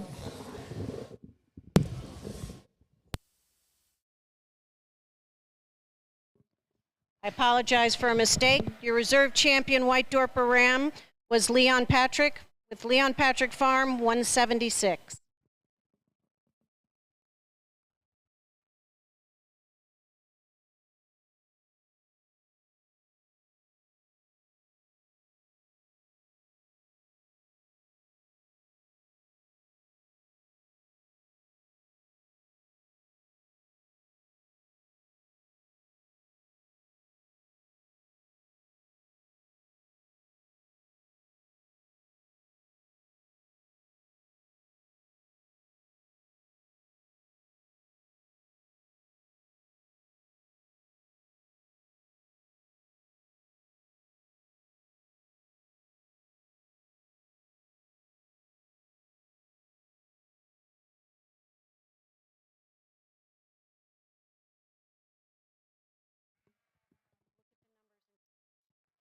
Entering the arena right now is your senior yearling Dorper Rams.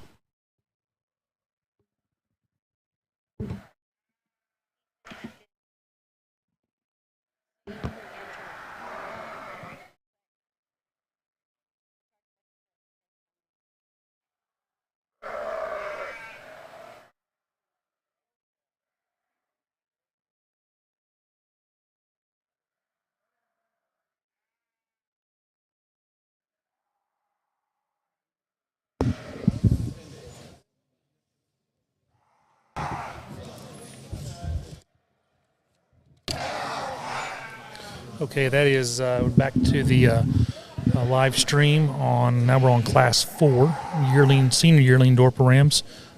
Lot 72 just entered. That is Philip Glass with HC6 3447. Now we have lot 62. That is going to be Jared Freeze with the Utopia Dorpers 2101.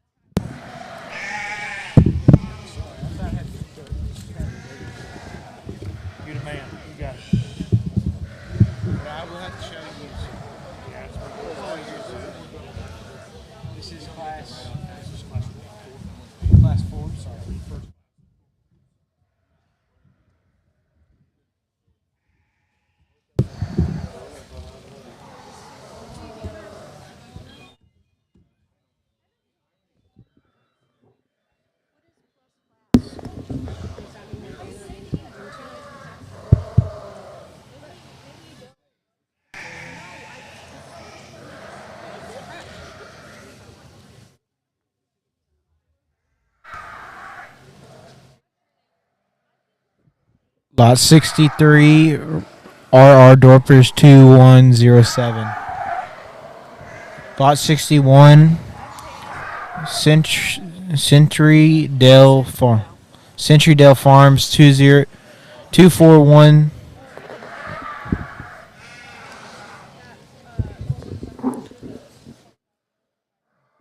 Lot 73, Central Dell Farm 0281.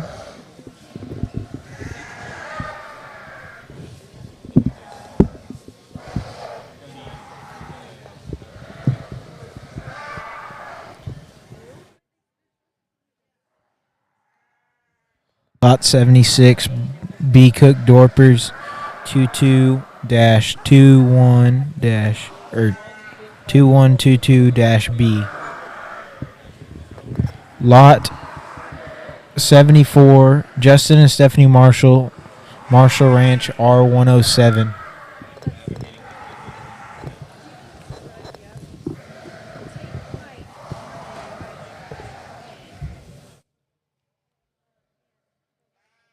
Mr. Taylor, is this really loud when I'm speaking into it?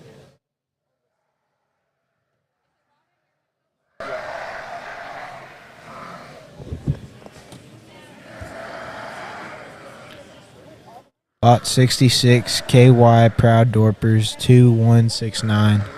Is it loud? It might just be the headphones.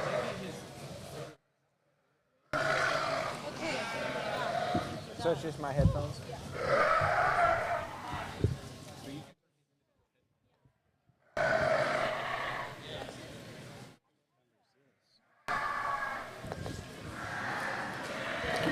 San Juan Dorpers 208, Lot 104S.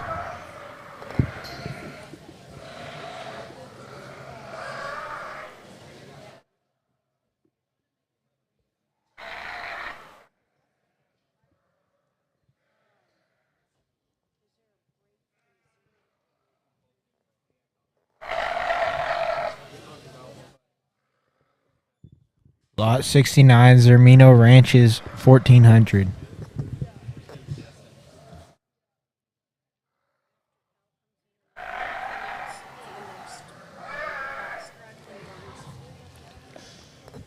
Lot 65, Powell Ranch 1873.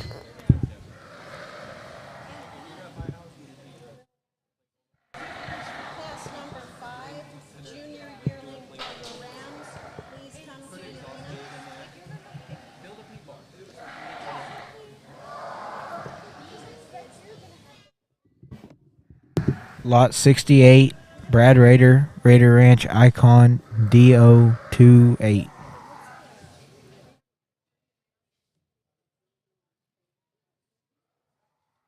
This is another big class. We've got 18 entries in the class.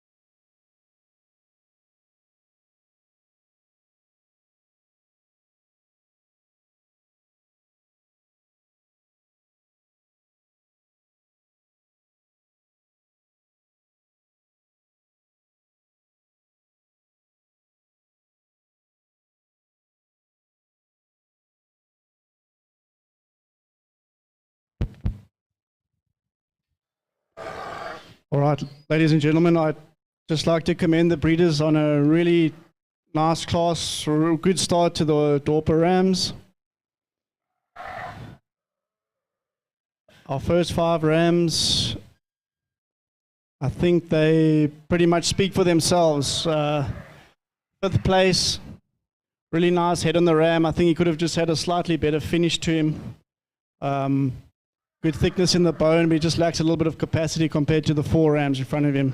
But I really like his head and his thickness of bone. Ram 76, really good body fat on the ram, really good top line.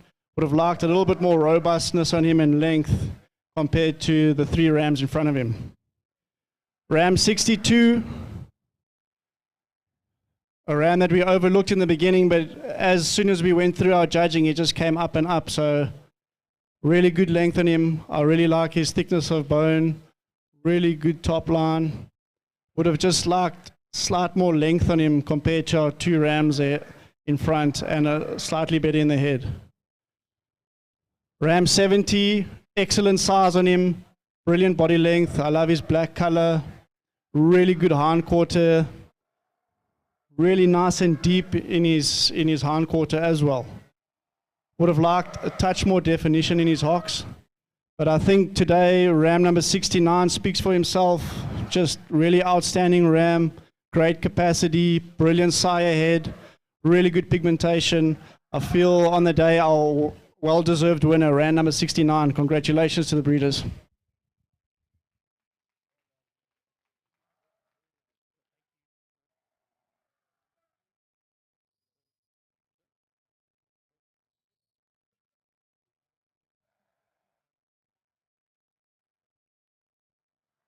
Thank you.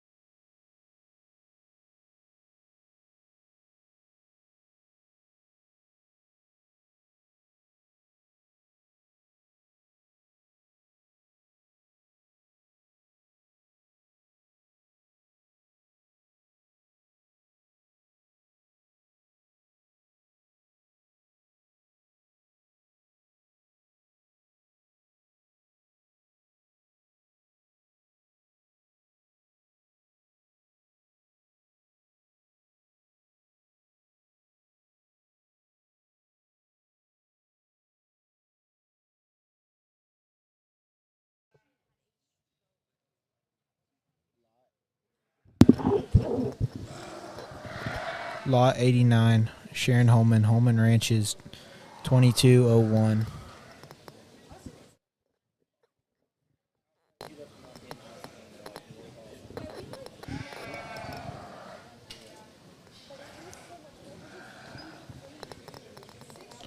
Lot 78, Ellis Ranches, 155.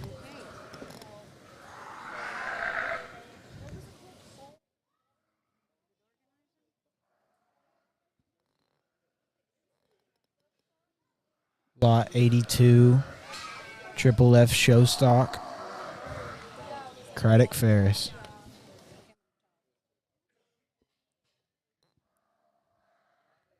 Lot 93, Six Hills. Entering the arena now 5007. is junior yearling Dorper Rams. Placings for the senior yearling Dorper Rams. In first place, Jesus Zermino, Zermino Ranch 1400. In second place, Lot Justin 81, and Jennifer Ransom, RR Dorpers North Feed My Sheep Ranch 2210. 332R. In third place, Jared Fries, Utopia Dorpers 2101. In fourth place, Brad Cook, B. Cook Dorpers 222122B. In sixth place, Centradel Farm, Centradel Lot Farm 96. 0241. Oh, sorry, I forgot fifth place. Fifth place, Johnny Powell, Powell Ranch 1873. In seventh place, Lot Jonas 79, Sandoval, San Juan Spikes Farm, Dorpers 208. MGS In eighth place, 620. Brad Rader, Icon D028. In 10th place, Fred Gillum, KY Proud Dorpers Lot 98. 2171. Thank you all for a very nice Axle class. Quality Dorpers 22478.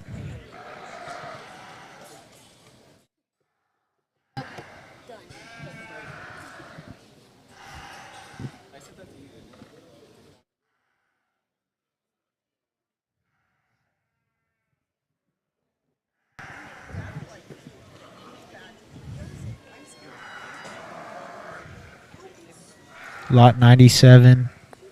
Axle Quality Dorpers 22222.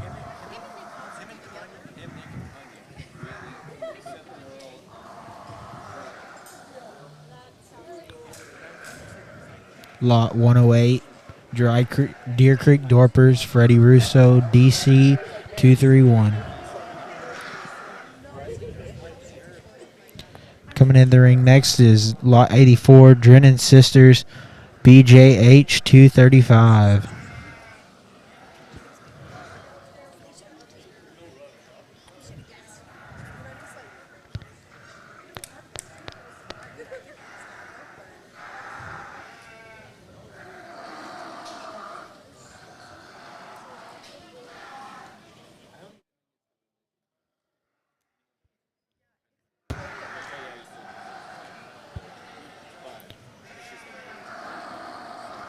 Lot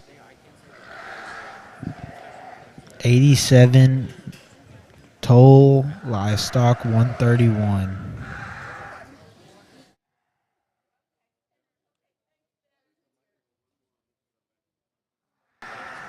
Lot 86 Manger Farms 1483.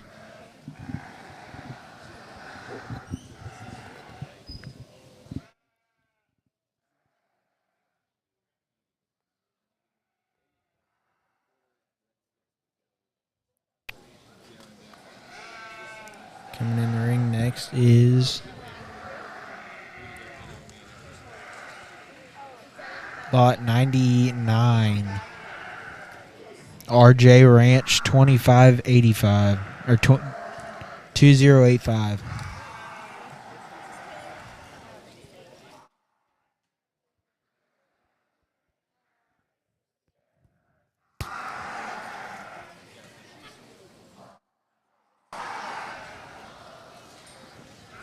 Lot 109, Trinity M Farms, Dorpers 0138.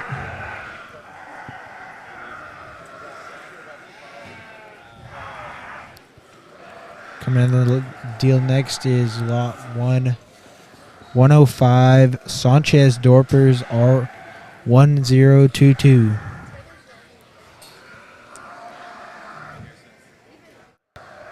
Lot 83, Mountain Valley Dorpers 104.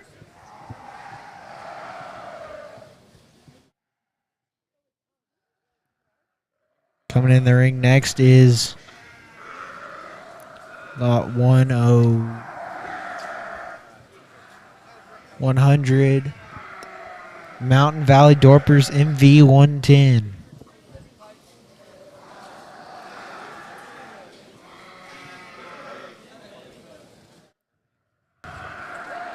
Coming in the ring next is Lot 106, RJ Ranch 2074.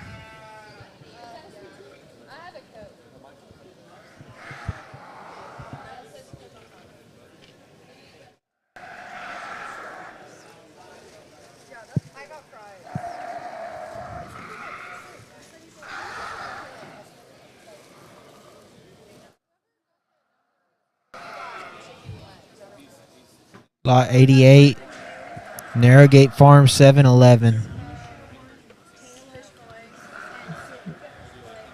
Lot 107, J&S Dorpers, number 20, Lot 107.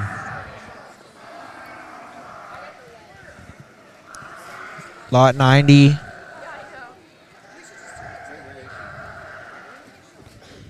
KY Proud Dorpers 2205-90, Lot S.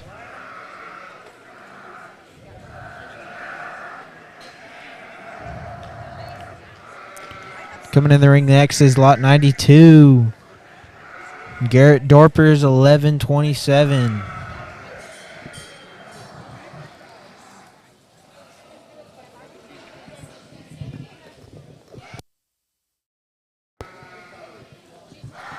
Coming in the ring next is Lot 101. Zermino Ranches 1398.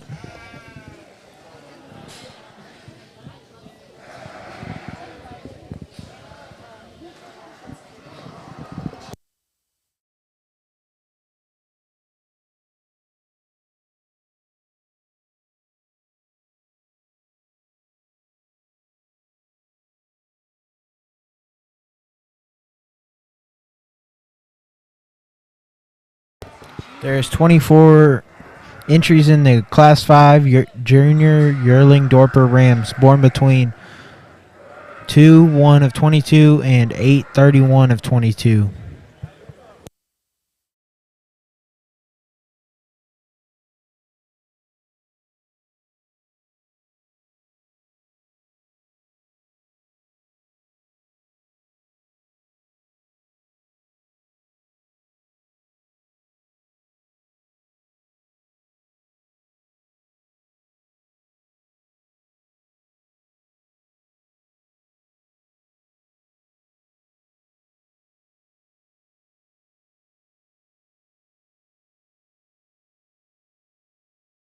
There's a lot of sheep in the ring, and we hope Ash Phillips and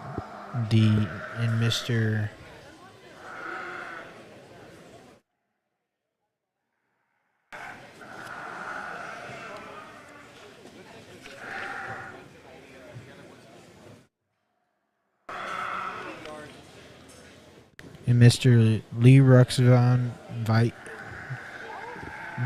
can get this done pretty fast so we can get the next class in the ring.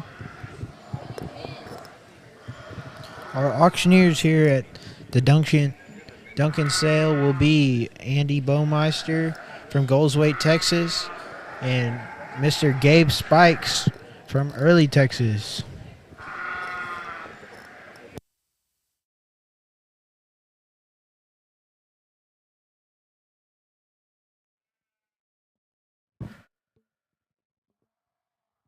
The junior yearling Dorper Rams are in the class. Next, we'll be looking for early fall Dorper Rams. Please come to the gate.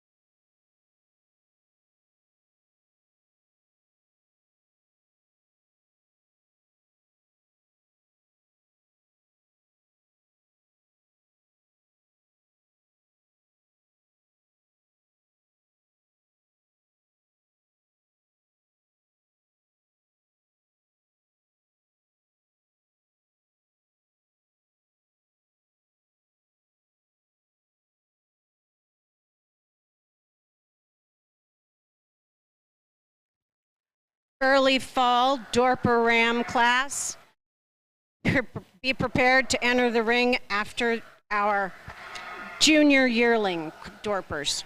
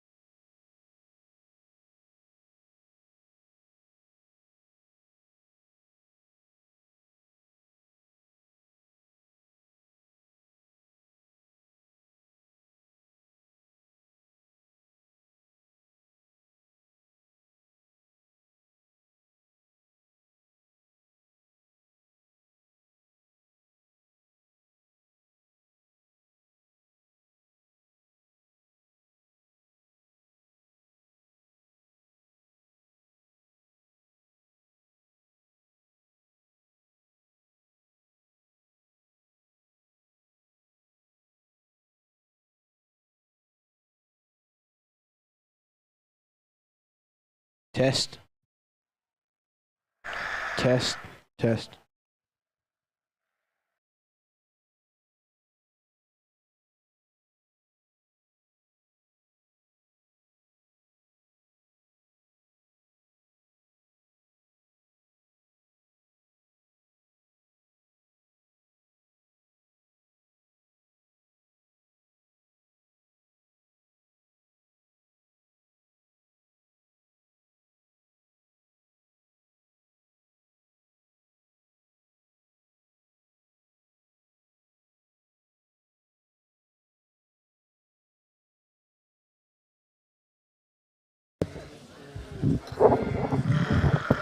If you're on the fence about coming up here to Duncan, Oklahoma, I've seen a lot of good sheep come in this ring, and I really would like to see y'all here in the stands tomorrow bidding on them.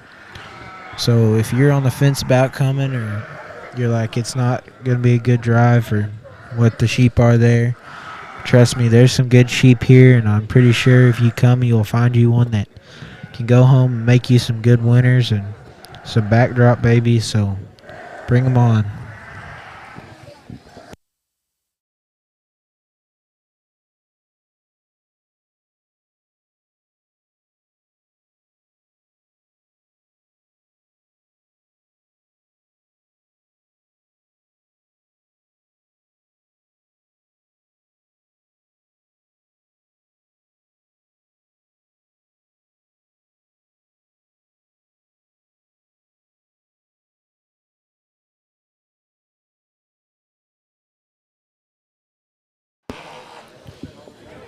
So our board of directors is Brad Rader as president, Ben Binkley is vice president.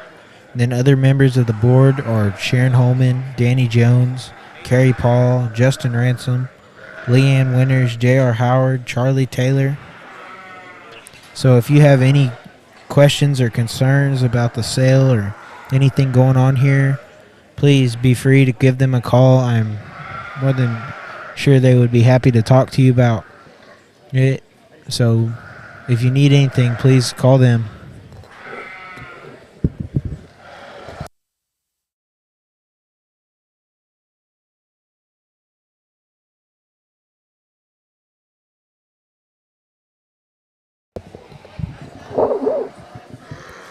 Sale day contacts. So if you're going to contact anybody on the sale day, please contact Brad Rader as sale co-chair. Please contact him. Also contact Justin Rogers, Edie McDaniel, or Caitlin Jackson for any questions on the sale day.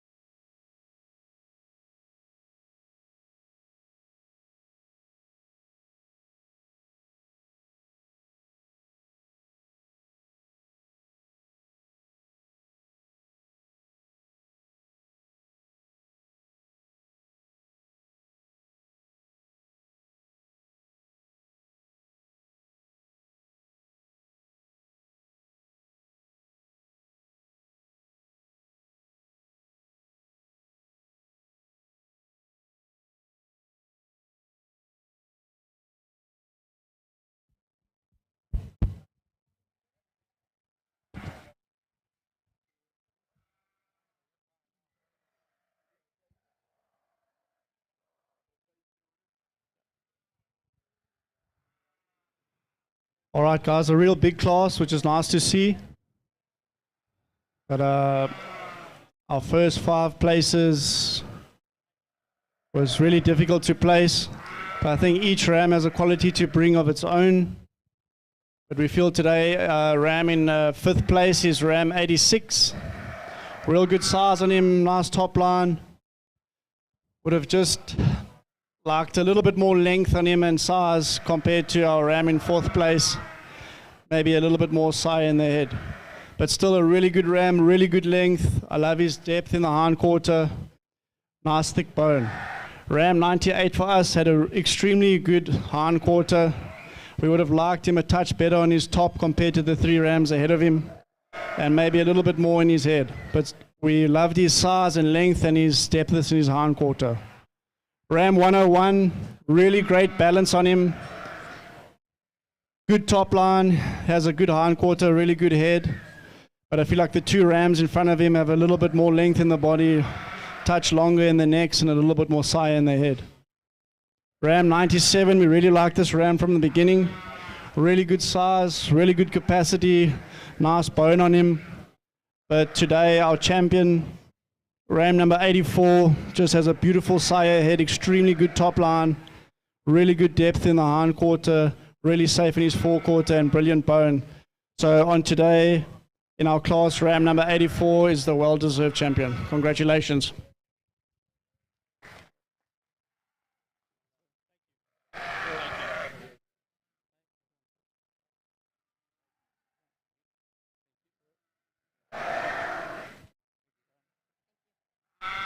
Guys.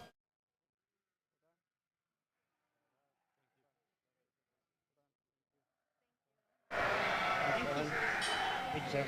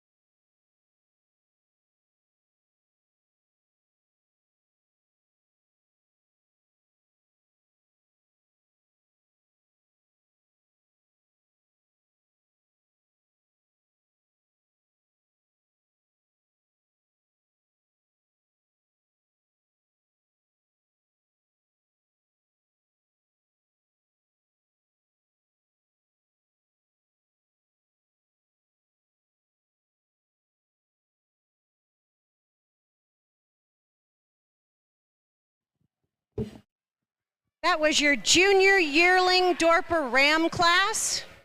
In 1st place was Brent Drennan. Drennan Sisters BJH 237. In 2nd place, Travis Blackburn, Axtel Quality Dorpers 22222. In 3rd place, Jesus Zermino, Zermino Ranch 1399. In 4th place, Travis Blackburn, Axtel Quality Dorpers 22478. In 5th place, Manger Farms 1483. I gotta find 6th place, they always mess that up.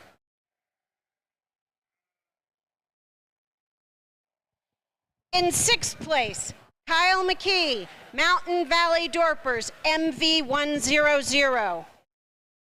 In 7th place, Sharon Holman, Holman Ranches 2201.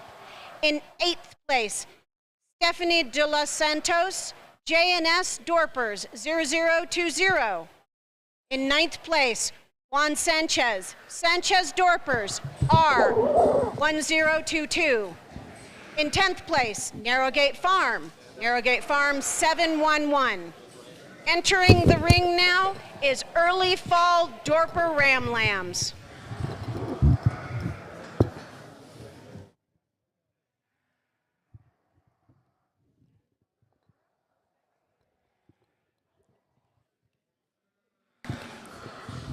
Lot 134 entering the ring.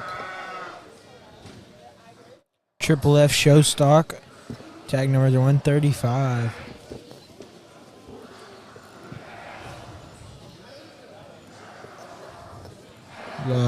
Feed My Sheep Ranch, lot 133. Tag number 342R.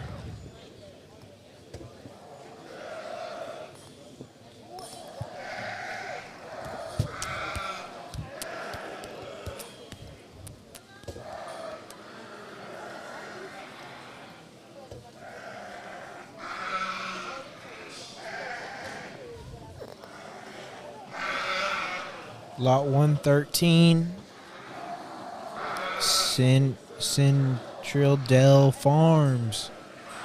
Tag number 30353. Entering the ring now is lot 137, JBJ Livestock.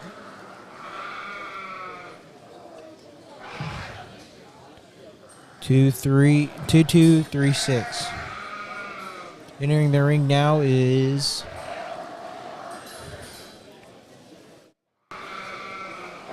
lot 125 from RJ Ranch 22119.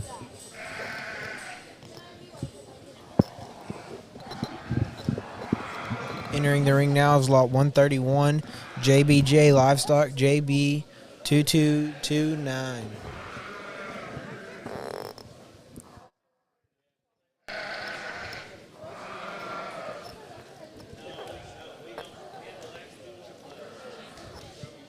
Entering the ring now.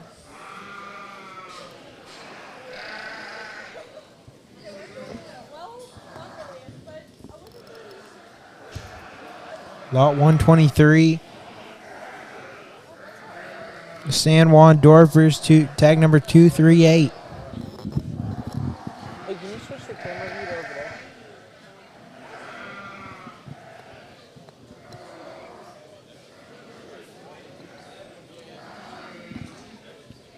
Lot 127, brought to you by San Juan Dorpers. Tag number 258. Lot 135. Eggs Dorper 793. Entering the class right now are Early Fall Dorper Ram Lambs. Our next class will be for senior yearling white Dorper Ewes. Lot 129. Please start heading to the show arena.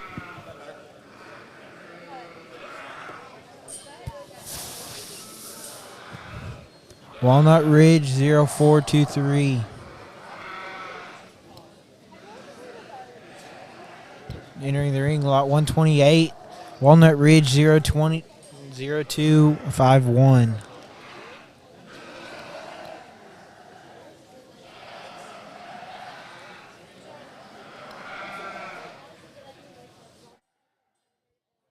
Entering the ring now is lot 119.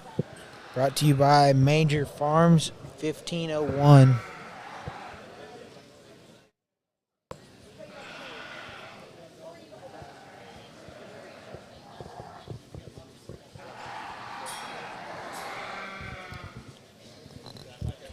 Coming in the ring is lot 117. Brought to you by Manger Farm or Narrowgate Farm 761. Or sorry, lot 111 from Manger Farms 1491. Coming in the ring next is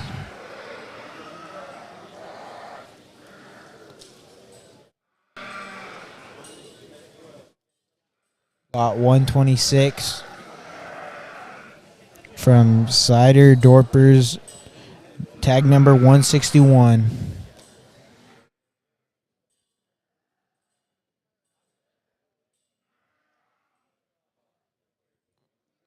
Coming in the ring next is lot 118 from Green Mountain Dorpers, 2136.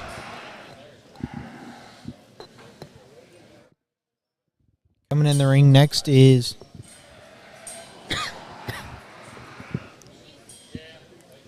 lot 124, brought to you by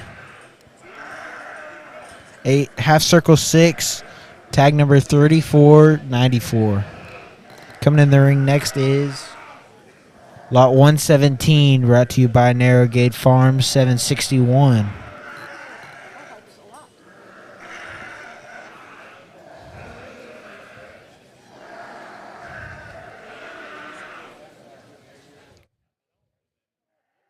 Coming in the ring next is lot 116, brought to you by RJ Ranch at 2209. You can put the headset on. You can listen. You can? Yeah, so I knew you were doing it way ahead of what I was seeing. Coming in the ring next is, well, are they ever going to come in the ring? They might not be coming. They're coming now.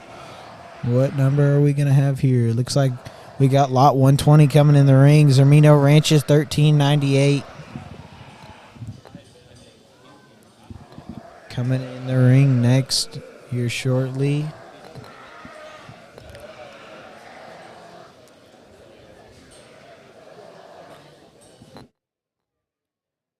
Lot 502 from Kelly Dorpers, 65J.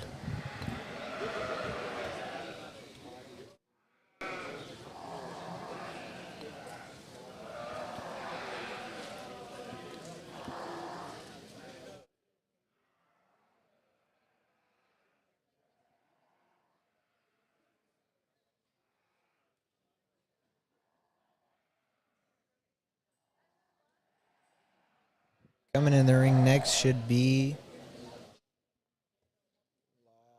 lot 115, brought to you by InBody, tag number F2231.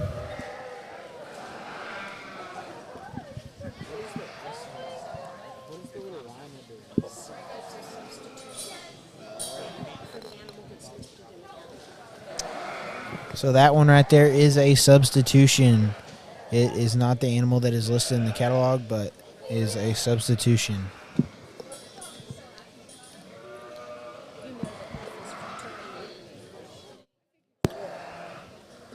We also have lot 114 brought to us by InBody, tag number F2230. That is another substitution from what's in the catalog.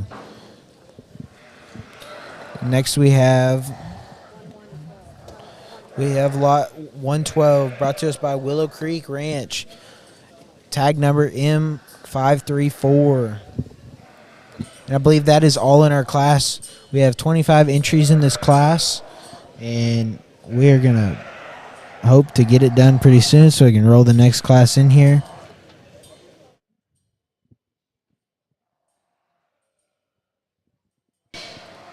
Actually, the next class will be the champion drive, so be paying attention. We are going to select our champion in reserve in the next class.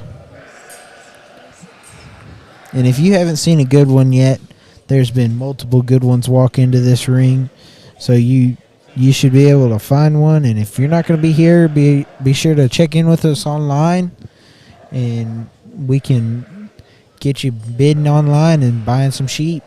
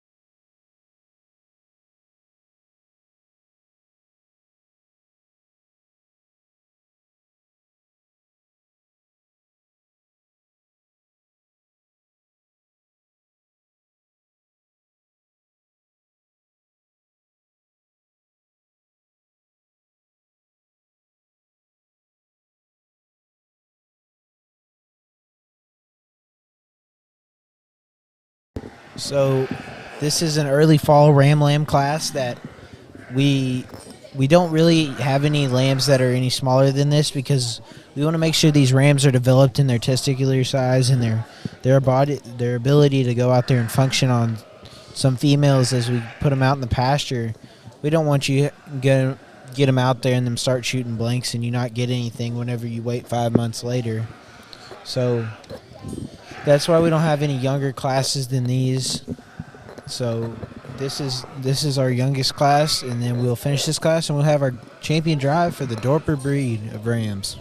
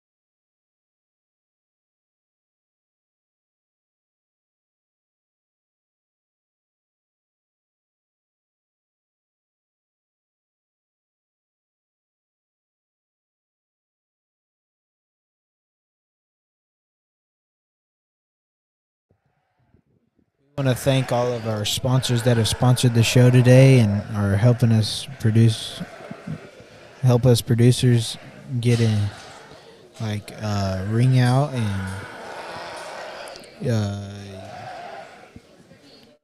Espartee Livestock and all the people that have sponsored the show. Thank you for helping the Duncan and Mid-American Sheep Show go together.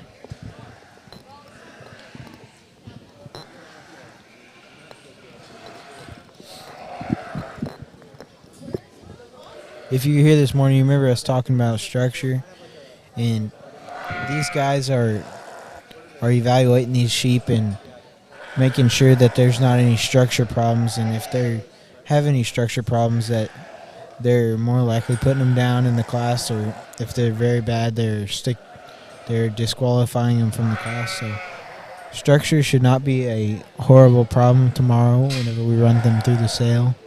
But just always be noticing the structure and how animals walk.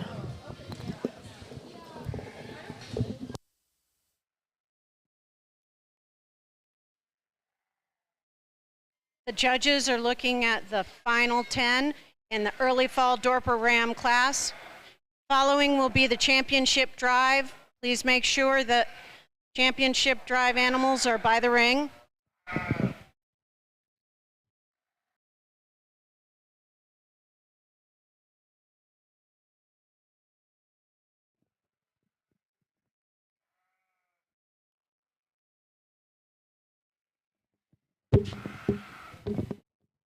After the Dorper Ram Championship drive, we'll have senior yearling white Dorper Ewes.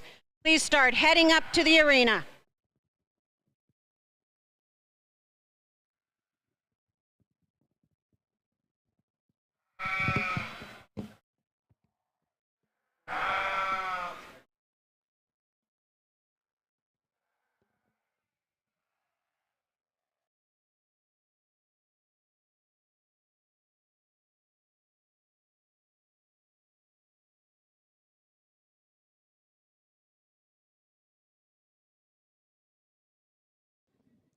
Looks like they are placing their top 5 and about to place they're about to finish and make their final decision on their top 5 and then move on to the 6 through 10 holes. So we will be having our champion drive after this. So don't sign off if you want to watch the Dorper champion drive for the Rams. There's plenty of good ones out there, and we hope that a couple of y'all people out there that haven't made it down here or will tomorrow will come over here and look at them.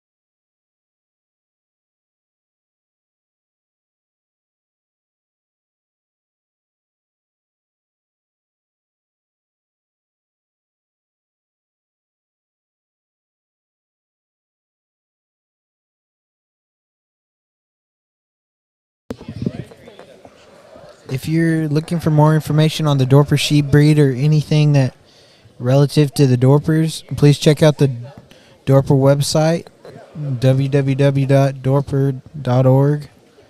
And if you would like to look up any sheep up on there, they're on there.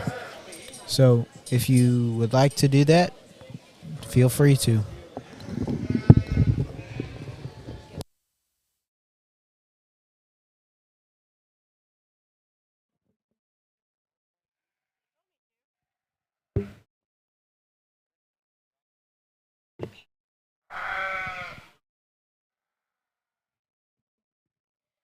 Senior white Dorper Ewes, come up to the ring.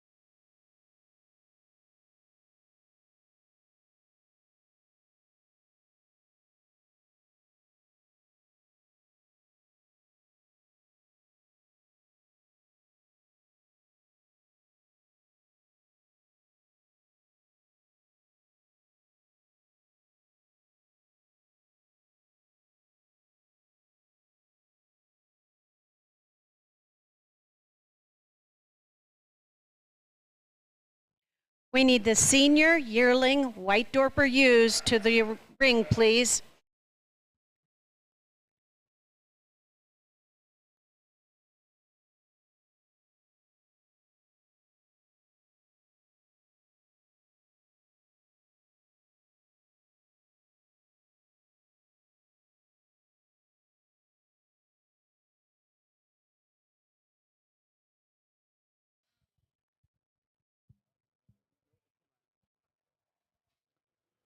All right, good afternoon once again. I think of all the classes that we've judged today, for me, this was the most difficult to pick a winner. Between these 5 rams, really each ram brings something to the table. Really difficult to place a winner. I would have actually wanted to place each ram in their own category as a winner. They really are so evenly contested. But on the day, this is how we've placed them. Ram 111, exceptional length of body, great thickness of bone, real good depth in his hind quarter, really decent head.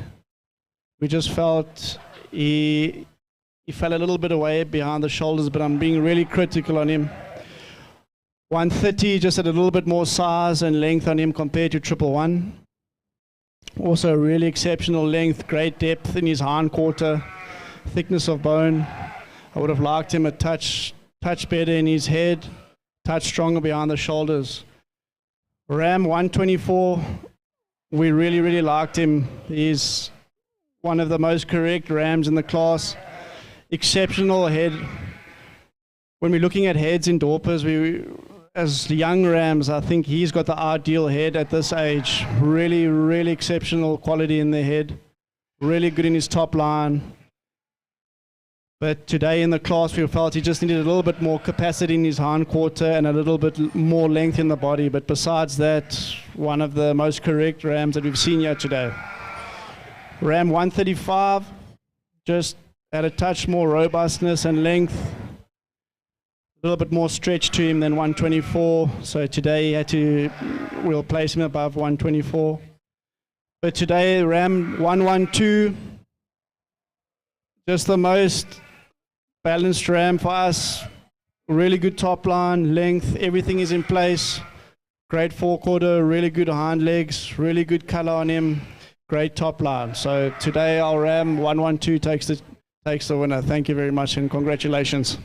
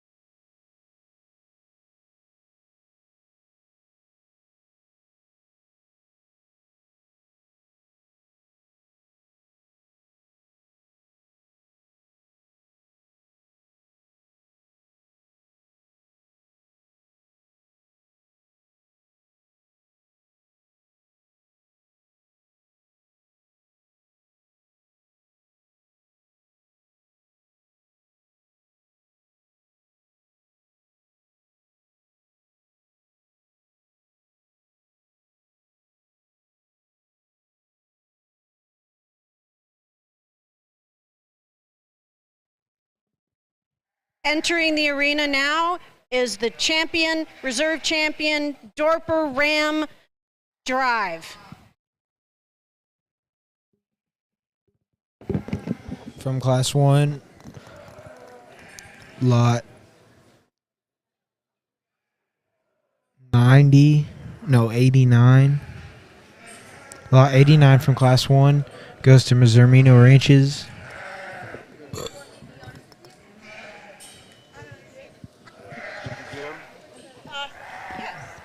Class 2, Lot 84. Class 2, Lot 84 comes from Drennan Sisters. Class 3.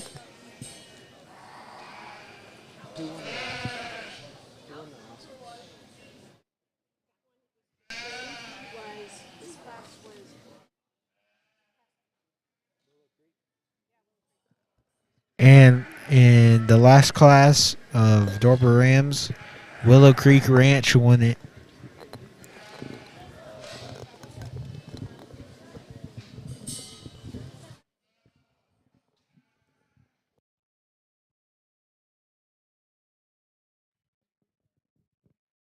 For Class 6, early fall Dorper Ram Lambs. The winners are, in first place, Diane and Bill Moy, Willow Creek Ranch, M534, Lot 112. In second place, John Edwards, Eggs 9793.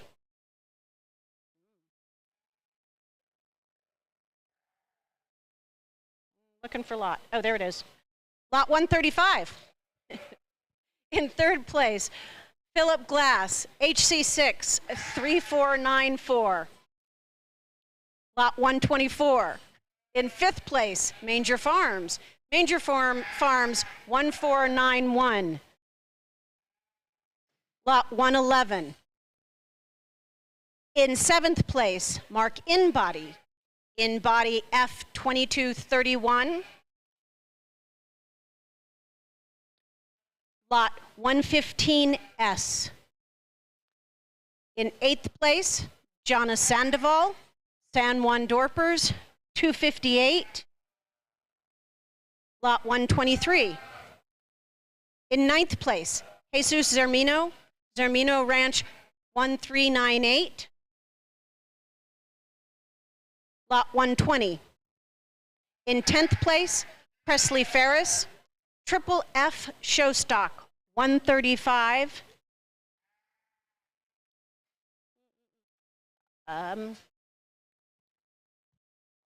Lot 134.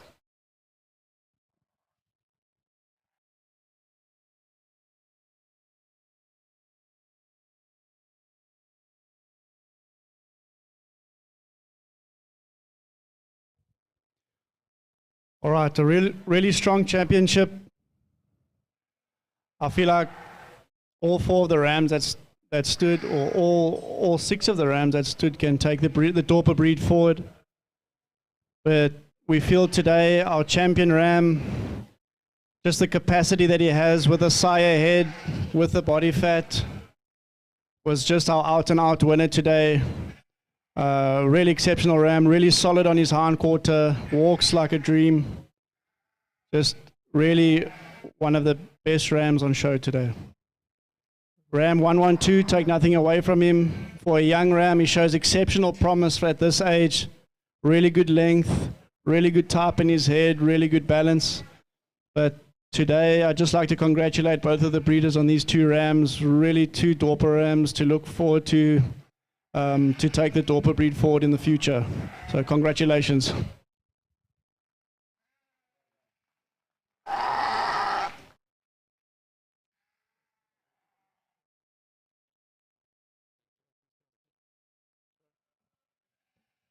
Your champion Dorper Ram for the National 2023 Dorper Show is Zarmino Ranch 1400, Lot 69. In reserve champion is Diane and Bill Moy, Willow Creek Ranch, M534, Lot 112.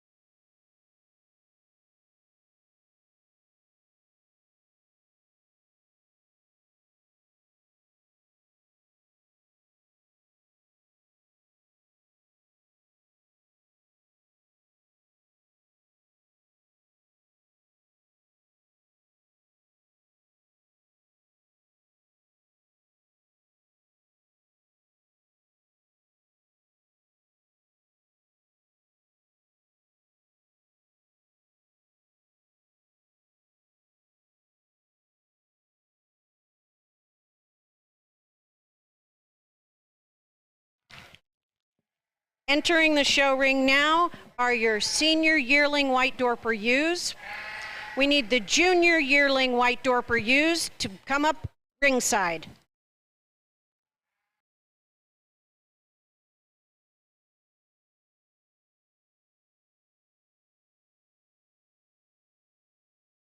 Entering the ring now is lot 147, brought to you by TJB Binks Family Farm, 697.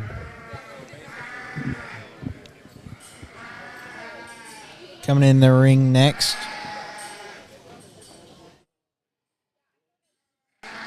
lot 146, brought to you by TJB Binks Family Farm from tag number 710.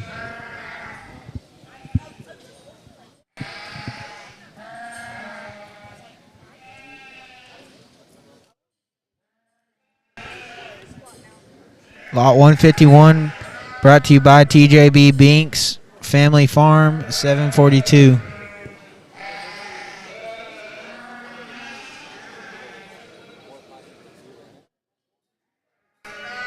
Coming in the ring next is lot 150, brought to you by TJ Dorper Sheep Farm.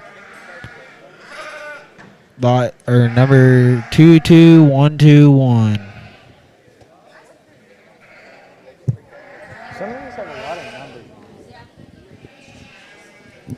Coming in the ring next is lot 145, brought to you by TJ Dorper Sheep Farm, 213232. Coming in the ring next is lot 148. Lot 148 is brought to you by Coyote Creek Farms, tag number 22003.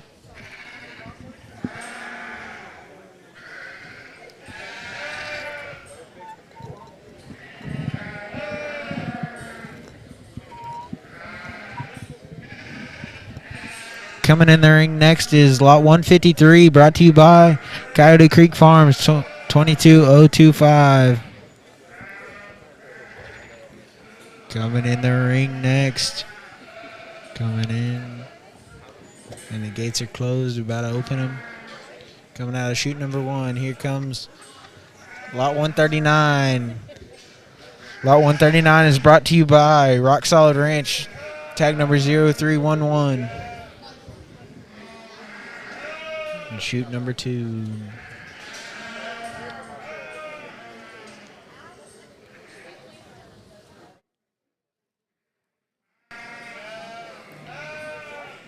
Lot number 154. Lot number 154 is brought to you by L&K Sheet Company, tag number 2215.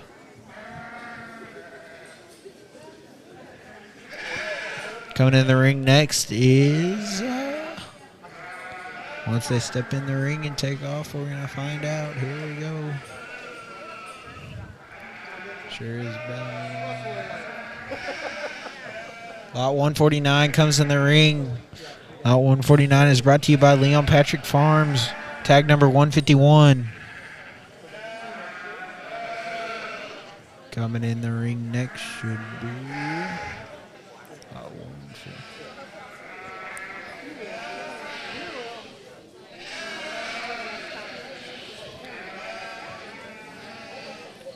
Boop, doop, doop, doop. Oh, they're feeling something on the sheep that just walked in the ring. Now we're about to get started. Coming down. They're checking the bump on the shoulders of lot 149. Doesn't seem to be a problem, the judges say. Lot 177 comes in the ring from Willow Creek Ranch, IMS 506. This is a substitution on the catalog. Is a substitution.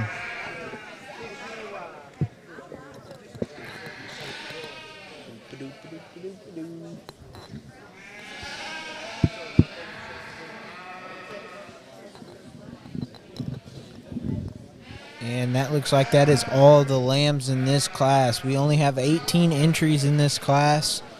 These ewes range from being born of 9/21 to 1/3 131 of 22.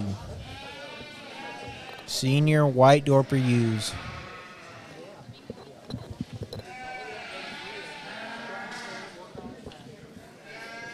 We are going to try to get Mr. Brian Ferris to come up here and give us some more talks on this, but we got to find him first.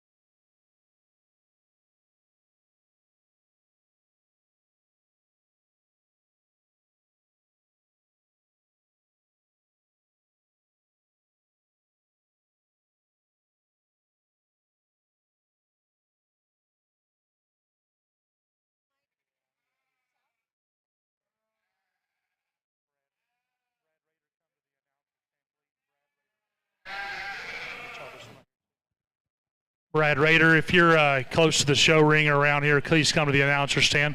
Brad Rader.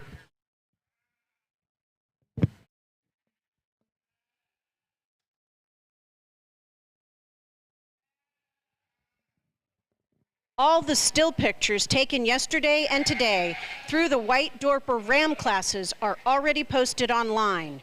Go to the Banner website at bannersheepmagazine.com and they are available for download. Dorper Rams will be up shortly.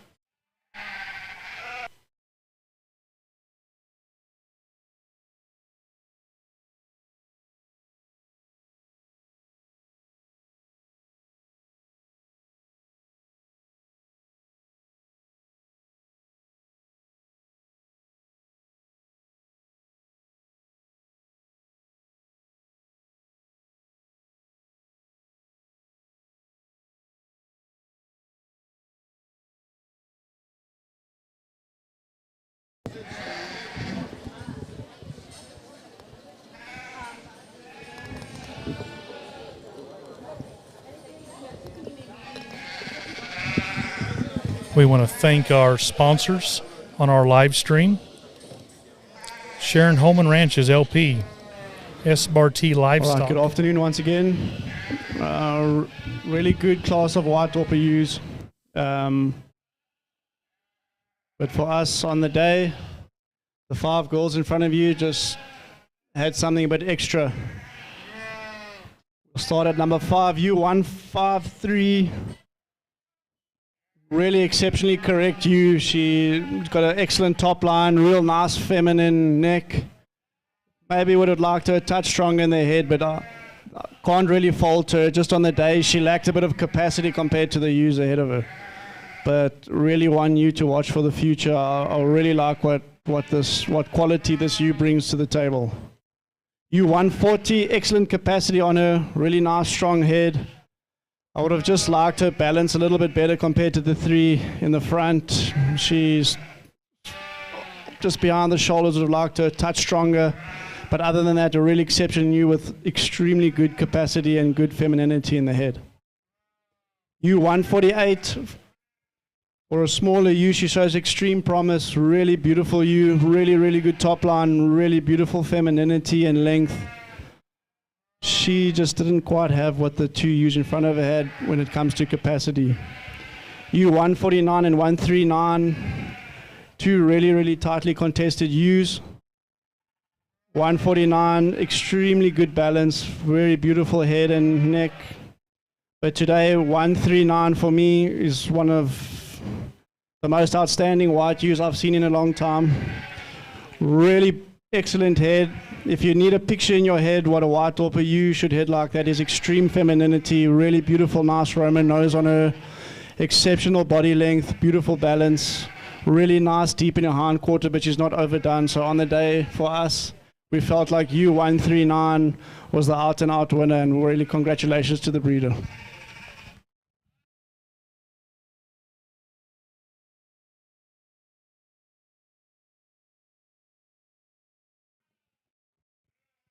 Our next class is Junior Yearling White Dorper Ewes. The winner in the Senior Yearling White Dorper Ewe was Abigail Hauser, Rock Solid Ranch, 0311. In second place, Leon Patrick Farm, 151. Third place, Roxana Tefatilar, Coyote Creek Farms, 22003.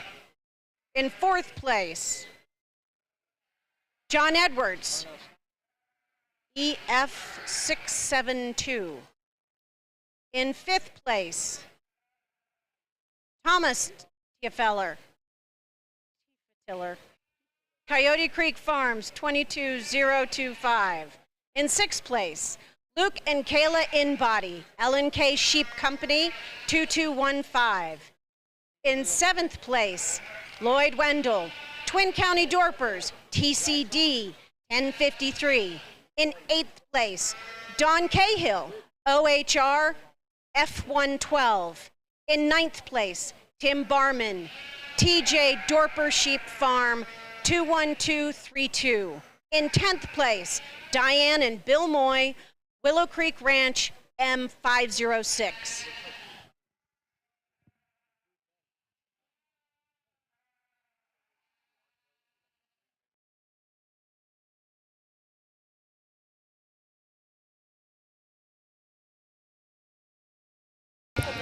So some of our stream sponsors are Sharon Holman and Holman Ranches, Espartee Livestock,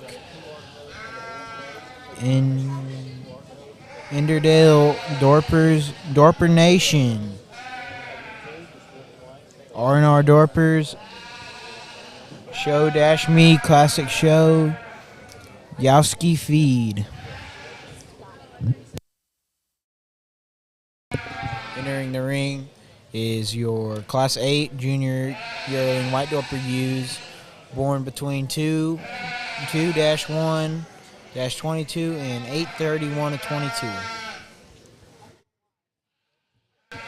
Lot 169 is brought to you by Kozo GT2140.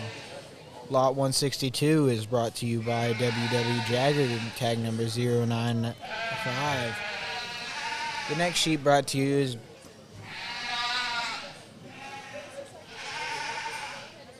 Lot 166, brought to you by Don Cahill at Oak Hill Ranch, 2116 or 216. Lot 164 is brought to you by N&K Ranches, tag number 2171. That's Norman Coles. Next sheep brought to us by Leon Patrick Farms, 171, lot number 170. Sheep after that one is brought to us by Wildcat Ranch, tag number 222 8, lot number 171.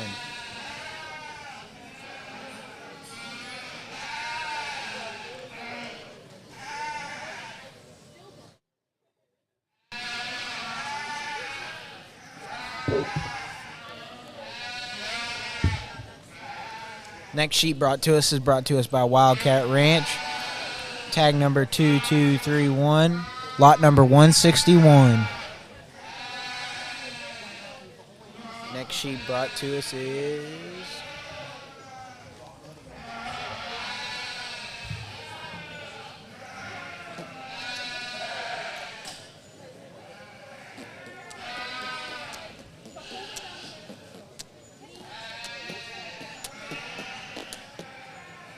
there's a total of 16 entries in this class, and we're bringing out the next sheep right now. We are talking about lot 173, brought to you by Coyote Creek Farms, 222045. The next sheep brought to us is lot 172, also brought to us by Coyote Creek Farms, lot number 172, tag number 22042. The next sheep brought to us by Howart's Livestock with lot number 157. Hensley and Hudson Howard. The next sheep coming out of the gate is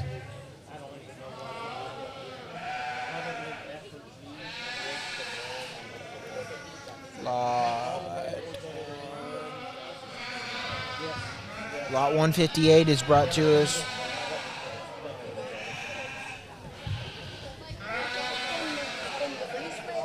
Actually, I do not see this sheep on my list.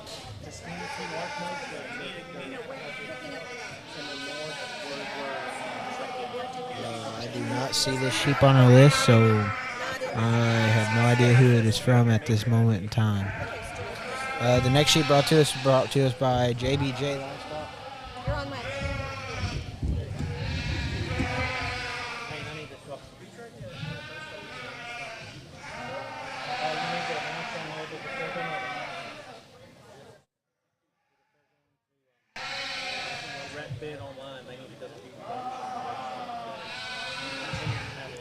If you're going to be watching online or going to buy sheep online, you need to register today at DV Auctions. So once again, if you are going to be buying a sheep tomorrow online, you need to register today at DV Auctions.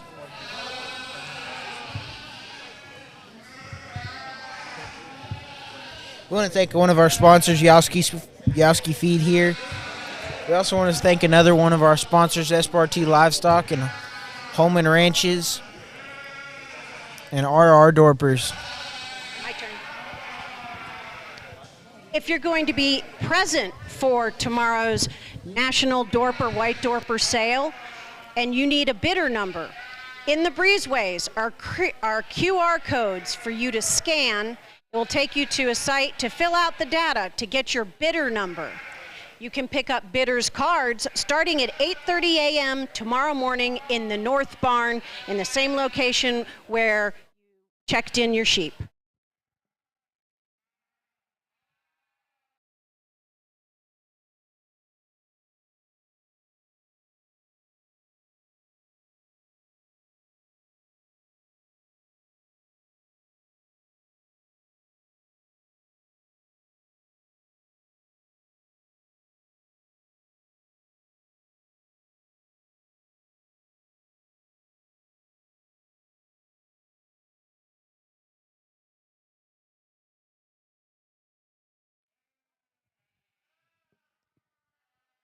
In the ring now are junior yearling white Dorper Ewes. Next class will be early fall white Dorper Ewes. Please come up ringside. Early fall white Dorper Ewes, come up ringside for your next class.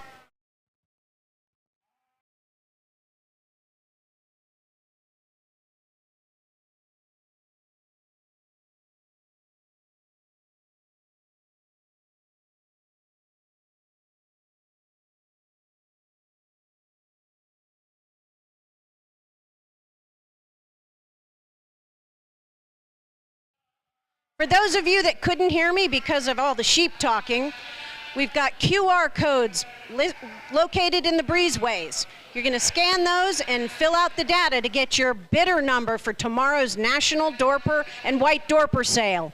You'll pick up your bidders cards starting at 8:30 tomorrow morning in the North Barn. Fill out those codes and make life simple for yourself.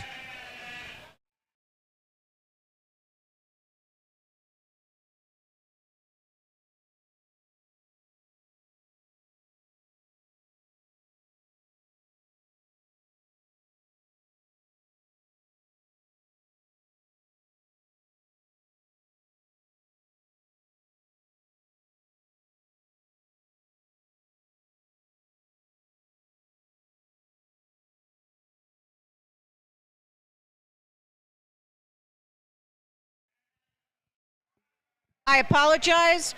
We don't need early fall yet. We need the second break for junior yearling white Dorper Ewes. Break number 2 for junior yearling white Dorper Ewes. I will be entering the show ring next.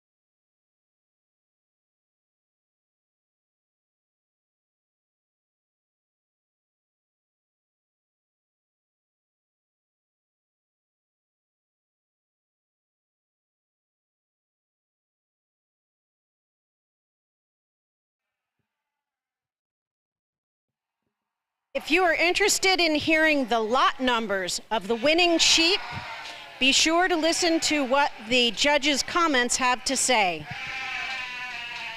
They list every animal by lot number.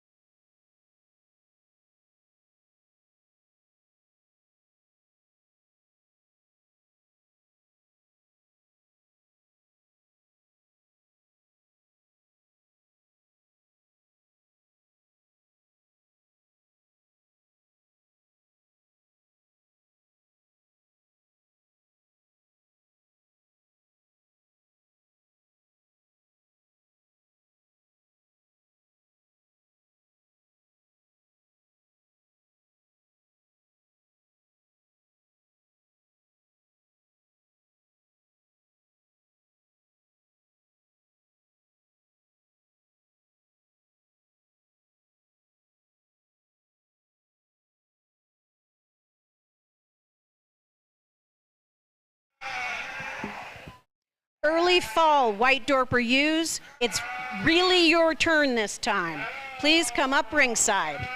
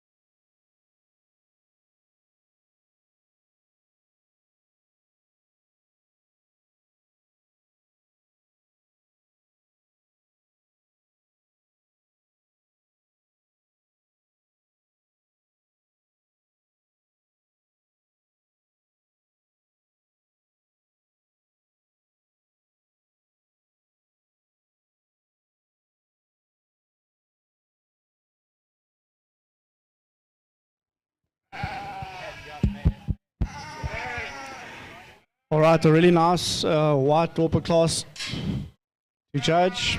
Really enjoyed it. I think these first 5 ewes could have gone either way, but really nice femininity in all of them. Their balance is really good. But 162, we felt just lost a little bit of balance compared to the first 4. She's got a real good capacity on her. She's still nice and feminine. Felt she could have been a touch stronger behind the shoulders, but still really, really good balance, good length of body and good size. 165, really nice feminine ewe. She had a nice stretch in her neck. We would have liked a touch more femininity in the head compared to the 3 ahead of her, but really well balanced. Ewe 157, a really exceptional white Dorper ewe. I think she just shows extreme femininity, perfect balance. Really good hind quarter, really nice long neck and feminine head, extremely good top line. But I think Ewe 170 was a touch longer in the body, had a little touch longer in the head and neck.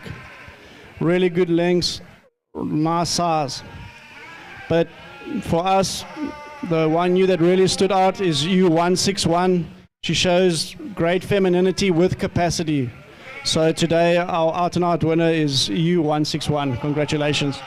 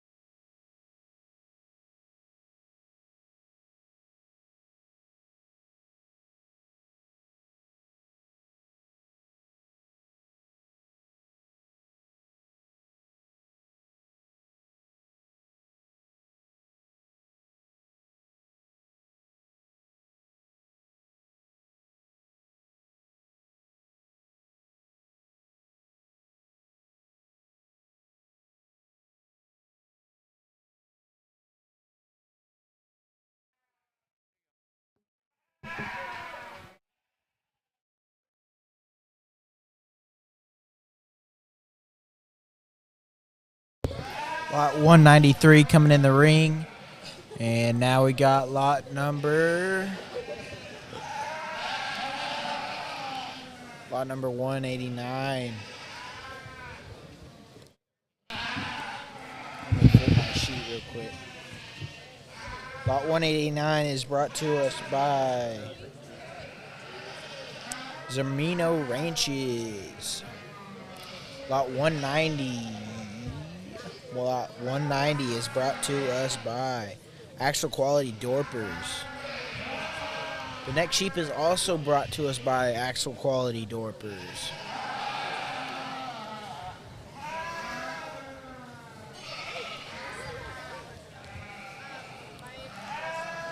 The sheep coming in the ring next is brought to us by Espartee Livestock, lot 180. No. It's by Espartee Livestock, lot 175.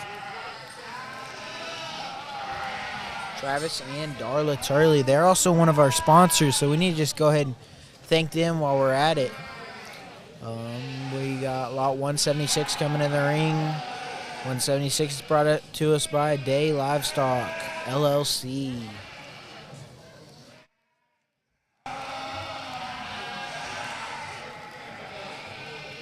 The next sheep coming in the ring is brought to us by lot 160 is brought to us by JBJ Livestock. A lot of sheep noise going on. They're just all hollering. They're tired. They want to go to bed. I'm kind of tired and want to go to bed too. Lot 181 is brought to us by Espartee Livestock.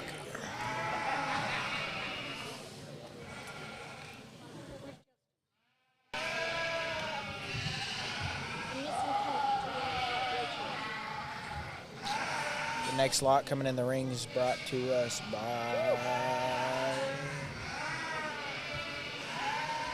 lot 186. Lot 186 is brought to us by Canucker White Dorpers, tag number 0339.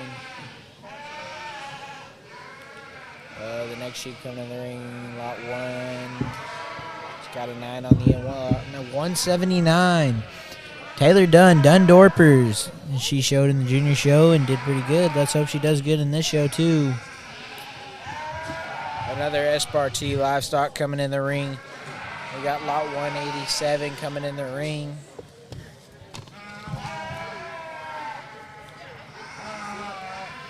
Espartee Livestock. They're also a sponsor. We make sure to thank them again.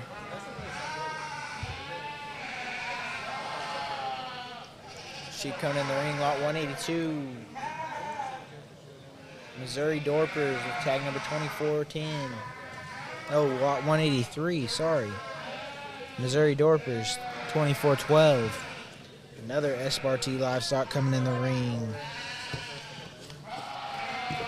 Espartee Livestock, lot 184.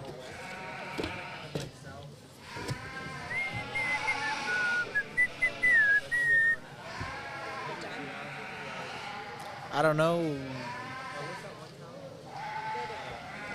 Oh, here we go. We got Leon Patrick Farms coming in with a lot 185.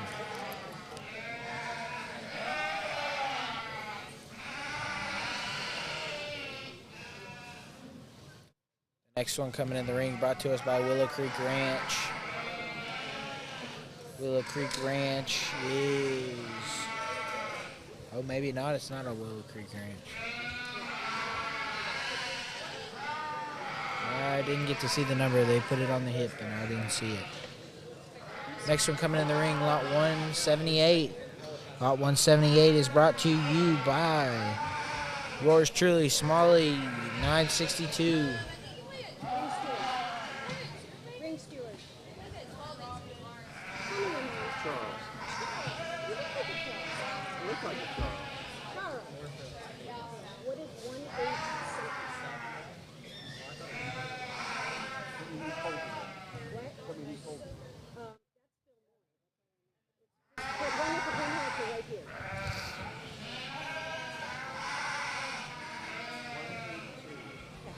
Lot 182 brought to us by Missouri Creek Dorper, or Missouri Dorpers.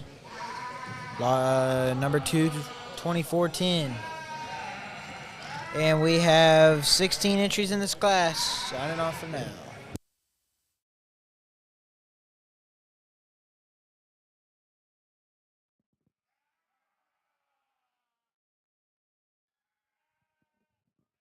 The winners for Class 8, Junior Yearling White Dorper Ewe, Break 2, born between 2/1/22 and 8/31/22. In 10th place was Dawn Cahill, OHR 216. In 9th place, Dawn Cahill, OHR 205. In 8th place, Jared Fries, JBJ Livestock, JB 2220. In 7th place, Wesley Glass, Wildcat Ranch 2228. 6th place, Jared Fries, JBJ Livestock 2232. That right now. In 5th place, WW Jagger 0095. In 4th place, Leon Patrick Farm 158. In 3rd place, Hensley and Hudson Hohertz Livestock 2013. In 2nd place, Leon Patrick Farm 177. In 1st place, Carter Glass, Wildcat JCG 2231. Thank you, entrants.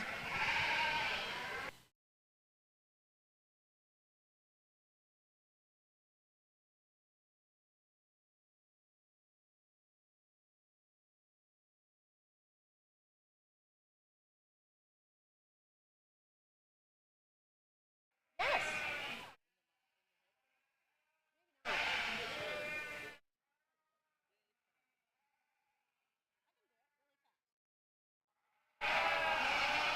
They're going to be mad if I don't. Yes, they will. What?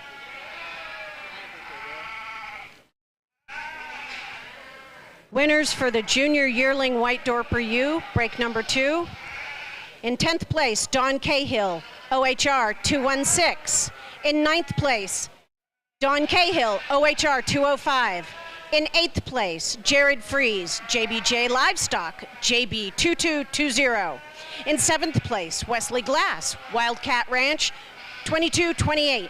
In 6th place, we have Jared Fries, JBJ Livestock 2232. In 5th place, we have Wyatt Jagger, WW Jagger 0095. In 4th place, Leon Patrick Farm 158. In 3rd place, Hensley and Hudson Hohertz Livestock 2013. In 2nd place, Leon Patrick Farm 117. No, that's 177. And in 1st place, we have Carter Glass, Wildcat JCG 2231. That was your Junior Yearling class.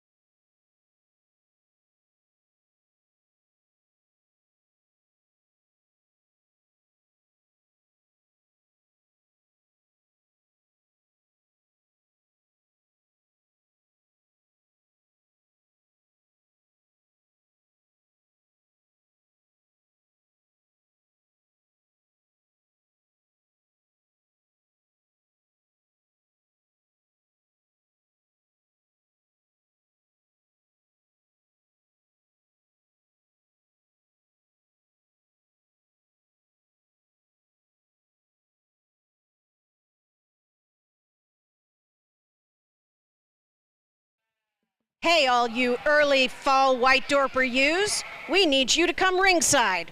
Early fall white Dorper Ewes, come on up to ringside.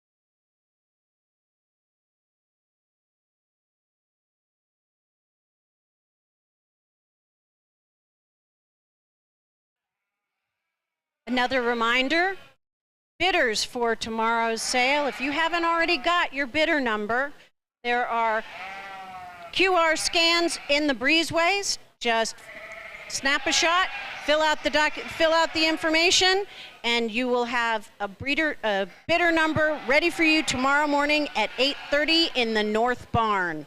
If you can't be here and are going to be watching the sale online and bidding, you can go to www.dvauctions.com to fill out your information today so that you can buy tomorrow.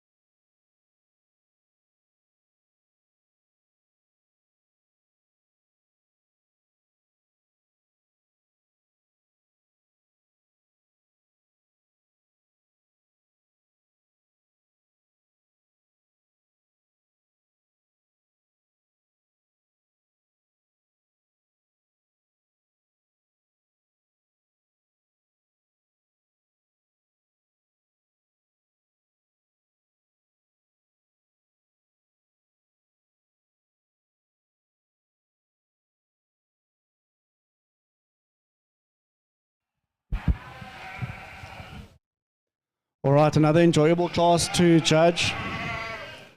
I feel like the front 5 ewes are well deserved to be where they are. Ewe 191, great capacity on her, really good length. I feel like she could have been a touch stronger behind the shoulders compared to other ewes. But she's got a really, really good hindquarter capacity, which I really like about her, and a really, really long body and a nice feminine head and neck. Ewe 157, I really love her femininity, most beautiful head and neck. I really like her Roman nose shape, really nice front. 157 for us had really excellent femininity, but she just lacked a little bit in her hindquarter compared to the 3 ewes in front of her. Ewe 189, exceptional femininity. I think of all the ewes, she probably had the most femininity and type. But I think on the day, compared to our 2 ewes in front of her, she just lacked capacity. It was really difficult between Ewe 190 and 176, 2 really exceptional ewes. I think on the day, could have gone either way, but we felt that 190 just had a really better finish on the tail. They both really got nice deep hindquarters. 176 touched a bit better behind the shoulders, but on the day we feel like 190 just had was a little bit better finished on the tail and a really nice long feminine neck, but 2 really nice ewes. But I think on the day Ewe 190 is our well-deserved winner. Congratulations.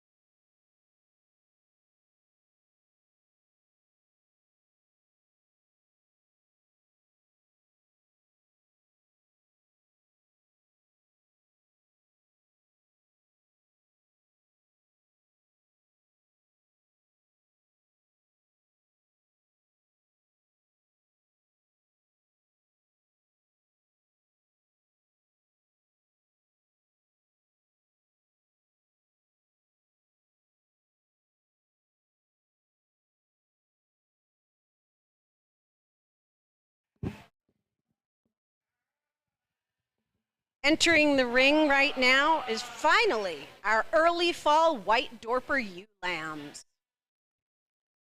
Winner of break number 2, junior yearling white Dorper Ewes. Number 1, Travis Blackburn, Axtel Quality Dorpers, 22213. In second place, Briar Day, Day Livestock LLC, 697. In third place, Jesus Zermino, Zermino Ranch, 1402. In fourth place, where are you? Travis and Darla Turley, Esparti Livestock, 1740 SP. In fifth place, Travis Blackburn, Axtel Quality Dorpers, 22207. In sixth place, we've got Diane and Bill Moy, Missouri Dorpers, 2410. In seventh place, Travis and Darla Turley, Esparti Livestock, 1742 SP. In eighth place, Travis and Darla Turley, Esparti Livestock, 1746 SP. In ninth place, we had Taylor Dunn, Dunn Dorpers, 074. In 10th place, Harry and Kevin Paul, Missouri Dorpers, 2412. Thank you for a nice class.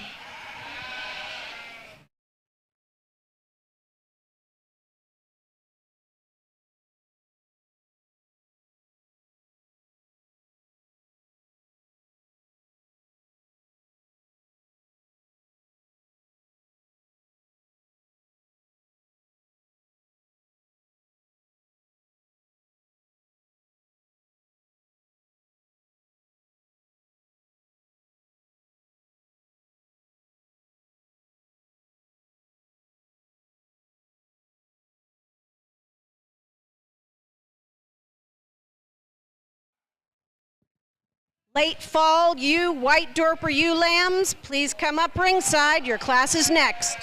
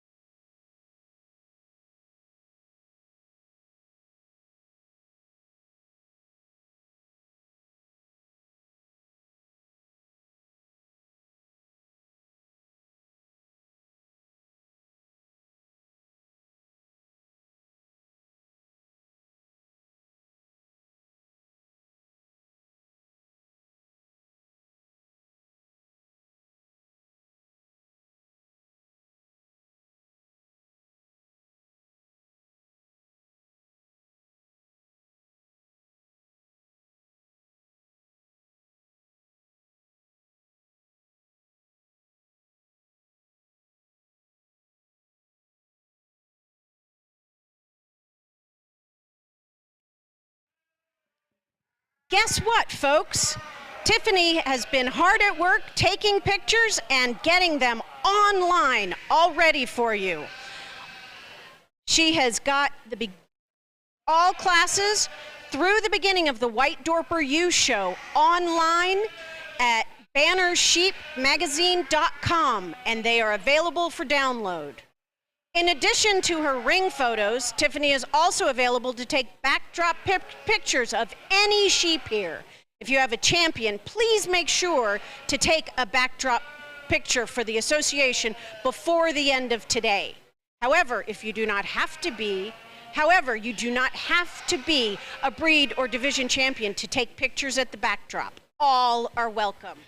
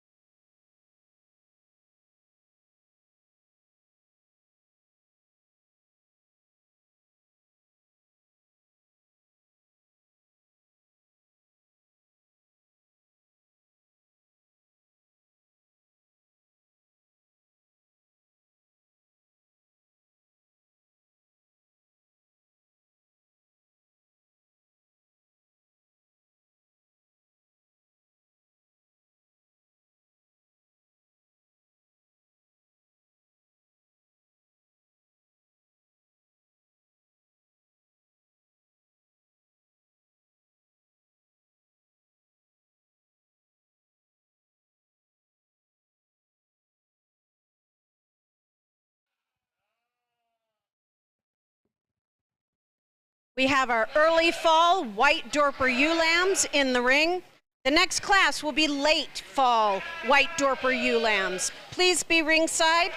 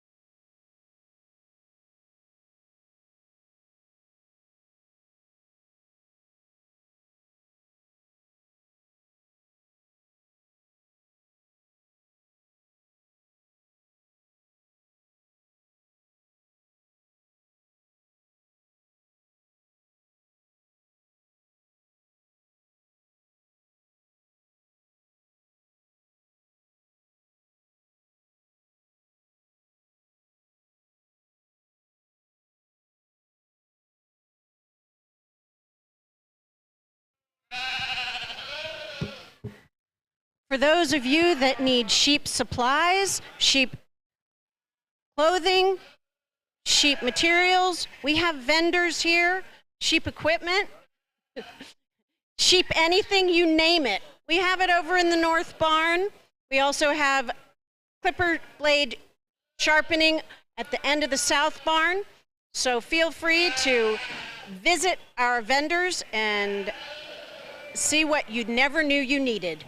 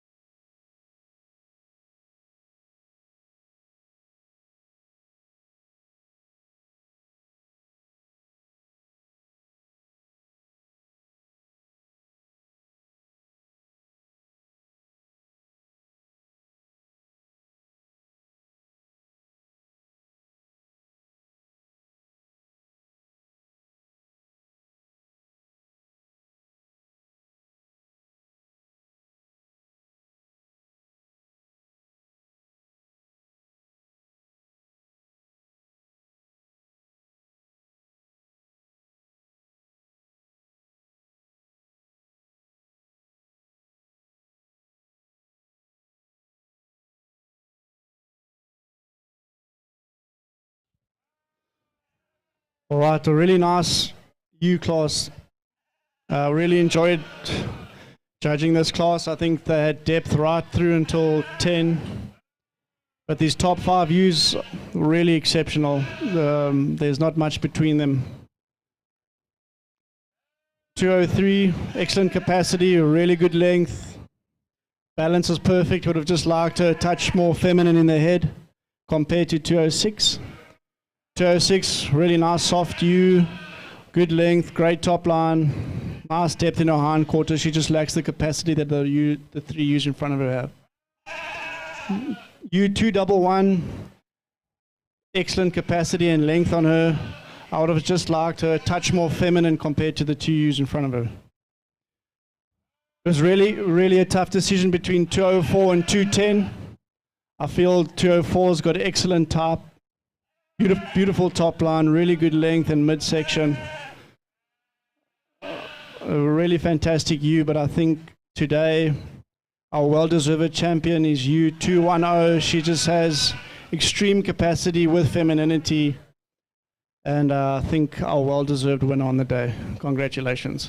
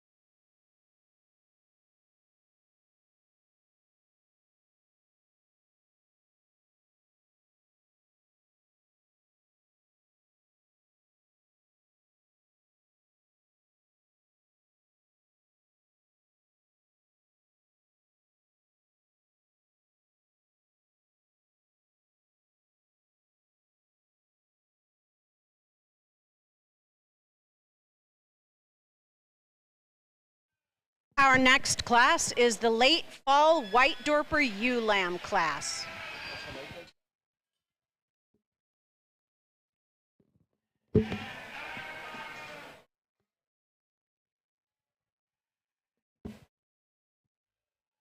Results.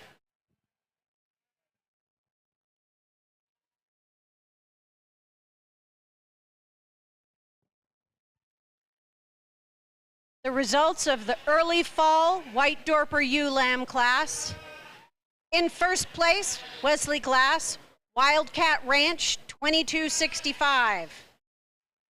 In second place, Tim Barman, TJ Dorper Sheep Farm, 22128. In third place, we had John Edwards, Eggs 791. In fourth place, Ron Waldron, East Star Livestock, 2318. Fifth place, we had Jake Edwards, Eggs 801. Fourth place, Ron Waldron, East Star Livestock, 2318. In fifth place, oh wait, now I'm going backwards.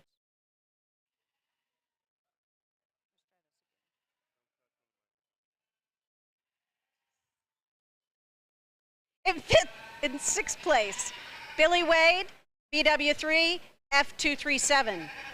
Seventh place, Bill Cooker, Cooker White Dorper, 0365. In eighth place, John Edwards, Eggs 818. Ninth place, Leon Patrick Farm, 188. And in 10th place, Dan Templeton Farms, 2213. Thank you for a nice class.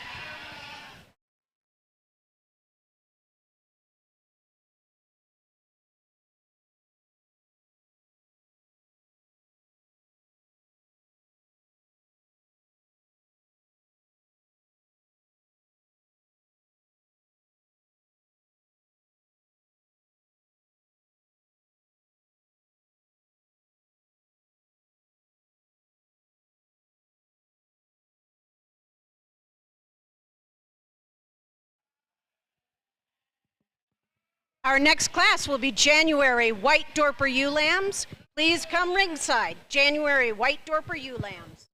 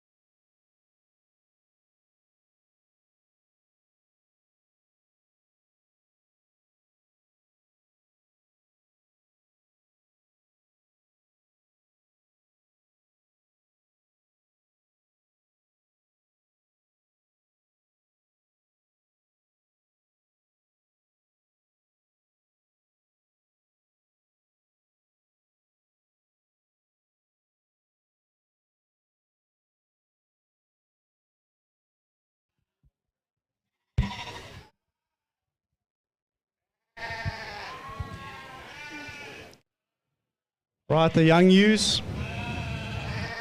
Really strong class. I always enjoy judging the young ewes. It really gets you excited of what's to come.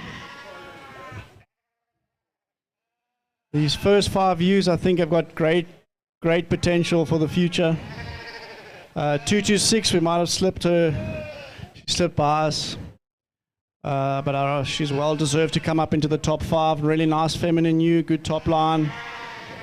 I think where she fell away is just slight slope on her rump, a little bit more compared to the other 4 ewes in front of her, and I would have liked it a little bit fuller in her hind quarter.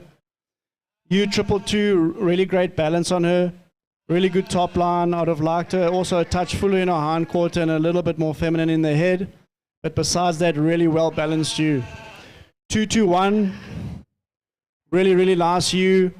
I felt she was a little bit unlucky because the 2 ewes in front of her are just really exceptional. She's still really nice and feminine, really long head and neck, really long body. Would have liked her a little bit better on her hind legs, but besides that, still a really good ewe. Our 2 ewes in the front, Champion and Reserve. Really 2 exceptional ewes, excellent femininity.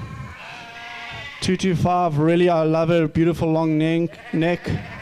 But I feel like on the day, our U215 just had more depth, more capacity. So 225, that's why we placed her second. But 215, a really exceptional white Dorper ewe. I just want to congratulate the breeder. Beautiful femininity, lovely top line. The balance is exceptional on this ewe. She really has a wedge shape at this young age. So our well-deserved winner, and congratulations, U215.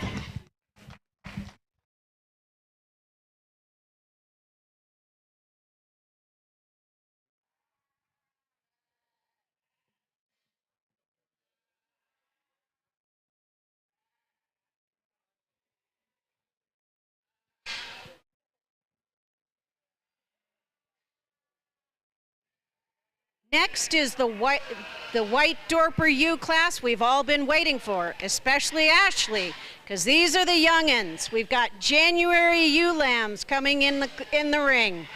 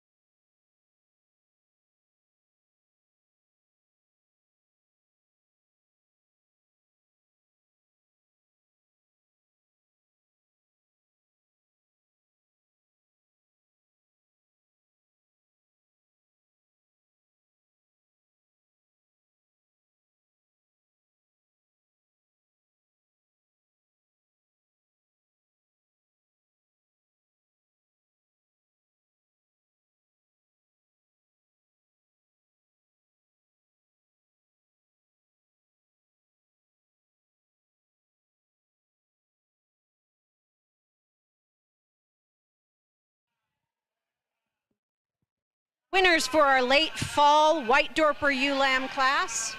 In first place was Briar Day Livestock LLC, 890. In second place, Travis and Darla Turley, Espartee Livestock, 2031 BK. In third place, Luke and Kayla Inbody, L&K Sheep Company, 2308. In fourth place, Luke and Kayla Inbody, L&K Sheep Company, 2309. In fifth place, Travis and Darla Turley, Espartee, KRS 1821 BK. In sixth place, Leon Patrick Farm, 207. In 7th place, Narrowgate Farm with Narrowgate Farm 768. In 8th place, Bill Cooker, Cooker White Dorper 0385. In 9th place, Amanda Hauser with Tennessee Tech University 2245. In 10th place, Bill Cooker, Cooker White Dorper 0366. Thank you for a nice class.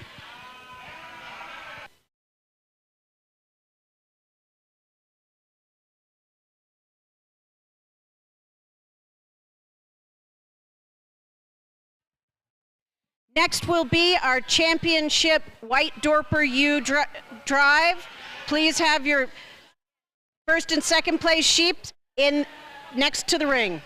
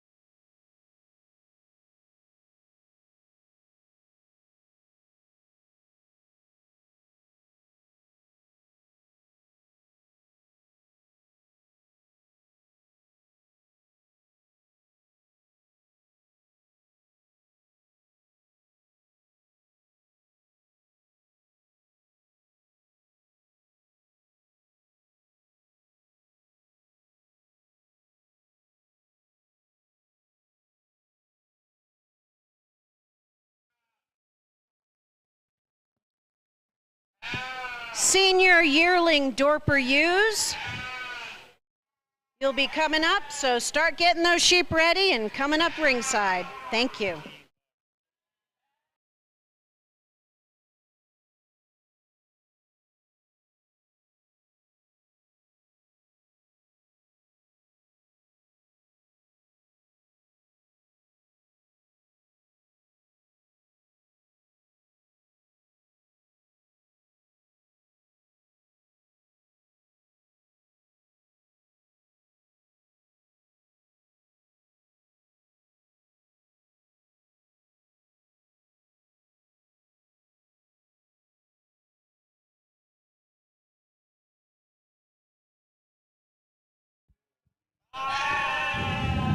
All right, a really quick class. The junior ewes, real young class. I think the first 4 ewes speak for themselves. The 3 ewes at the back are still really young. 227, nice balance, nice femininity. I think she's going to grow into a really nice ewe. She just lacks the capacity that our front 3 ewes have. 228, great capacity. Top line's not as strong as our first 2 ewes, but really nice ewe, nice depth in her hind quarter. 229 and 230, really 2 really nice feminine ewes. I love their heads, their femininity, their nice long necks. 229, take nothing away from her exceptional ewe. She just lacks the capacity that our champion has today. Ewe 230. As soon as she came into the ring, she had a beautiful presence. She's a wonderful ewe and a really top ewe that you can look at for the future. Take down her tag number. She'll be one to watch for the future. So 230, a well-deserved champion, and congratulations to the breeders.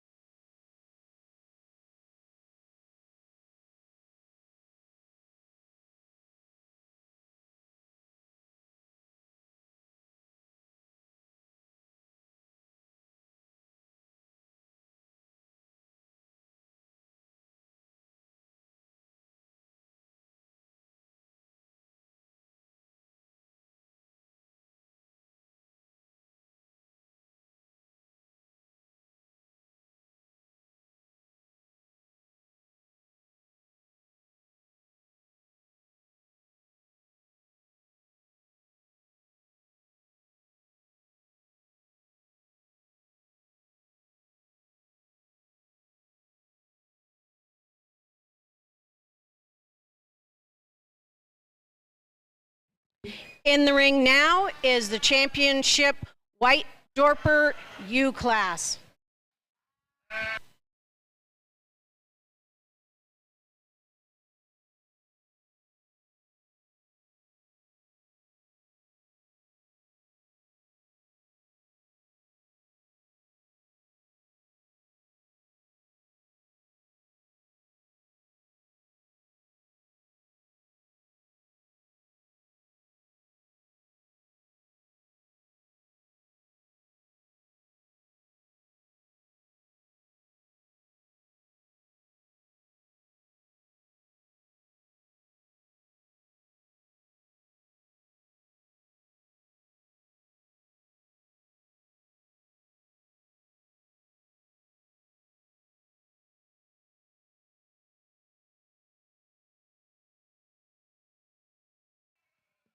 The placings for our January White Dorper Ewe Lamb class.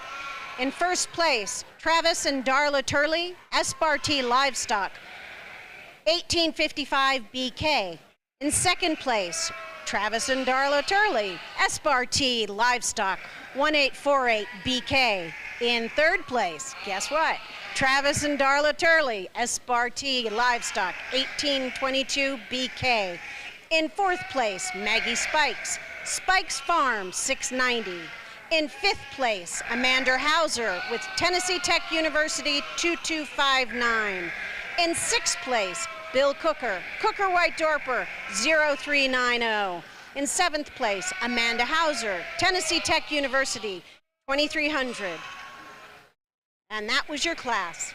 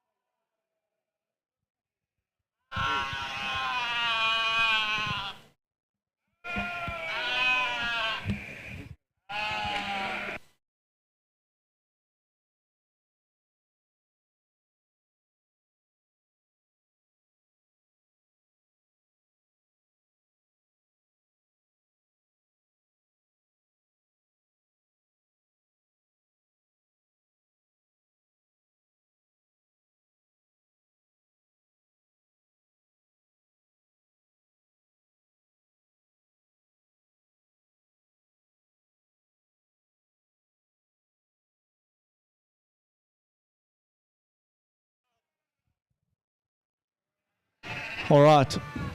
Not the easiest class to judge, but I feel like this is a really good sign for the White Dorpers for the US. If your junior Ewes can top your senior Ewes, you guys are really headed in the right direction. It doesn't often happen, but today these two junior Ewes are just really, really exceptional. A really, really good advert for the White Dorper breed. Two beautiful feminine Ewes. Really great capacity, excellent top lines, but I just feel our junior U230, being a younger ewe and showing the length and femininity that she has at this young age is something quite special. U210, take nothing away from her, she's still feminine. Excellent, excellent meat quality on her. I would have just liked her a touch more feminine compared to our champion. But I'd just like to congratulate the two breeders. These two White Dorper ewes would have definitely competed back in South Africa, and I just want to say really to you, congratulations and well done.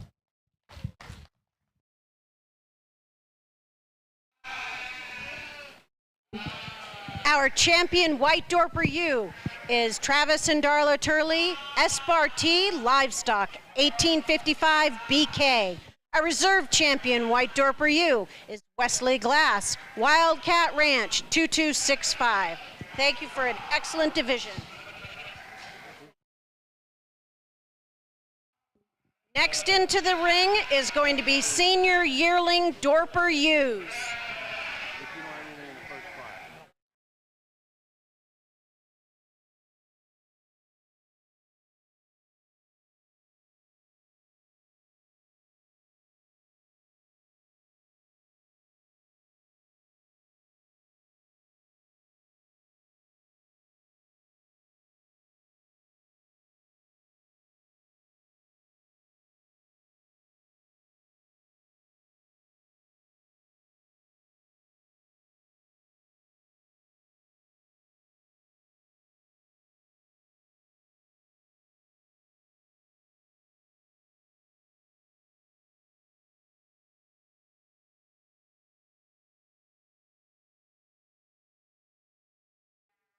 Okay.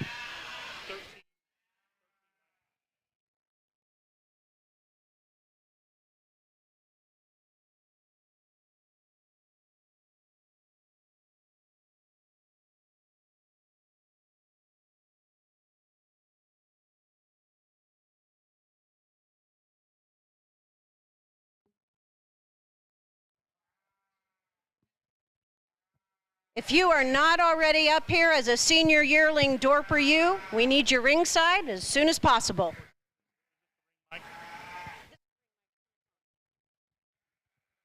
Okay, if we can draw your attention to the ring, this is our donation ewe. N&K Ranches, Norman and Kathy Coles have graciously donated an outstanding fall-born ewe lamb. Got Mr. Briarday here to come show you this ewe. If you guys are looking for a donor type ewe to support our junior association, here she is. Outstanding ewe that can be shown in the junior divisions, and she can go back into your donor pen and be exceptionally good. All the proceeds raised on this ewe will go back to the American Dorper Association Youth Fund. We appreciate it. Let's everybody give a nice round of applause for N&K Ranches for their donation. Thanks again, Norman and Kathy Coles.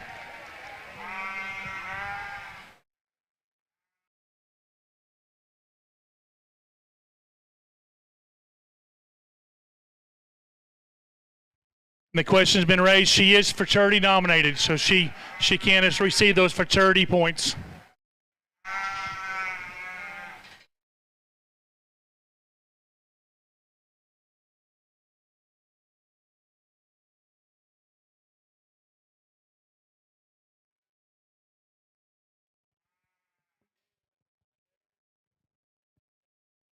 Entering the ring is the senior yearling Dorper ewe class.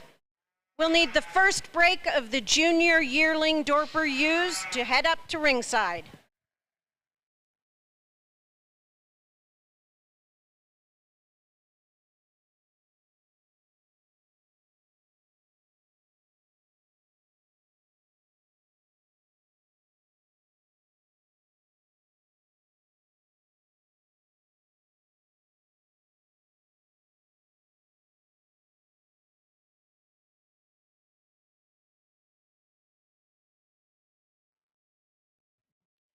Ring steward, you're being requested in the ring. Ring steward. Charles, hello. Charles, please step forward. I'm gonna guess you're incapacitated right now. Either Charles is gonna get up here or we're gonna have a plan B very soon.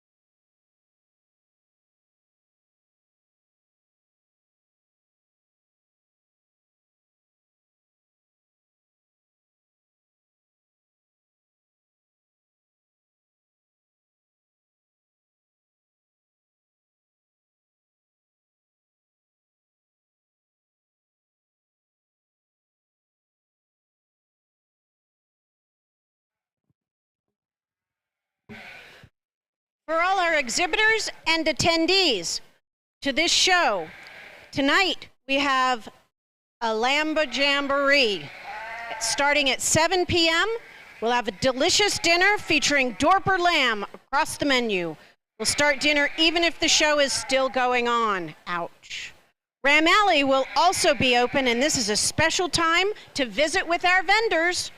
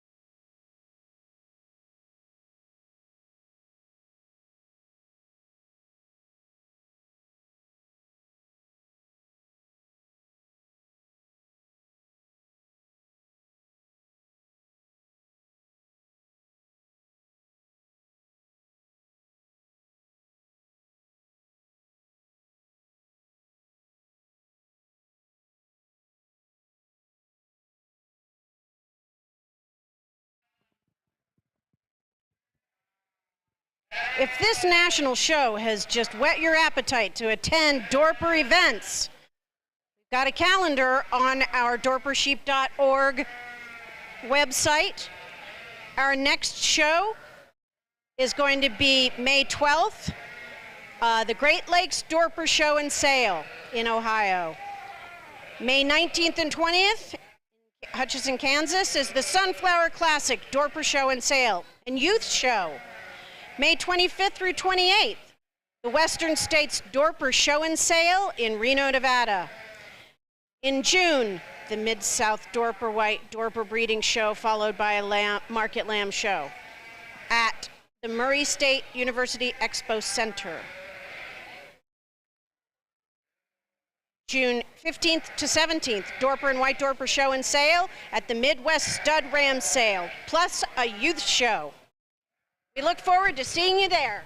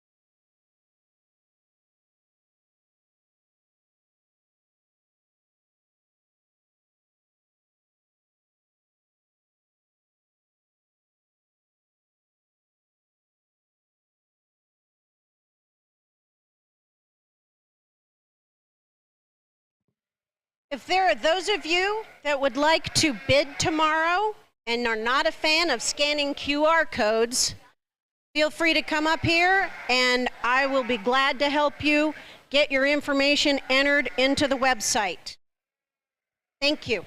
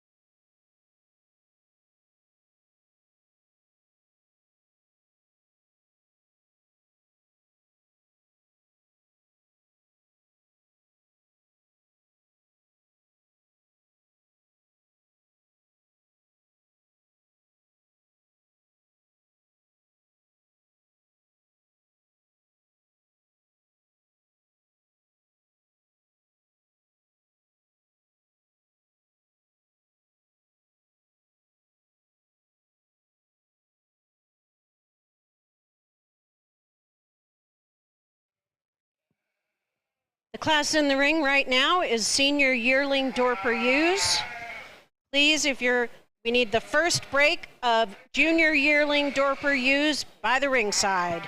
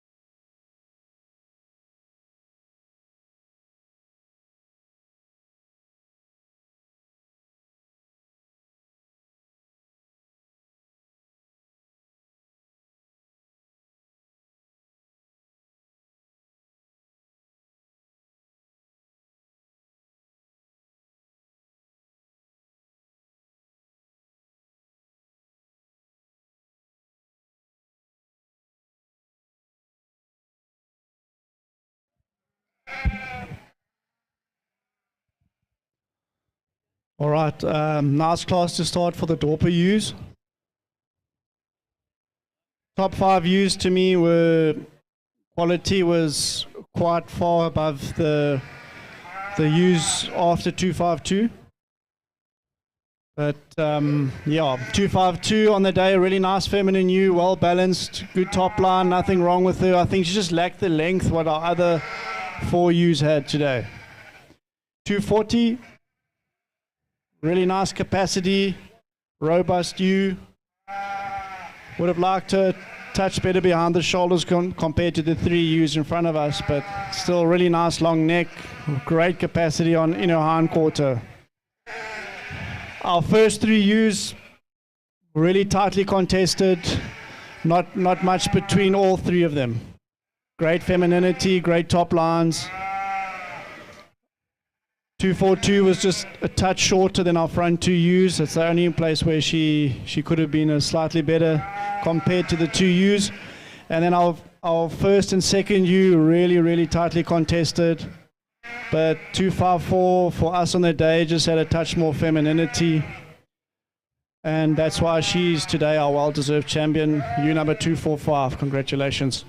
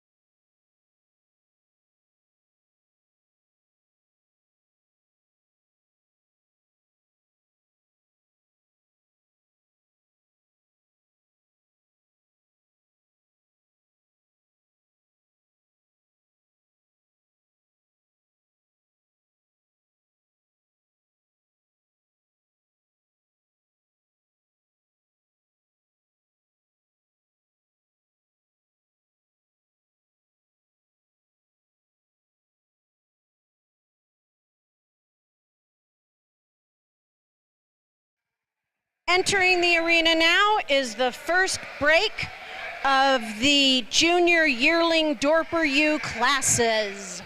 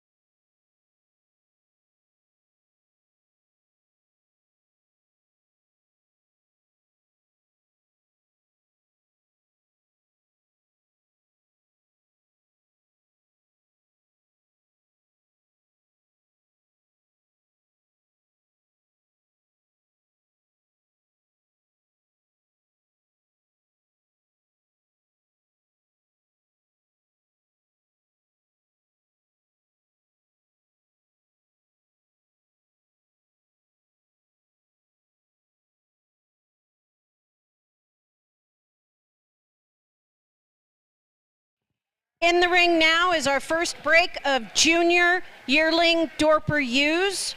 Will the second break of junior yearling Dorper Ewes please come ringside? The results of class 13 senior yearling Dorper Ewe. In first place, Juan Navarro, JN Ranch, 198. In second place, Bob Ransom, RR Dorpers, 2202. In third place, Tim Barman, TJ Dorper Sheep Farm, 21301. In fourth place, Fred Gillum, KY Proud Dorpers, 2161. In fifth place, we had Fred Gillum again, KY Proud Dorpers, 2209. In sixth place, Zach Price, Green Mountain Dorpers, 2107. In seventh place, we had Justin and Stephanie Marshall, Marshall Ranch R5. In eighth place, Centradel Farm LLC, Centradel Farm 0275. In ninth place, Jonna Sandoval, San Juan Dorpers 203. In 10th place, Kevin Herrera, The Ranch 4H, JH 128. Thank you for a nice class.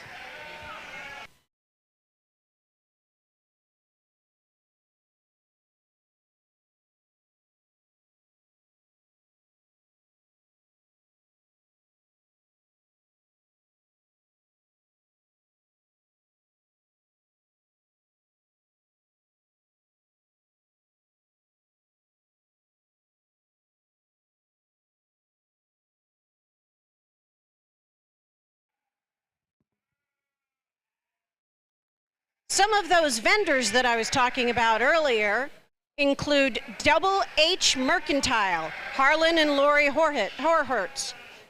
We have Old Glory Sharpening for your blade sharpening pleasure. We have Stagel Fabrication and Engineering for sheep equipment. Their equipment is designed with breed-specific needs in mind.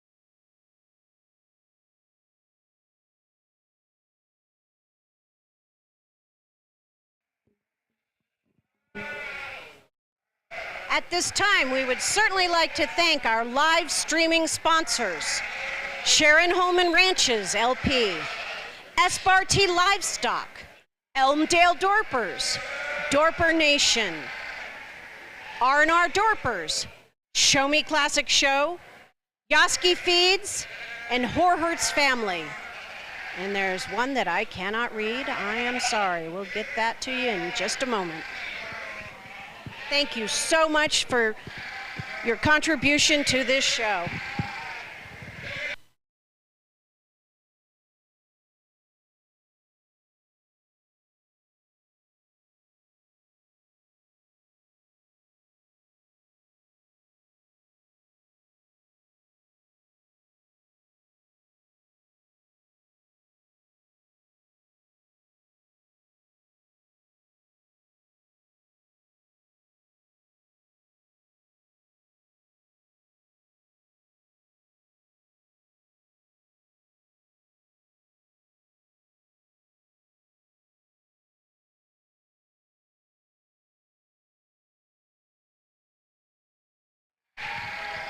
That final and most special live stream Dorper show sponsor is Ring Out Fungus Control. Thank you very much.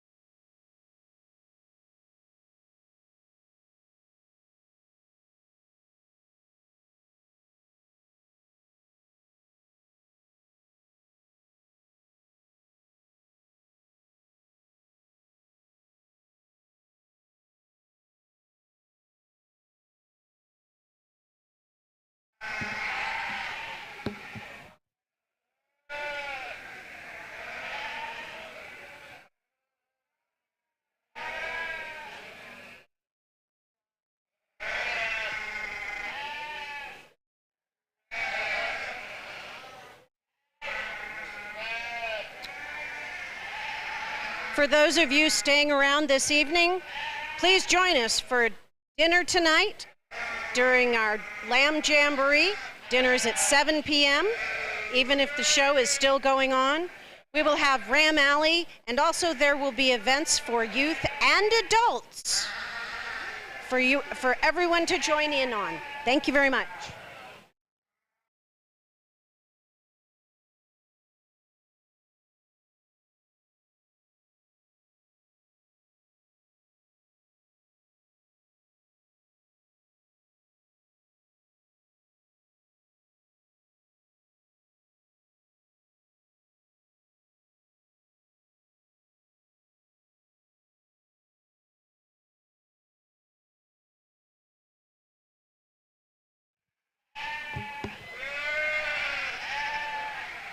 I tell you what, our photographer, Tiffany Deacon, is hot today.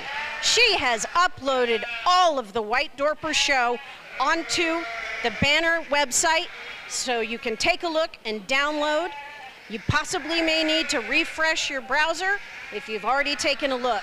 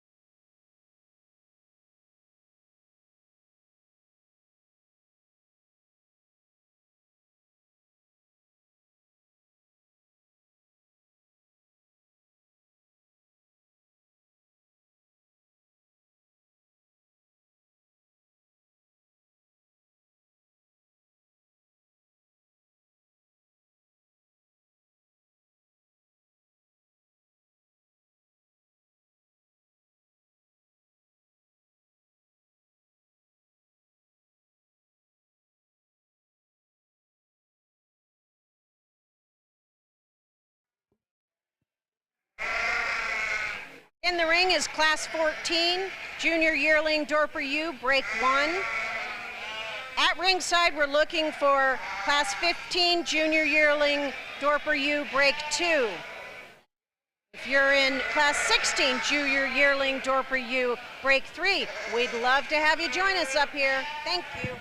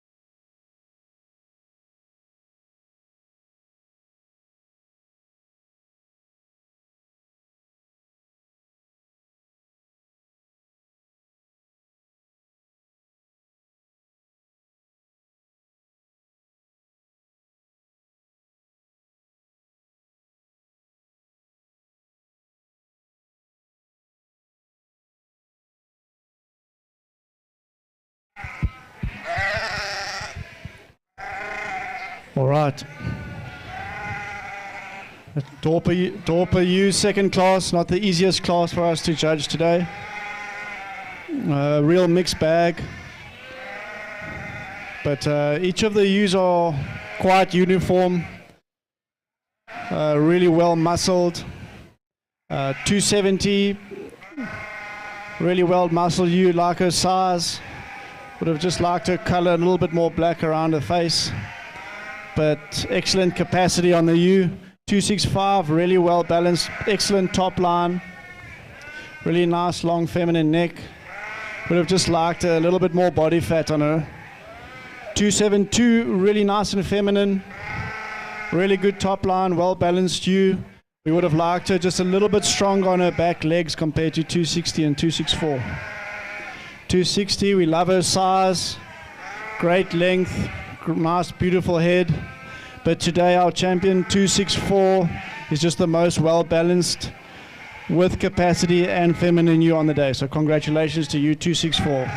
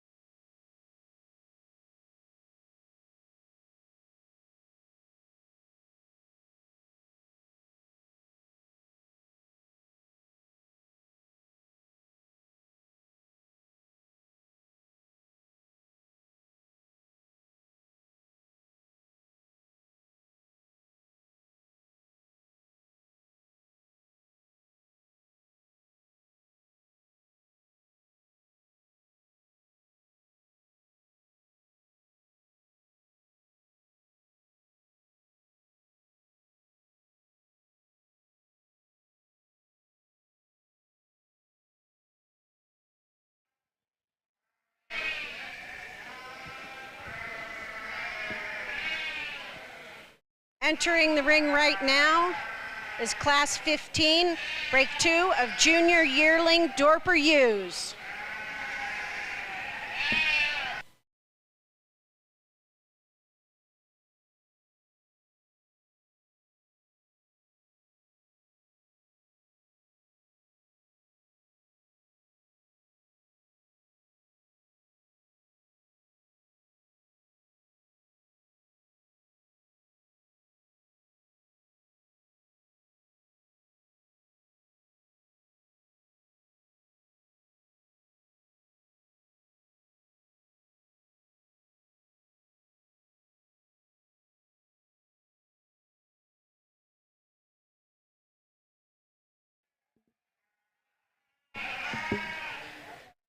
We're looking for Class 16, Junior Yearling Dorper Ewes, break number 3, to join us at ringside.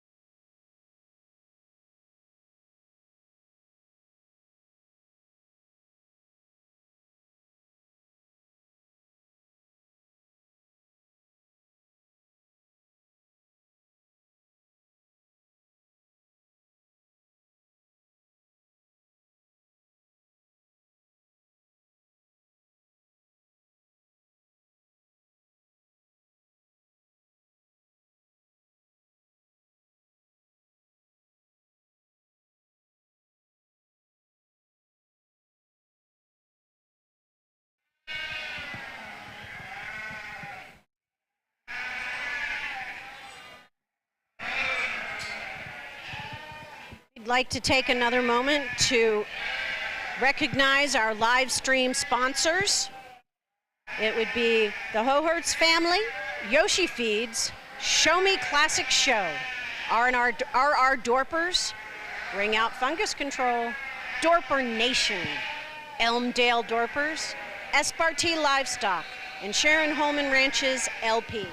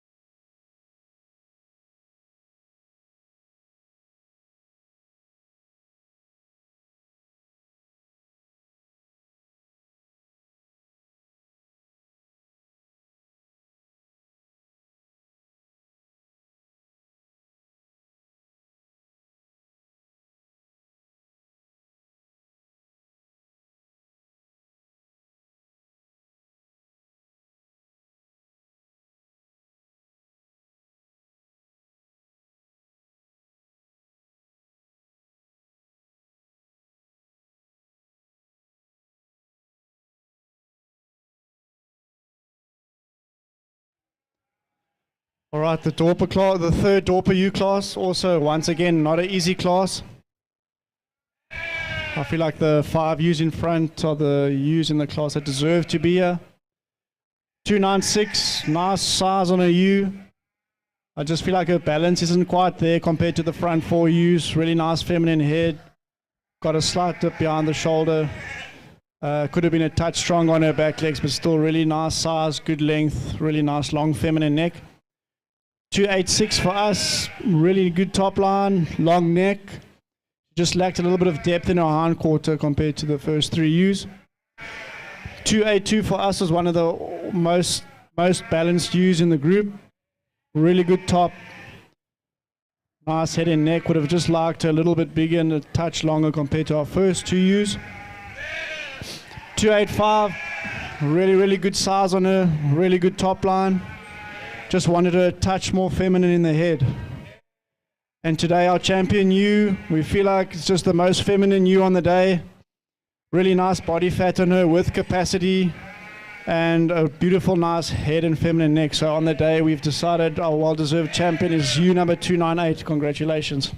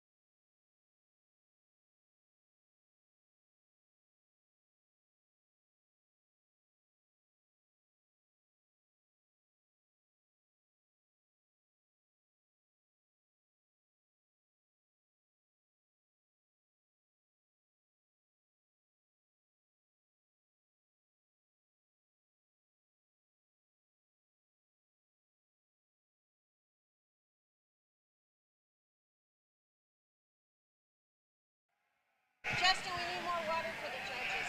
They suck down that doctor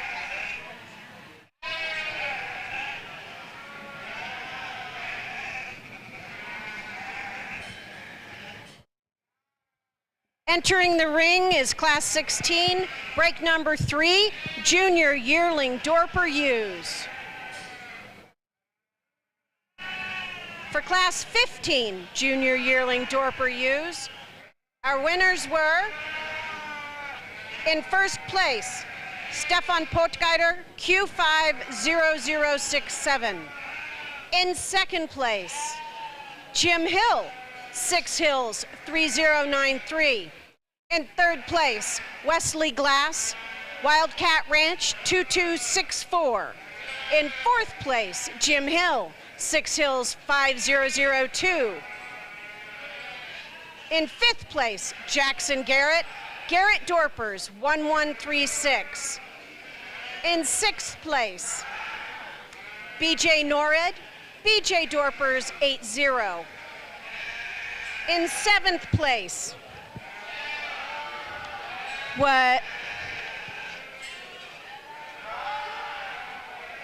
seventh place, Brad Rader, Icon D34. In eighth place, Jim Hill, 6 Hills 3090.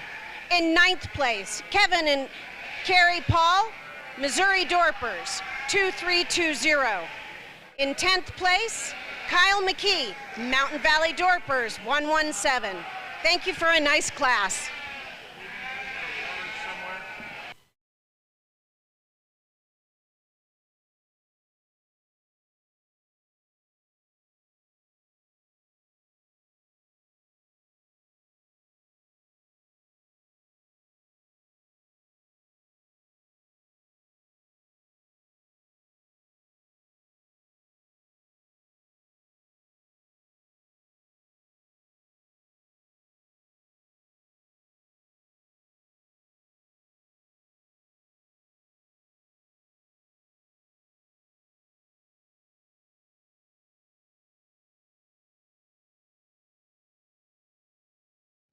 We have class 16 in the ring. Junior yearling Dorper Ewes, break 3. Our next class is going to be class 17. We're looking for the early fall Dorper ewe lambs to join us ringside.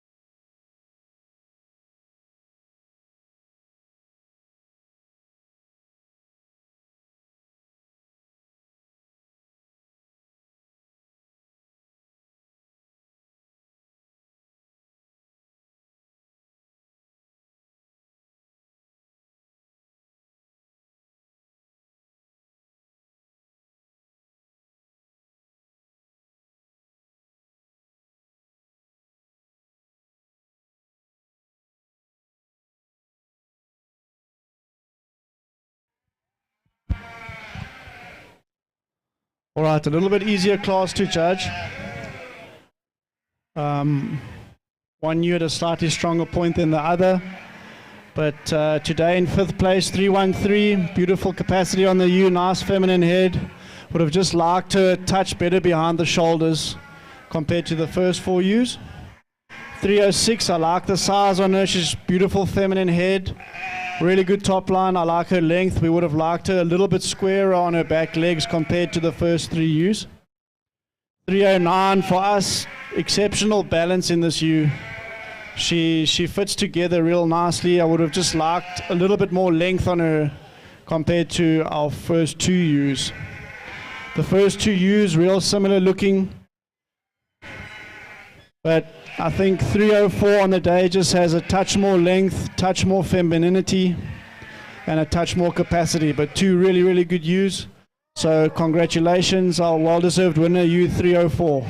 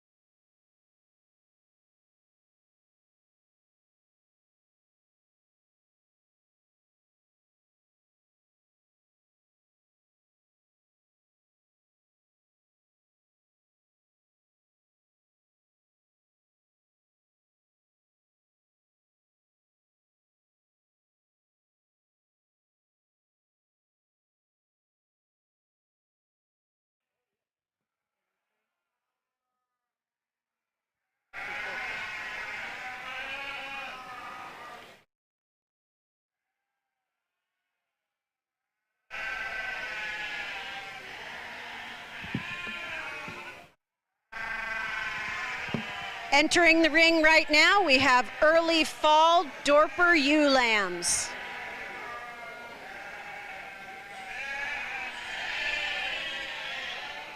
Next, we'll have Class 18 late fall Dorper Ewe lambs. Please join us ringside.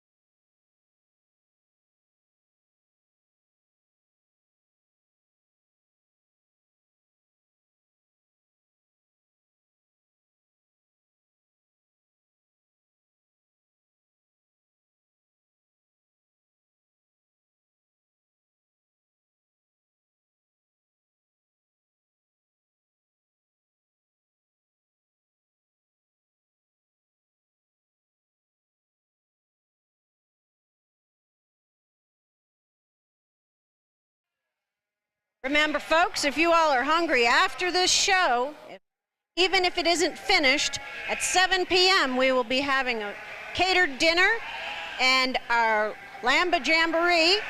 There'll be Ram Alley as well as games and interactive events for adults and children alike.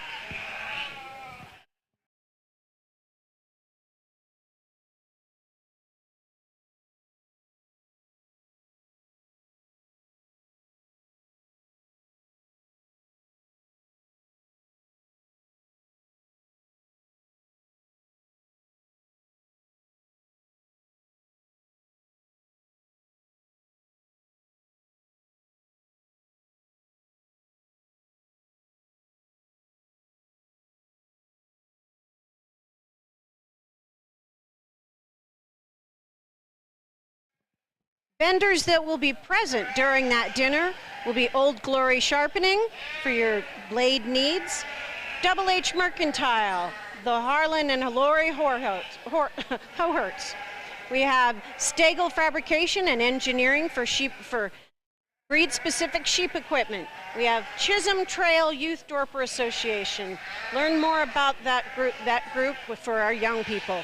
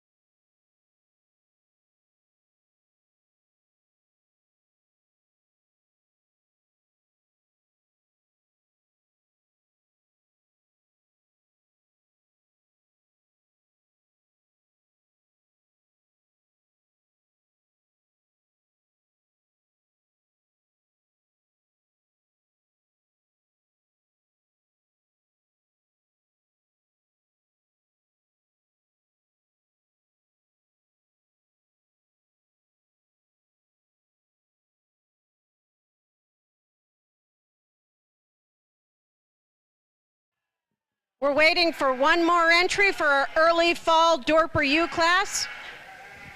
And here they come.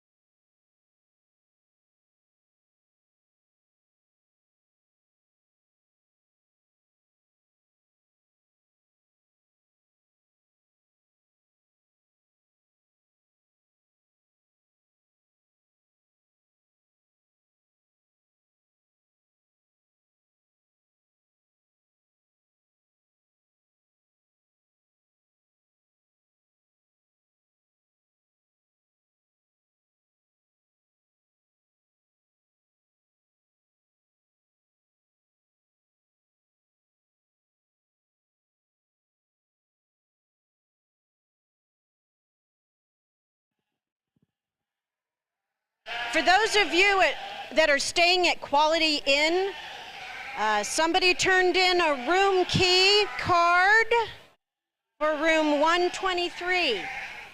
If you're looking for your key card for Quality Inn, room 123, I have it at the announcer's booth.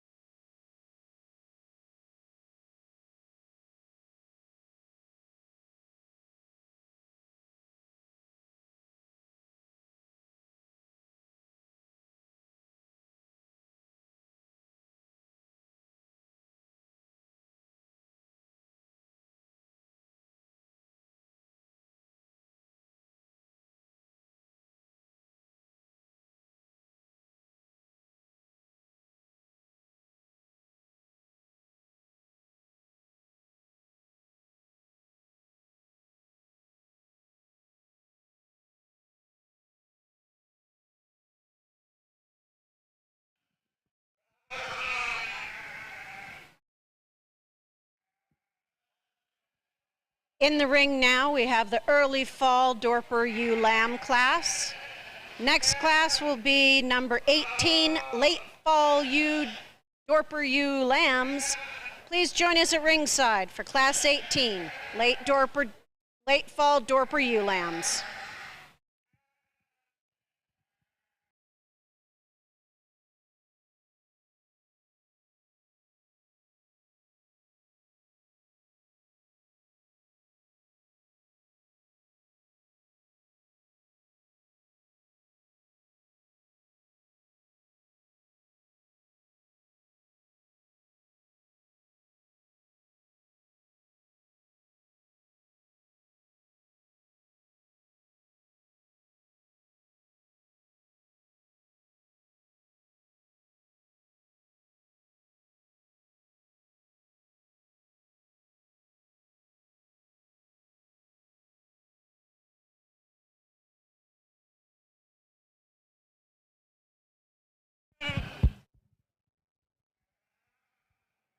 All right, a nice competitive junior ewe lamb class. First 5 ewes really evenly contested. I think the first 3 were neck and neck. 3 to 9 had great femininity on her and a really nice length. Good top line. I think she just lacked a bit of capacity compared to the first 4 ewes. 3-5-2, great balance on her, real good top, fair bit of head and neck. I love her length, but she just didn't quite have the capacity like the first 3 ewes. The first 3 ewes really very evenly contested. 3 similar type of ewes. 3-3-1 for us on the day, just lacked a bit of height and length compared to the first 2 ewes. But still 3 very evenly contested ewes. Great capacity on all of them, nice feminine heads, great top lines. But today 340 and 330 had a touch more size on them, touch more length. But 330, 340, really evenly contested. But we felt on the day 330 compared to 340 had a slightly more balance and slight more femininity and a touch more capacity in her. So today 330, a well-deserved winner. Congratulations.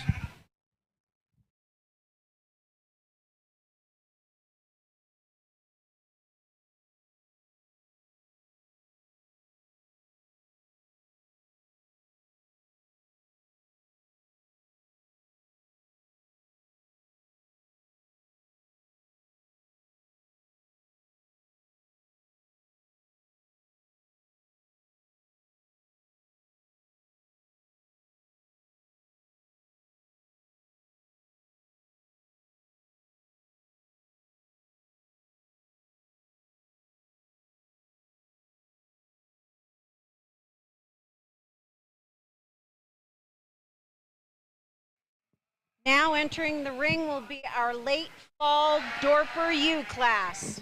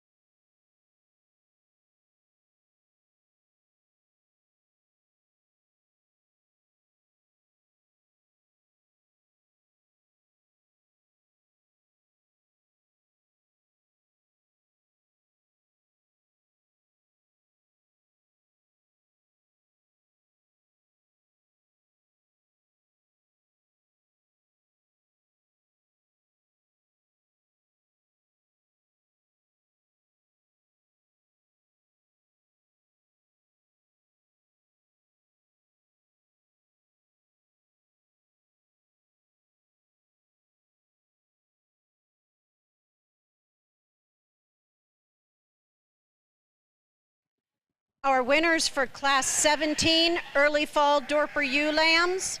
In first place, we have Jackson Garrett. Garrett Dorpers, 1143. In second place, Seth Snyder. Snyder Dorpers, 176. In third place, Sterling Ureta, SY Livestock, 2857. In fourth place, Charlie Taylor with Quarter Circle T, 2340.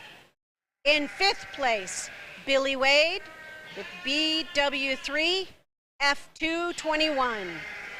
In sixth place, John Edwards, Eggs 799. In seventh place, Manger Farms 1496. In eighth place, Manger Farms again, Manger Farms 1507. In ninth place, we have Diane and Bill Moy with Holman 2387. And in 10th place, we have Jana Sandoval with San Juan Dorpers 242. Thank you for a nice class.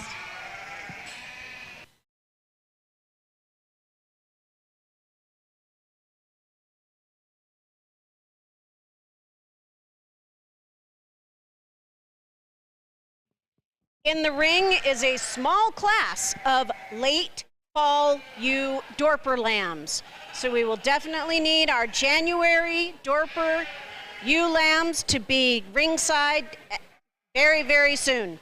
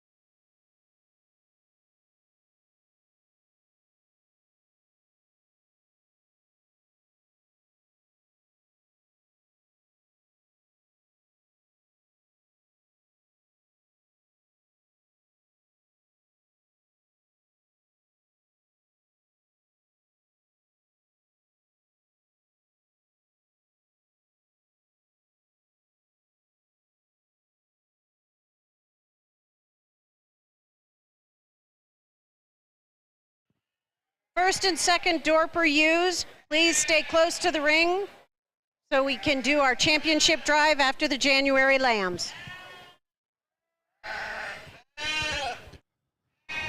All right, a really tough class, sort of really disappointing.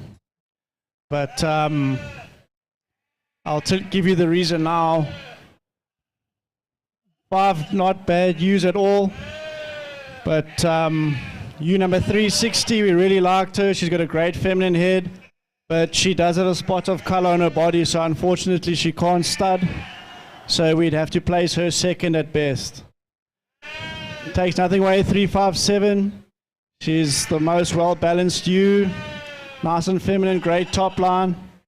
Ewe 358, brilliant head on her, nice feminine head and neck. We would have liked her a touch strong on her back legs. 359. Well-balanced ewe, really good top line. Would have liked a little bit more stretch on her head and neck. And then 359 would have liked her a little bit fuller. She's got really good length in the body. Nice top line. Would have liked it just a little bit more capacity on her.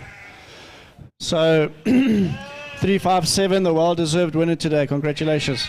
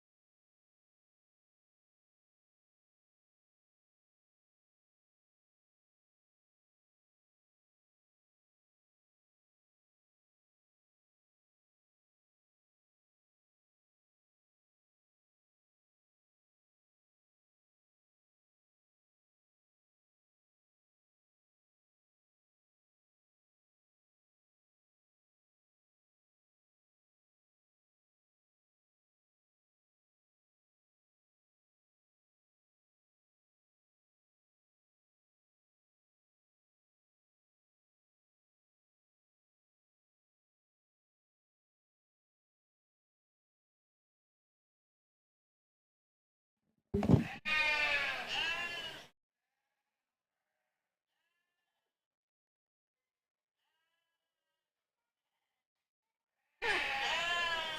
yeah.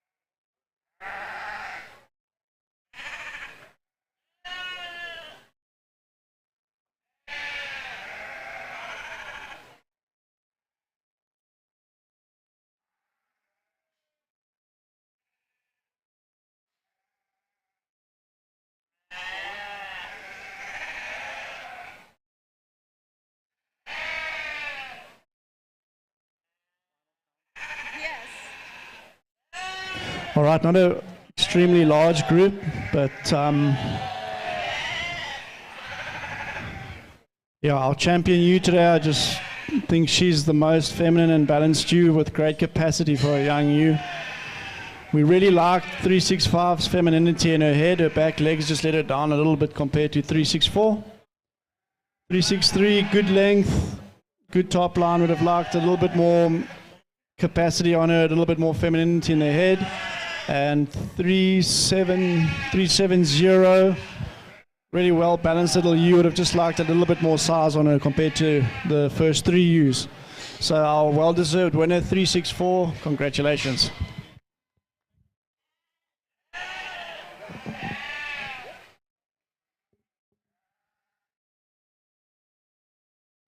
Now we'll be preparing for our Dorper Ewe Championship drive. All first and second place winners, please come to the ring. Class 19, January Dorper Ewe Lambs. In first place was Charlie Taylor with quarter circle T 2373. In second place was Centradel Farm LLC, Centradel Farm 0358. In third place, Justin and Jennifer Ransom, RR Dorpers North 2304. In fourth place, Preston Ferris, Feed My Sheep Ranch 315 PK. Thank you very much.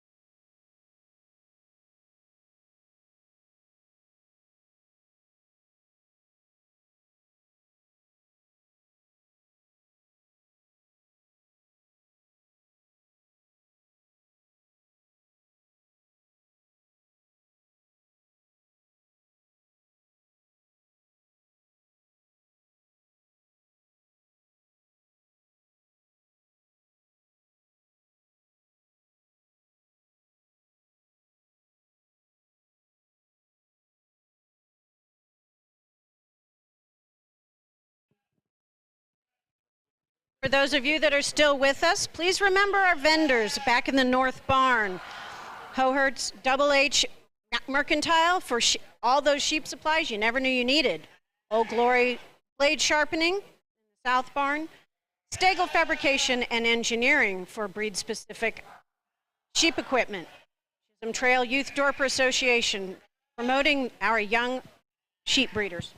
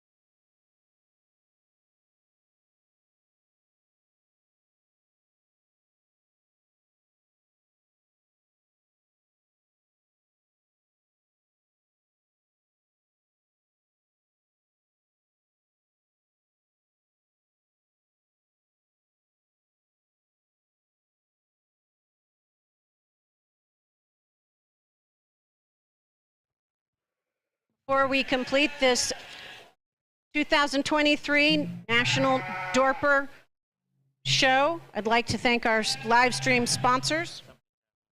Live stream sponsors, Sharon Holman Ranches, LP.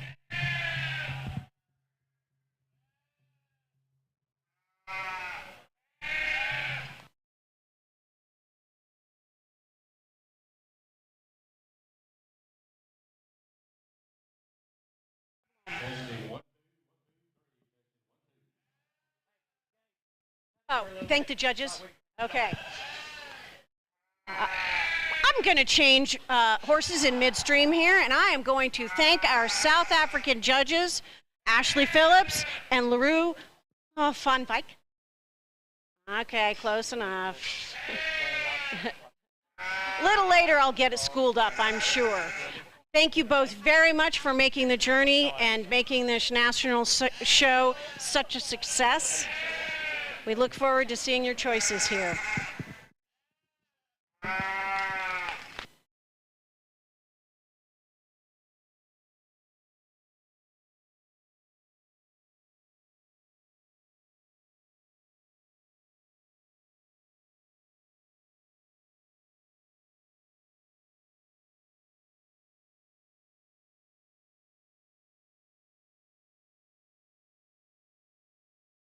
Now I'd like to thank our next important live stream sponsors. Sharon Holman Ranches LP, Espartee Livestock, Elmdale Dorpers, Dorper Nation, Ring Out Fungus Control, RR Dorpers, Show Me Classic Show, Yoski Sheep Feeds, and the Horhertz family. Thank you all very much. Thank you, exhibitors.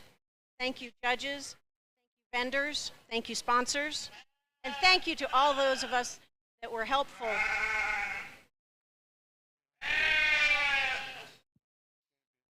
the show.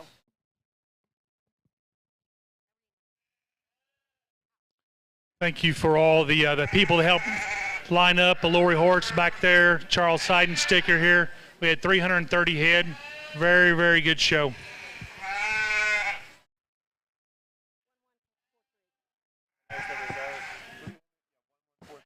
Who's champion? Who's reserve? And 340 was.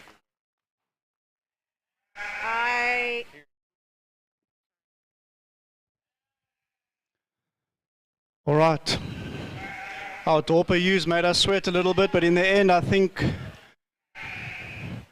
our junior Ewes, 330 and 334, just had a little bit extra compared to our older Ewes. Our older Ewes had really nice depth of body, but they had one or two things that weren't quite there what the younger Ewes had. I think the younger Ewes finish were really exceptional, really excellent top lines, real good depth in their hindquarters, nice and square on their legs, and their finishing is really nice and smooth. Something that our older Ewes didn't have. So congratulations to the two junior Ewes. 330 and 340, really evenly contested.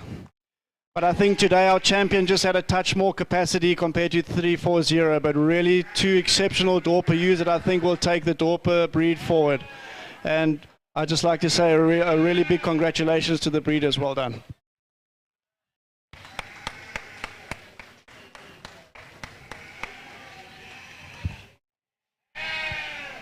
Well, let's thank LaRue and Ash for coming out and judging today. Awesome show that we had here. Congratulations to all of our winners. So it's time to kick off. I mean, you couldn't get any more perfect timing. We're going to kick off our second annual jamboree, and today on the menu is we've got a lot of Dorper lambs. So starting off, we've got Dorper lamb meatballs and spaghetti. Then we've got a taco station. We're going to have Dorper lamb tacos. We're going to have carnitas, and we also got a vegetarian option there. Then in the slider department, we've got Dorper lamb, and we also have beef sliders. And then we've got from the Fade Emporium, we've got Dorper lamb, jalapeno, and cheese sausage. So we want to, it's over here set up on the other side of the sale ring. We'll probably have about 3 or 4 minutes more setup. And then we've got Pottery Dorpers and Arnor Dorpers supplied a lot of our lamb for tonight. So want to thank them. And then probably in about 45 minutes or so, once we get a lot of people served through the line, we're going to have our back cover auction, and we're still debating everything there. But we may even sell the back cover for the catalog here at the Dorper sale in Duncan. So that might be something we might make a late minute addition on. So take your sheet back to your pen, get up here, and we'll start serving here in just a little bit. I still have this quality in room key, room 123. I'm thinking you're going to want to find this. It's up at the announcer's stand.